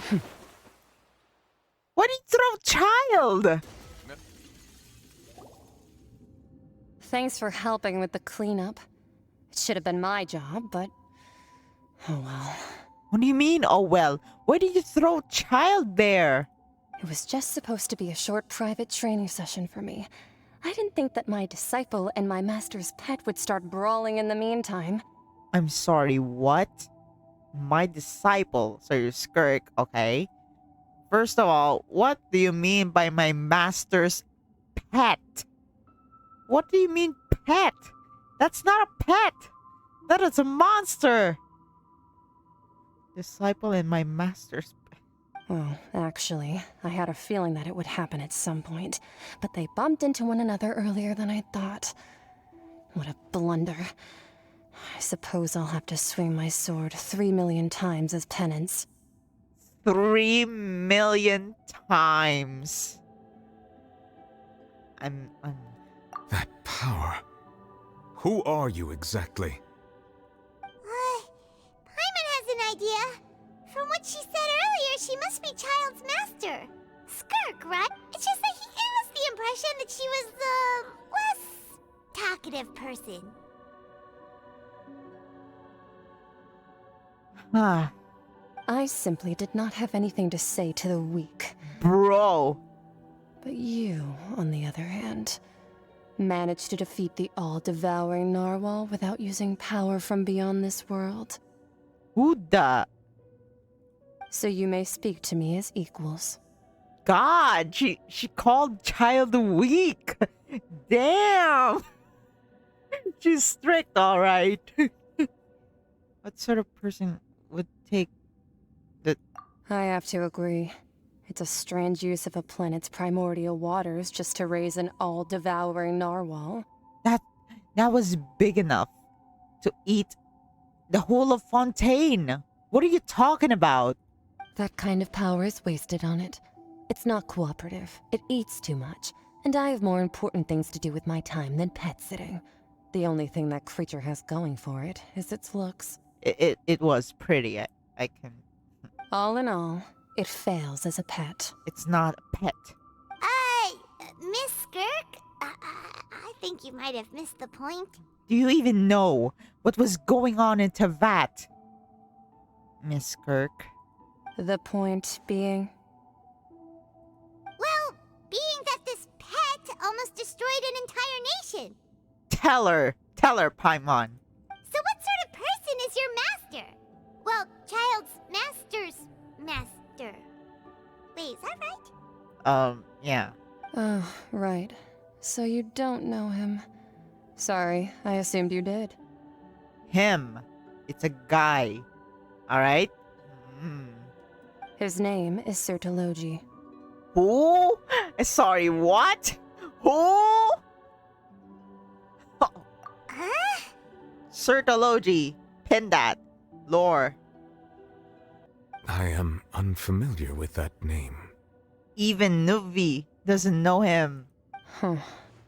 So Master isn't sufficiently famous. How should I describe him then?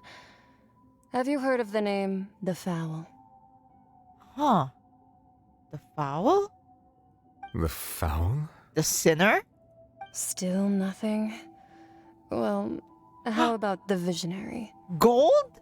Vetterfalnir then? Or Gold Rhine-daughter? Gold is your master?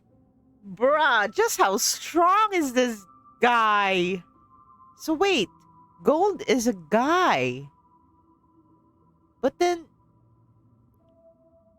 she's a witch? Ooh, that one we've heard. Rhine-daughter's part of the Hexen Circle. She's Albedo's mom, right? But it's a she. You just said him. Oh, so you do know that name. To be honest, I also heard all of those names and titles from my master. I don't actually know them either. But I suppose you understand now, yes? My master is likely a similar sort to Rhine-daughter. Oh, They are similar. both pursuing some form of perfection. Similar. You didn't say it's gold. Alright. Wait, didn't you also mention a visionary person? Paimon didn't quite catch their name. Actually, never mind that. I believe it expedient to inform you I know about that. that the all-devouring narwhal used up nearly all its strength fighting you. Thank God. Such roiling hydro energies will prove difficult for the planet's deep seas to digest. As such, the fontaine back on the surface has most likely been thrown into chaos. Bruh. In other words, the prophecy that you've been fretting over should now be in full swing. And you are here calmly talking about it. Huh? What? No, there's little to be surprised about, Paimon. It is natural after all. The prophecy will surely come true. We knew this and accepted it. However, now... Not to worry. Focalors has already managed to deceive the heavenly principles. Yep. In the end, the people will all be dissolved into the waters, and only Furina will remain, weeping on her throne.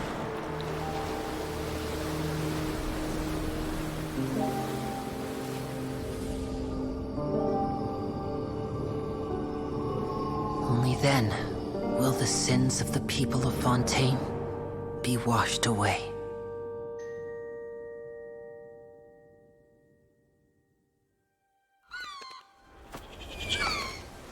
Noah's Ark, alright. The pigeon. Yep. Hey! Help! Over here! Aww.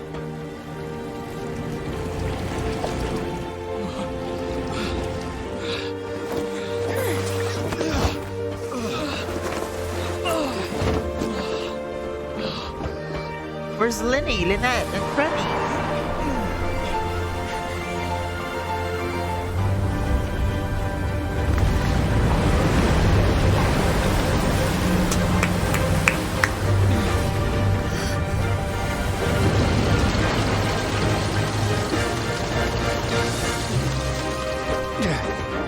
All hands, initiate emergency rescue! Fuck yes!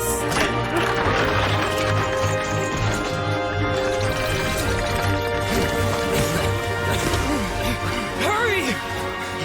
Holy shit! Hey, lend a hand!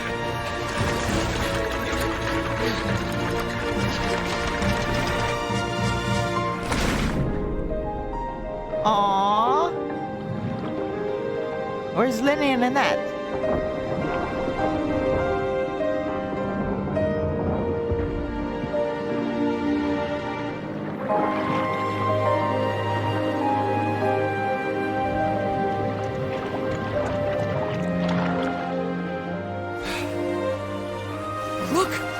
star's receding!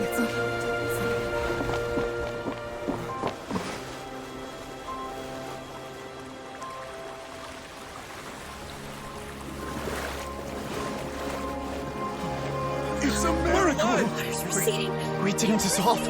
The prophecy was wrong. The prophecy was wrong.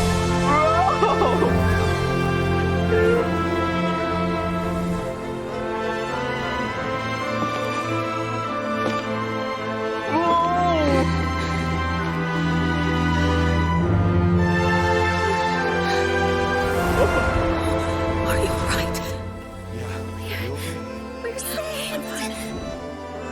The prophecy was wrong.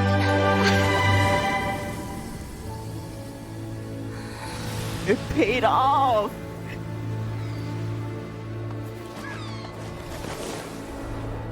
Yes. The soil renewed. The Spina di Rosula talks post-disaster rebuilding. I recently visited Poisson to meet with Miss Navia, spokesperson of the Spina di Rosula, and we spoke about Poisson's present and future. Old soil can still give birth to new bloom, Miss Navia stated. Hope is like seeing a small cookie when you're starving late at night.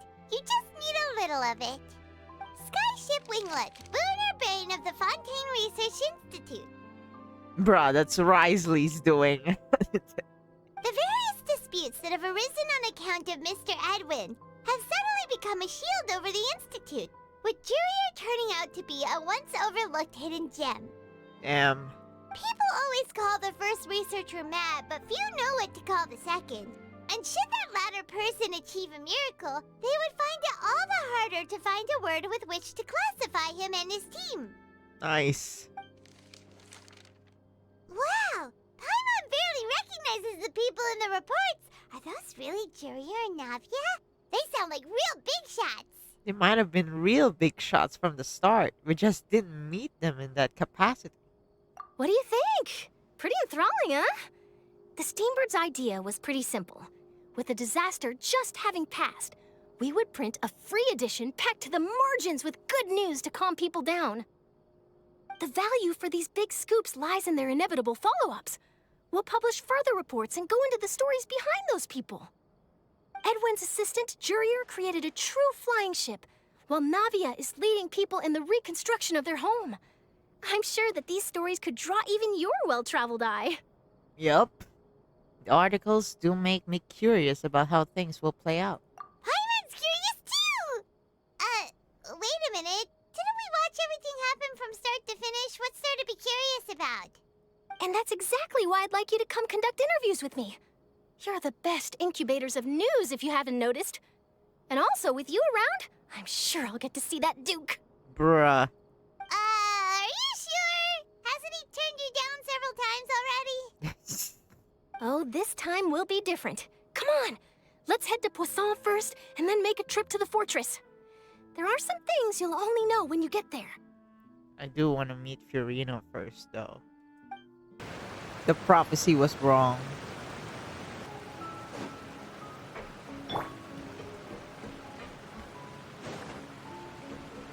I'm rejoicing right now. Don't even know. Navia! Oh, it's you. What brings you all here? Hey, we're just having a look around. I'm here to update myself on how things are going here. Oh, the Fatui are here too! Let me introduce you. This is Mr. Garunt Snežević. He represented the Knave in sending us a large amount of supplies, and is helping with our work. Oh yeah, where's Arlecchino? Our residents are hard at work as well. Thanks to everyone, work is progressing nicely. We've lost a lot of people, but we're moving forward. That will have to be enough. Oh my god, oh yeah. They're still dead. Hello, Miss Charlotte. I'm a big fan of yours. I especially like that article you wrote last year about Fontaine's stray cats. But if you don't mind, could you not emphasize our role too much in your report? It's not charity we're doing here. We just happen to share the same interests as the Spina. I get where you're coming from. I'll keep it as simple as possible. Or would you be willing to feature as friendly neighbors? Aww. That would be fine. Thanks. Oh, you're back too. How are things? Hi, Clarand. We finished laying down the construction materials. It'll be another hour before the workers are able to go over there. Huh? You're here too, Clarand? Well, her reputation's greatly risen after that whole duel business with Miss Furina. So she's here in Poisson to wait out the heat. All right. She really came here to help me out. Uh-huh.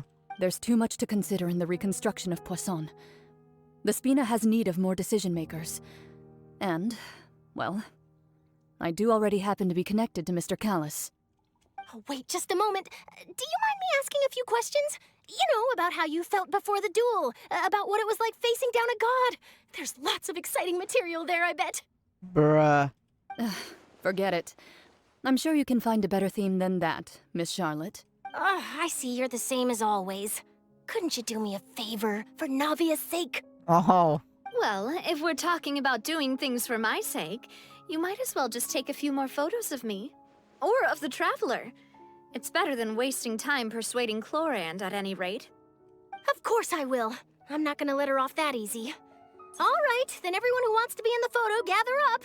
And smile. Cheese.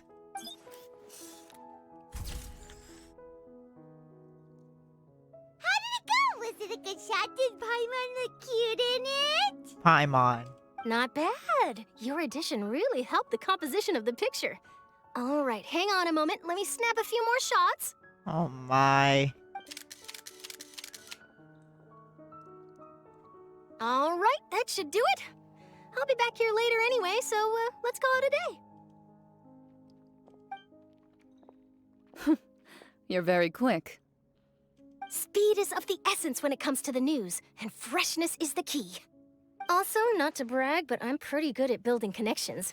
Who knows? I might eventually get that interview with you after all, Miss Clarand. Wow, you really do have that never say die spirit. I'm impressed. I'll hazard a guess that this is how you got that interview at the Fortress of Maripede. Ooh, you already knew she was going? Whoa, you're well informed. Let me make a guess too. I asked Sijuin, who told Monsieur Nervillette, and he told you, right?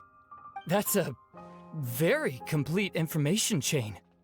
In truth, all Monsieur Neuvillette asked me was, when did the fortress become so friendly towards the media? Ah. I told him that it was best not to speak too soon. There's no guarantee that Ridesley will make a personal appearance. You're right. I've got to treasure every moment I have with them. In which case, I'll be making a move first. Stay safe now. And tell me if you hear anything interesting. I'll treat you to afternoon tea in exchange.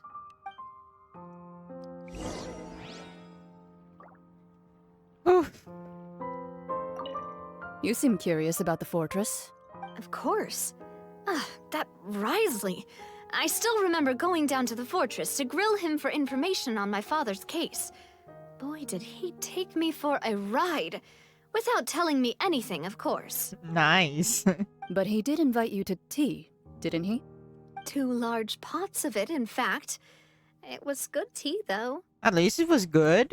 I have to agree. The tea there is very good. See? Speaking of that, would you like to have some today? I mean, you've got time, right? Mm-hmm. Well, I'd be partial to some shortbread. Wow. Wow, it's like we've got a menu or something. Sure. Mm-hmm. Good. What flavor of biscuits would you like, Mr. Snezhevich? Plain. Me?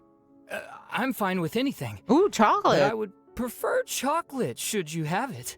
All right. Leave it to me. I'll go over the newly arrived supplies with you later, Mr. Snezhevich. We should be able to finish the preparatory work today. At this time, Silver will be like, I got the sugar and eggs ready. That works great for me. Huh. Is it just me, or did you get a new lipstick? I did. It was a gift from Sijuin. Want to give it a try? I think the color would suit you, too. Anyway. Wow, guess we're here again, huh? There's a real nostalgic feeling to this place. Looks like you've been missing us. Bruh. Duke! Did you come all the way to the entrance to greet us? Of course. I'm here to welcome you and our dear Miss Charlotte, whom our good head nurse recommended to me. Uh-huh. It's an honor to finally meet the much-rumored Duke. Thank you for consenting to my visit to the fortress, sir. No need to thank me. But that said, I shouldn't be the focus of your interview. I trust you recall our agreement? Of course, of course. All right then, this way.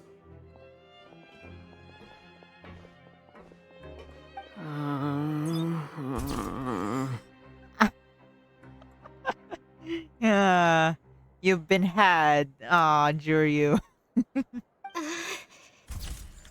Oh my.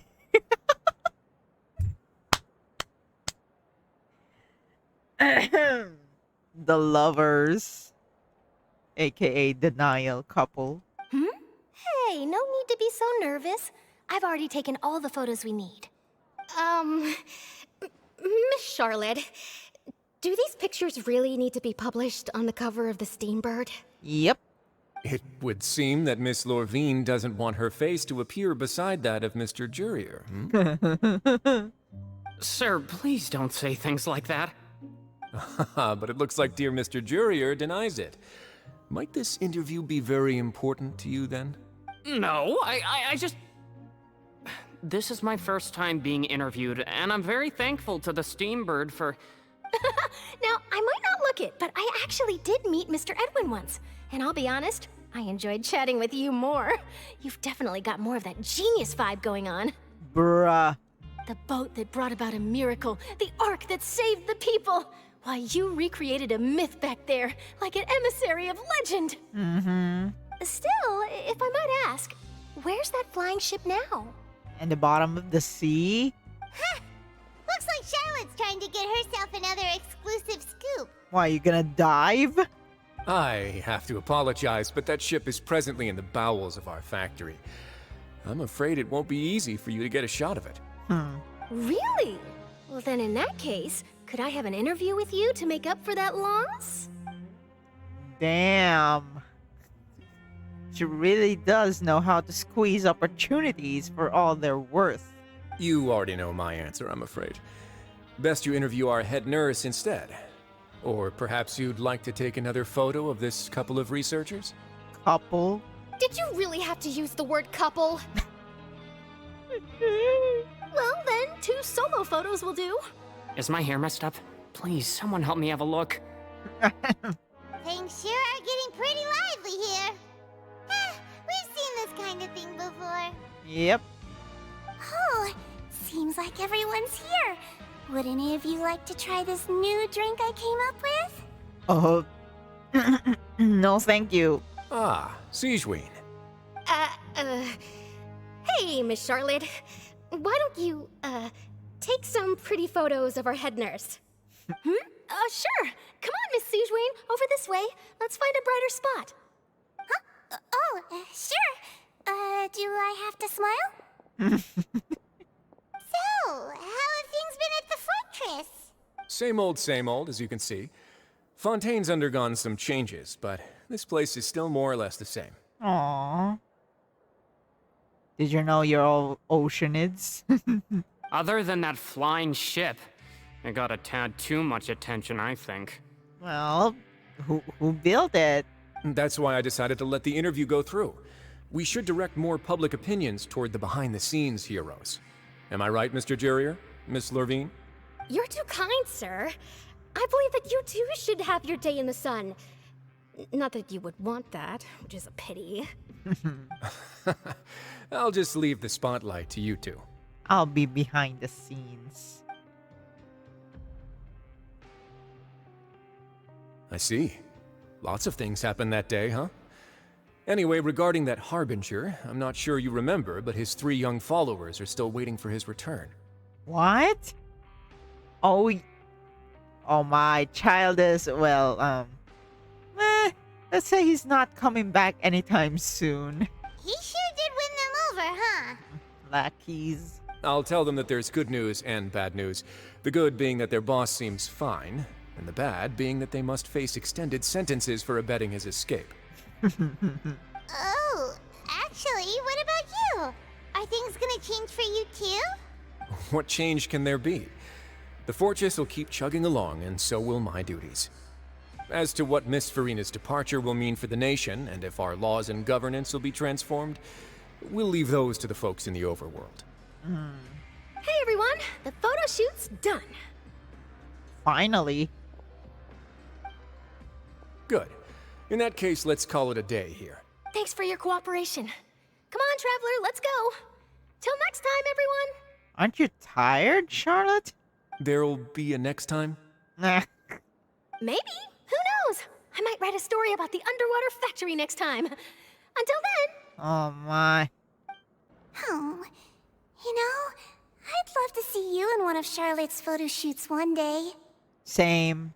Is that really necessary? Our line of work doesn't really require much photographing. You would look good. It's precisely because we don't need the picture that they'll have value as keepsakes. You don't really look all that opposed to the idea, you know. Maybe I'm just happy that I managed to once again avoid the spotlight. I think this interview went well either way. Yes, you successfully kept prying eyes away by using Mr. Jurier and Miss Lorvine as shields. Very good. Uh-huh. You should be happy for them. They have a bright future ahead of them. So where are they?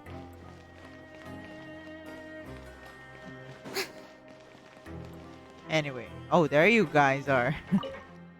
Here are the interview notes.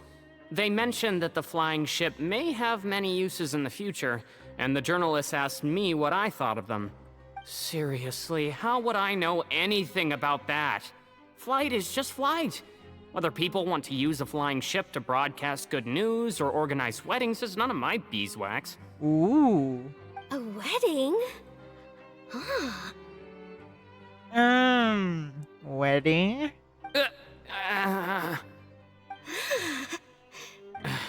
Why are you looking at me like that?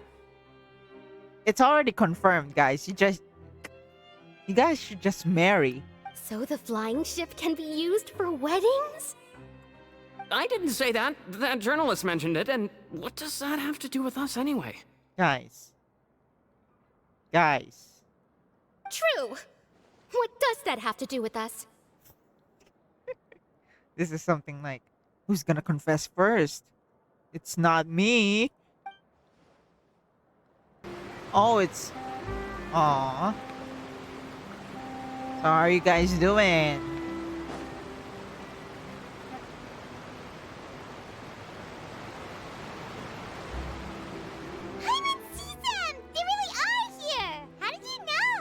Navia mentioned that she stayed in touch with Linny and the others after working together. Apparently, they've been at the docks distributing these strange pockets the whole time since. Yep. Traveler, Paimon. Ah, and Miss Charlotte, too. Sounds like she's an extra, huh? Would you like a magic pocket? What sort of gadget is it? It's a wondrous bag that can be used to carry many things. The water level has returned to normal, but if you see any of your things floating around, you can use this to carry them. Or you could trick a friend into doing it for you. Trick a friend? I wonder which of my friends would fall for that. Uh-huh. You could just make a friend like Fremine here.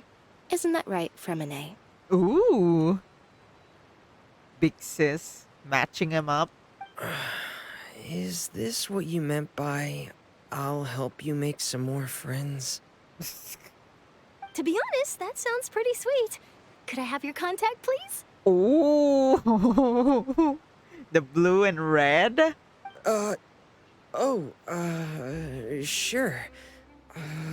Please, write down my address. Both are cryo. You sure are working hard to help Fremine socialize. And a potential matchup? He was the one who proposed doing this. He even wants to assist in our magic shows. Sounds like that would suit him. Yes, I was planning to first introduce Pear as an assistant, and later Fremine himself. In the future, I think we can leave underwater escape magic to him too. Nice. That said, would anyone want to see a diver escape underwater? Oh, it'll work out. Every journey begins with the first step. He'll become a part of our show eventually. Aww. Lynette, could you come over? Miss Charlotte says she wants to take a picture of us. Damn, Charlotte. Got it. You're gonna leave the two of us. My, that Charlotte is rather perceptive. She got rid of everyone the moment she realized I had something to say to you. So, how have things been, Traveler? I knew it. I knew Charlotte. God, this Charlotte. Oh my god. I'm doing alright, thank you. Father says that you did a great deal during the latest events. She's very grateful for your contributions to Fontaine. Mm-hmm.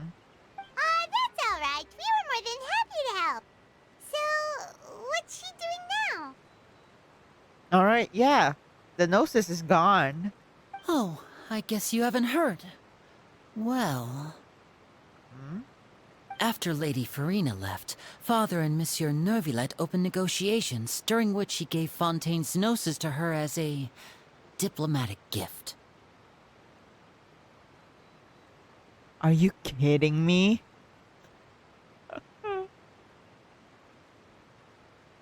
But wait, the power, the Gnosis, there's no more power there, right? I think? A diplomatic gift? A Gnosis? I mean, there's no use for it now. Yes, I was quite surprised at first myself. But when I thought it over, there were actually a number of things going for it. It could have been done as an apology for the incident with Lord Child, or as thanks for his help in tying the all-devouring narwhal down. Furthermore, Father did also lend significant aid to Fontaine and Poisson. That's true. That is more important. Well, that's true, but this is a Gnosis we're talking about. Doesn't this seem a bit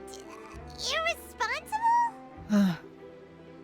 I would agree, but I've also heard that it seems that Monsieur Neuvillette has had a significant change of heart regarding the matter. So there's some reason for this that only Neuvillette knows about? I suspect you'll have to ask him about that yourself. Ah, yes, speaking of which, I did see him strolling around the entrance to the Fortress of Meripede a while back. Isn't he real busy and stuff? Paimon didn't think he'd have the time for that. But back to the topic. The Gnosis was given to the knave, right? What about Child? Did you see him? Skirk threw him with the thingy. They say that he's returned to Snezhnaya to recover from his wounds. I hear that the recent disaster really did a number on his health. Oh god, thank god he's back to Snezhnaya. Well, I guess I can now call him one of my war buddies. That's true. When you think about it, we've had loads of run-ins with the Fatui. To think we'd be allied with them this time. So shocked by such a simple switching of sides? What? Is that wait, no. Yeah, it's Arlecchino. Father! Well, what do you know? Come to the docks to see how my children are doing and meet the Traveler by chance. Please do not pay my accomplishments in Fontaine too much mind. I would have done them regardless. Are you going to take the Gnosis back to Snezhnaya? Well, I'm not one to interfere. Nuvi did give it to you, so. That is our duty as harbingers, yes.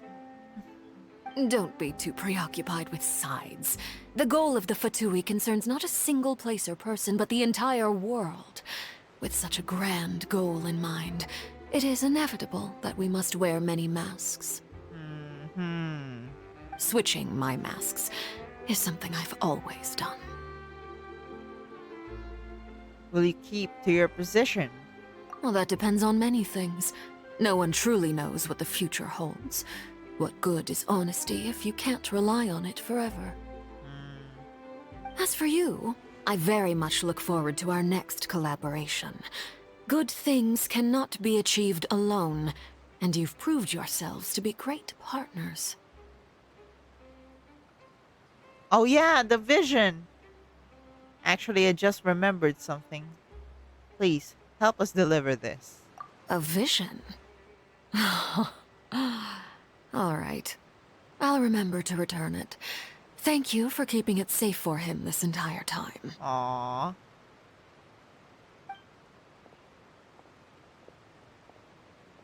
And that's a wrap for me. Huh? You're... Another interview? Greetings, Miss Journalist. Hello. If I'm not mistaken, there are diplomatic channels I'll need to report to take a photo of you. That is correct.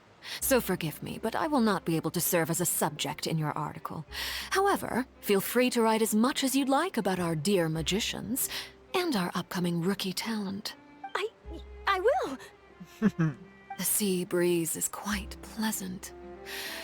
I shall continue my walk while the weather remains so agreeable. Farewell. Farewell, Father. Oh, she has such an intimidating presence.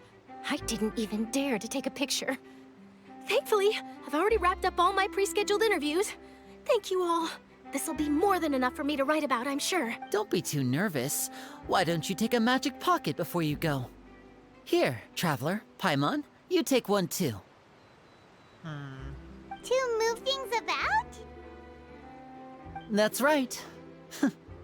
Funny. I was giving out magic pockets when we first met too.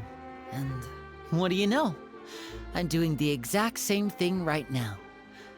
So many things have happened, but the pockets are still the pockets. Yep. I guess this must be life. We will all follow our own paths, and serendipity will lead you to your fated friends. All right then. We'll be handing out pockets in some other districts later, so we'll get going now. Have a good day, you two. Well, guess we sent Charlotte off. Shall we go see how Neverlette's doing? As long as he's not so busy that he doesn't have time to chat anyway.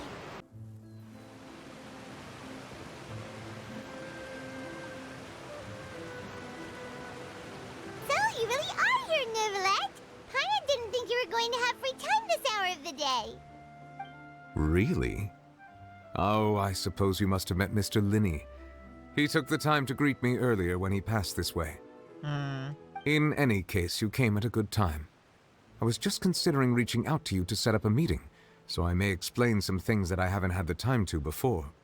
Aw, Paimon's glad that you remembered. Thank you for keeping us on your mind, what with you being busy and all. Yeah. Alright, let's have it then. How was Fontaine actually saved? The whole business is still quite the mystery to us. It is strange how words can often leave a bitter taste in the mouth when it finally comes time to say them out loud.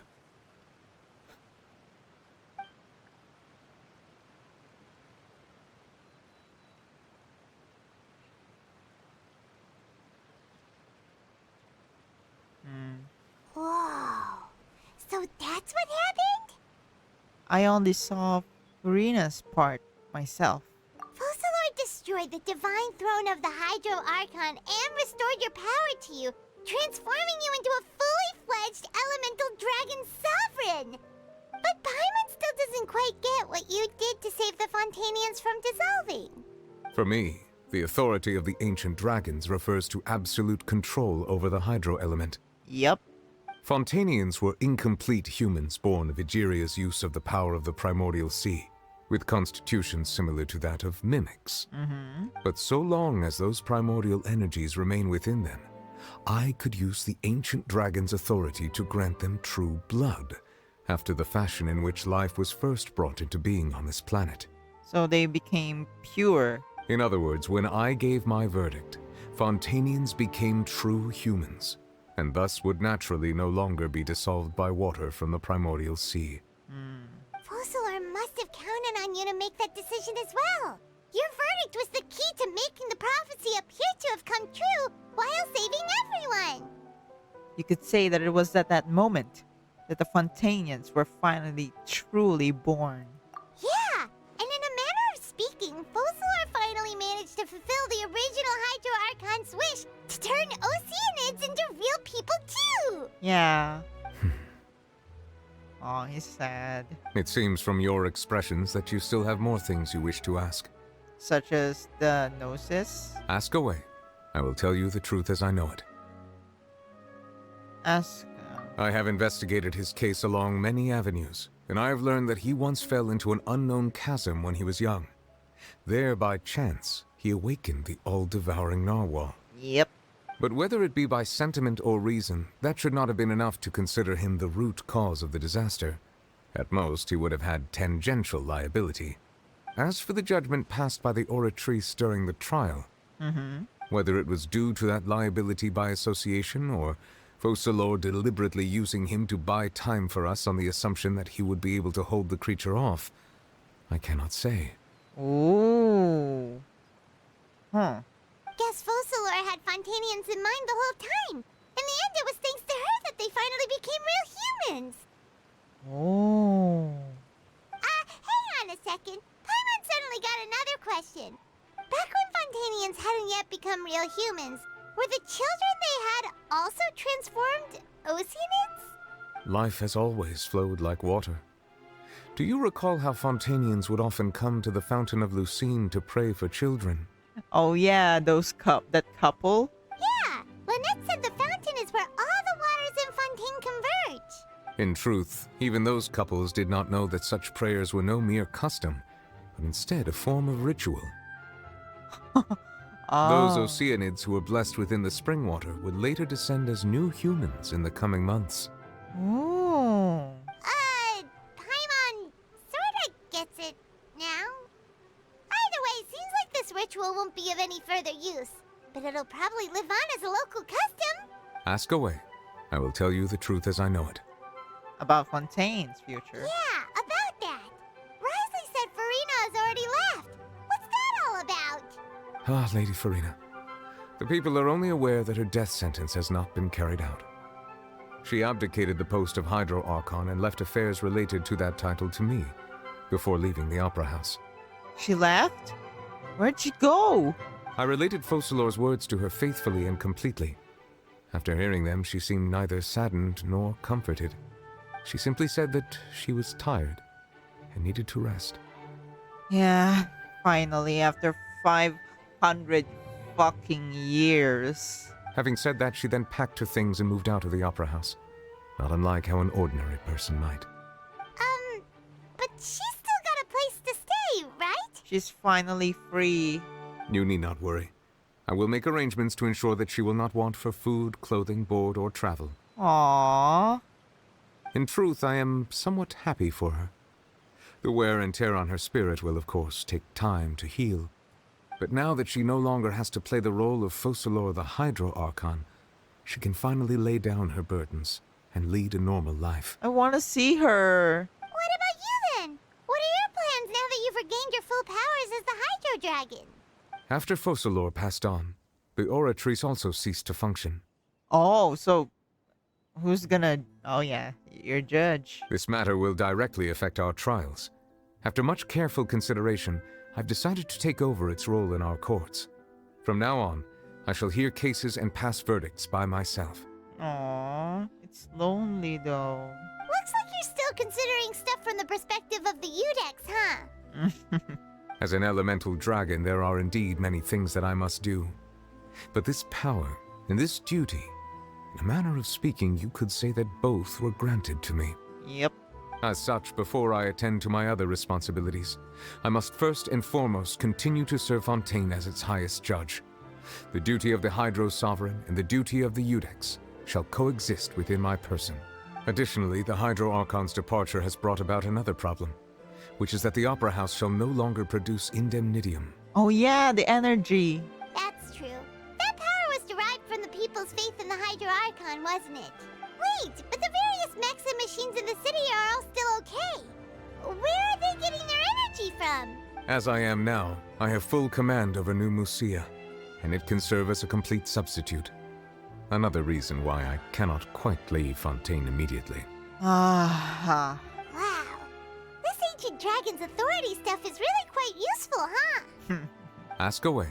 I will tell you the truth as I know it. The Gnosis. Oh, that's right! They say you've given it to the knave as a diplomatic gift or something! Leaving aside their intentionality, the two Fatui Harbingers have indeed done much for us during this crisis. That's true. Their sole remaining goal in Fontaine, at least at this point, would seem to be the Gnosis. The Oratrice has ceased to function. The Hydro Archon's divine throne is now no more, and I do not need the Gnosis's power. So there is power in there. As such, it has lost all meaning for Fontaine. That's true. If the Fatui have impure designs, then we might as well accede to their request now, and avoid unnecessary conflict. What complicated considerations? Paimon thought you were just giving it to them out of gratitude to the knave and as an apology to Child. Ask away. I will tell you the truth as I know it. Here it is. Natlan. Which is like probably a year away. You will soon be heading to Natlan, I presume? Yep. I'm afraid that I have little talent as a travel guide, so all I can do is tell you what I know about that land. Hit me. As far as I'm aware, Natlan can be said to be a nation of dragons. Great!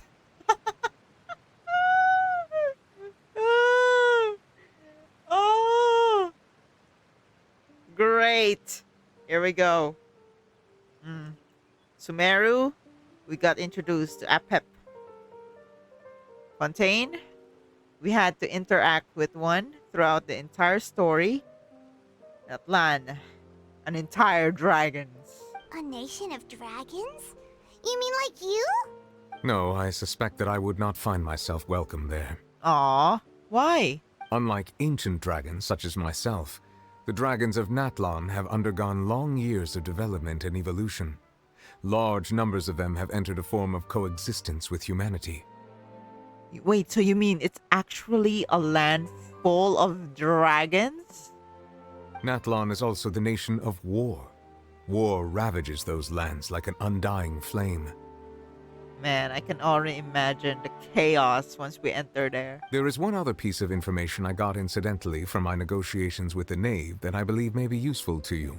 Oh? The Harbinger known as the Captain has thrown his hat into the endless ring of war.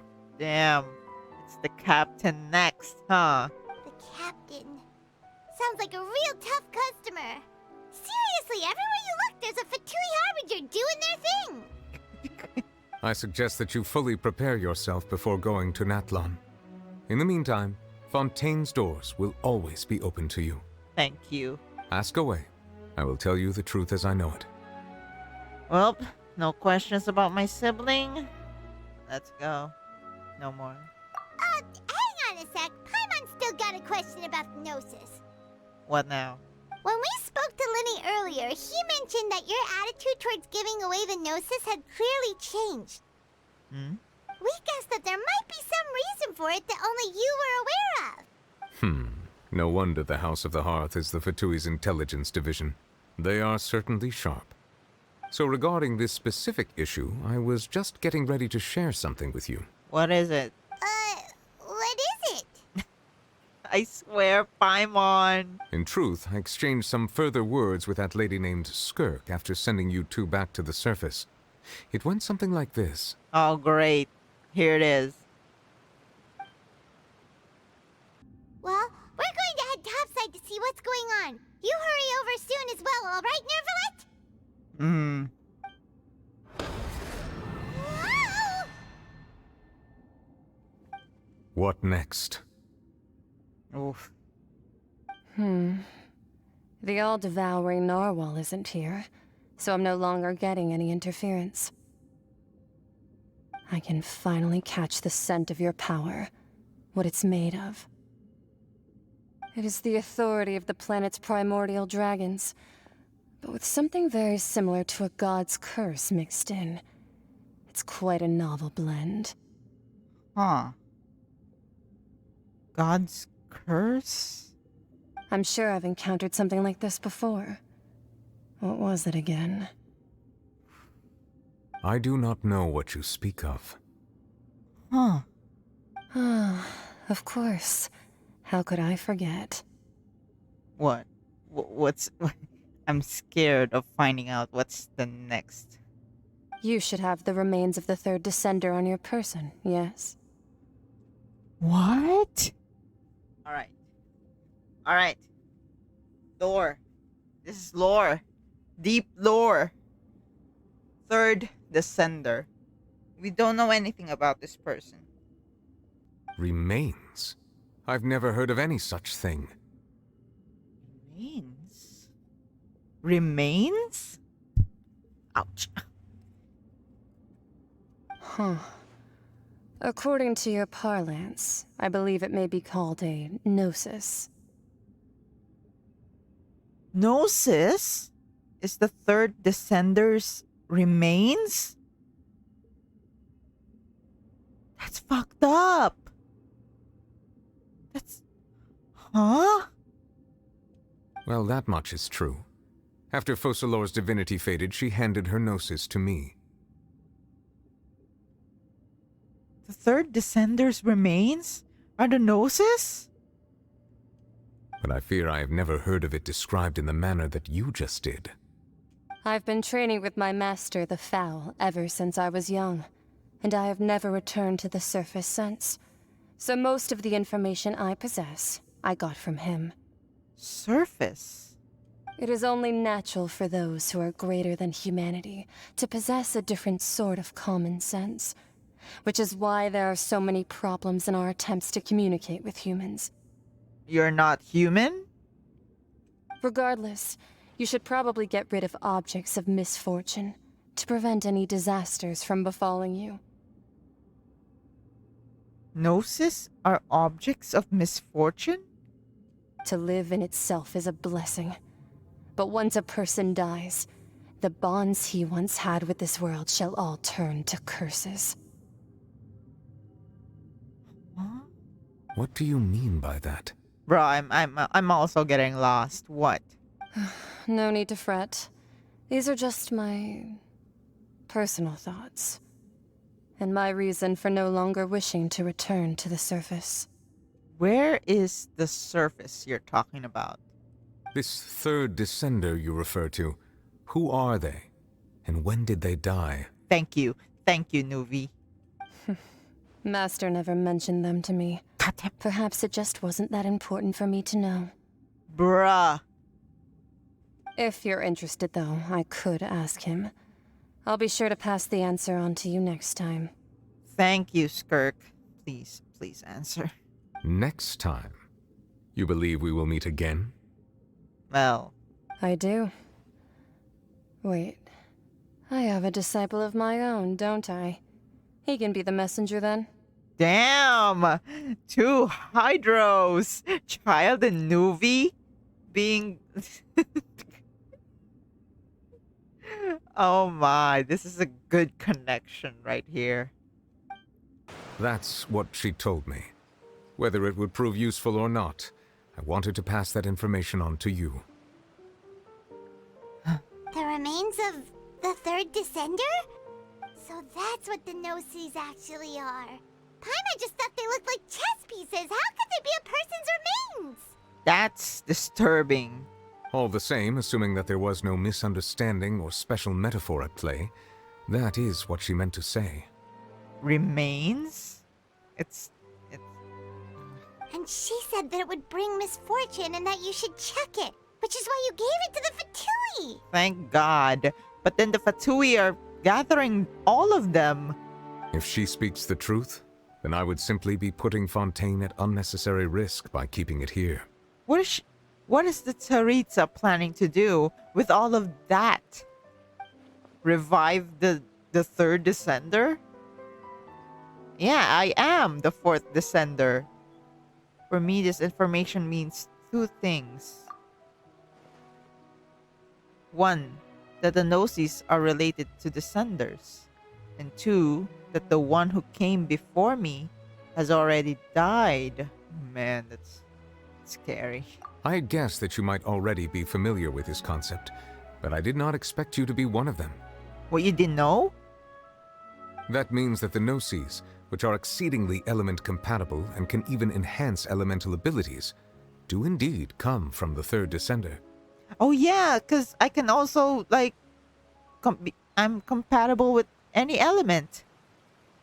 Enhance elemental abilities. Huh. Oh my god, that's scary. I wonder. Does your body also possess similar properties? Oh my god, that's scary. Please, please. No, don't experiment me. Like being able to use elemental powers without a vision. That does sort of count as special compatibility, right? Yeah. No, let's not think about this stuff right now. It just feels creepy. Huh. Comparing the Traveler to the dead third descender and all. Aww, Paimon's worried. Don't worry, Paimon. I won't die so easily. That's what you say, but this topic still feels like bad luck. Oh no, she's becoming more scared. Oh no, this is gonna make her even more paranoid now. Once Child recovers, let's get some more answers out of him. Or go look for his master and get the answers that way. Yep. I too believe it unwise to make too many blind guesses when information is lacking. The same is true of being at court. Yep. We need a lot more evidence. Until then, it's just speculations. Hypothesis. Alright.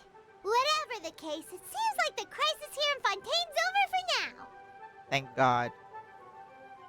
Yes. All of Focalors' efforts were for this moment as well. It all paid off. Oh. But she sacrificed herself in the end as a god, and she suffered through all those years as a human. Was that really what she wanted? I suppose that would be the mystery of a god's will. Can you understand the will of the gods? I suspect not. But once in a while, I too would guess that if wishes were like the clouds in the sky, they will one day return to the earth as raindrops. Aww. Life flows like water, and rain is the final answer. The water levels may sometimes tilt one way or another, but the rain falls fairly upon all. And what, ultimately, is the difference between the rains that fall upon all of us?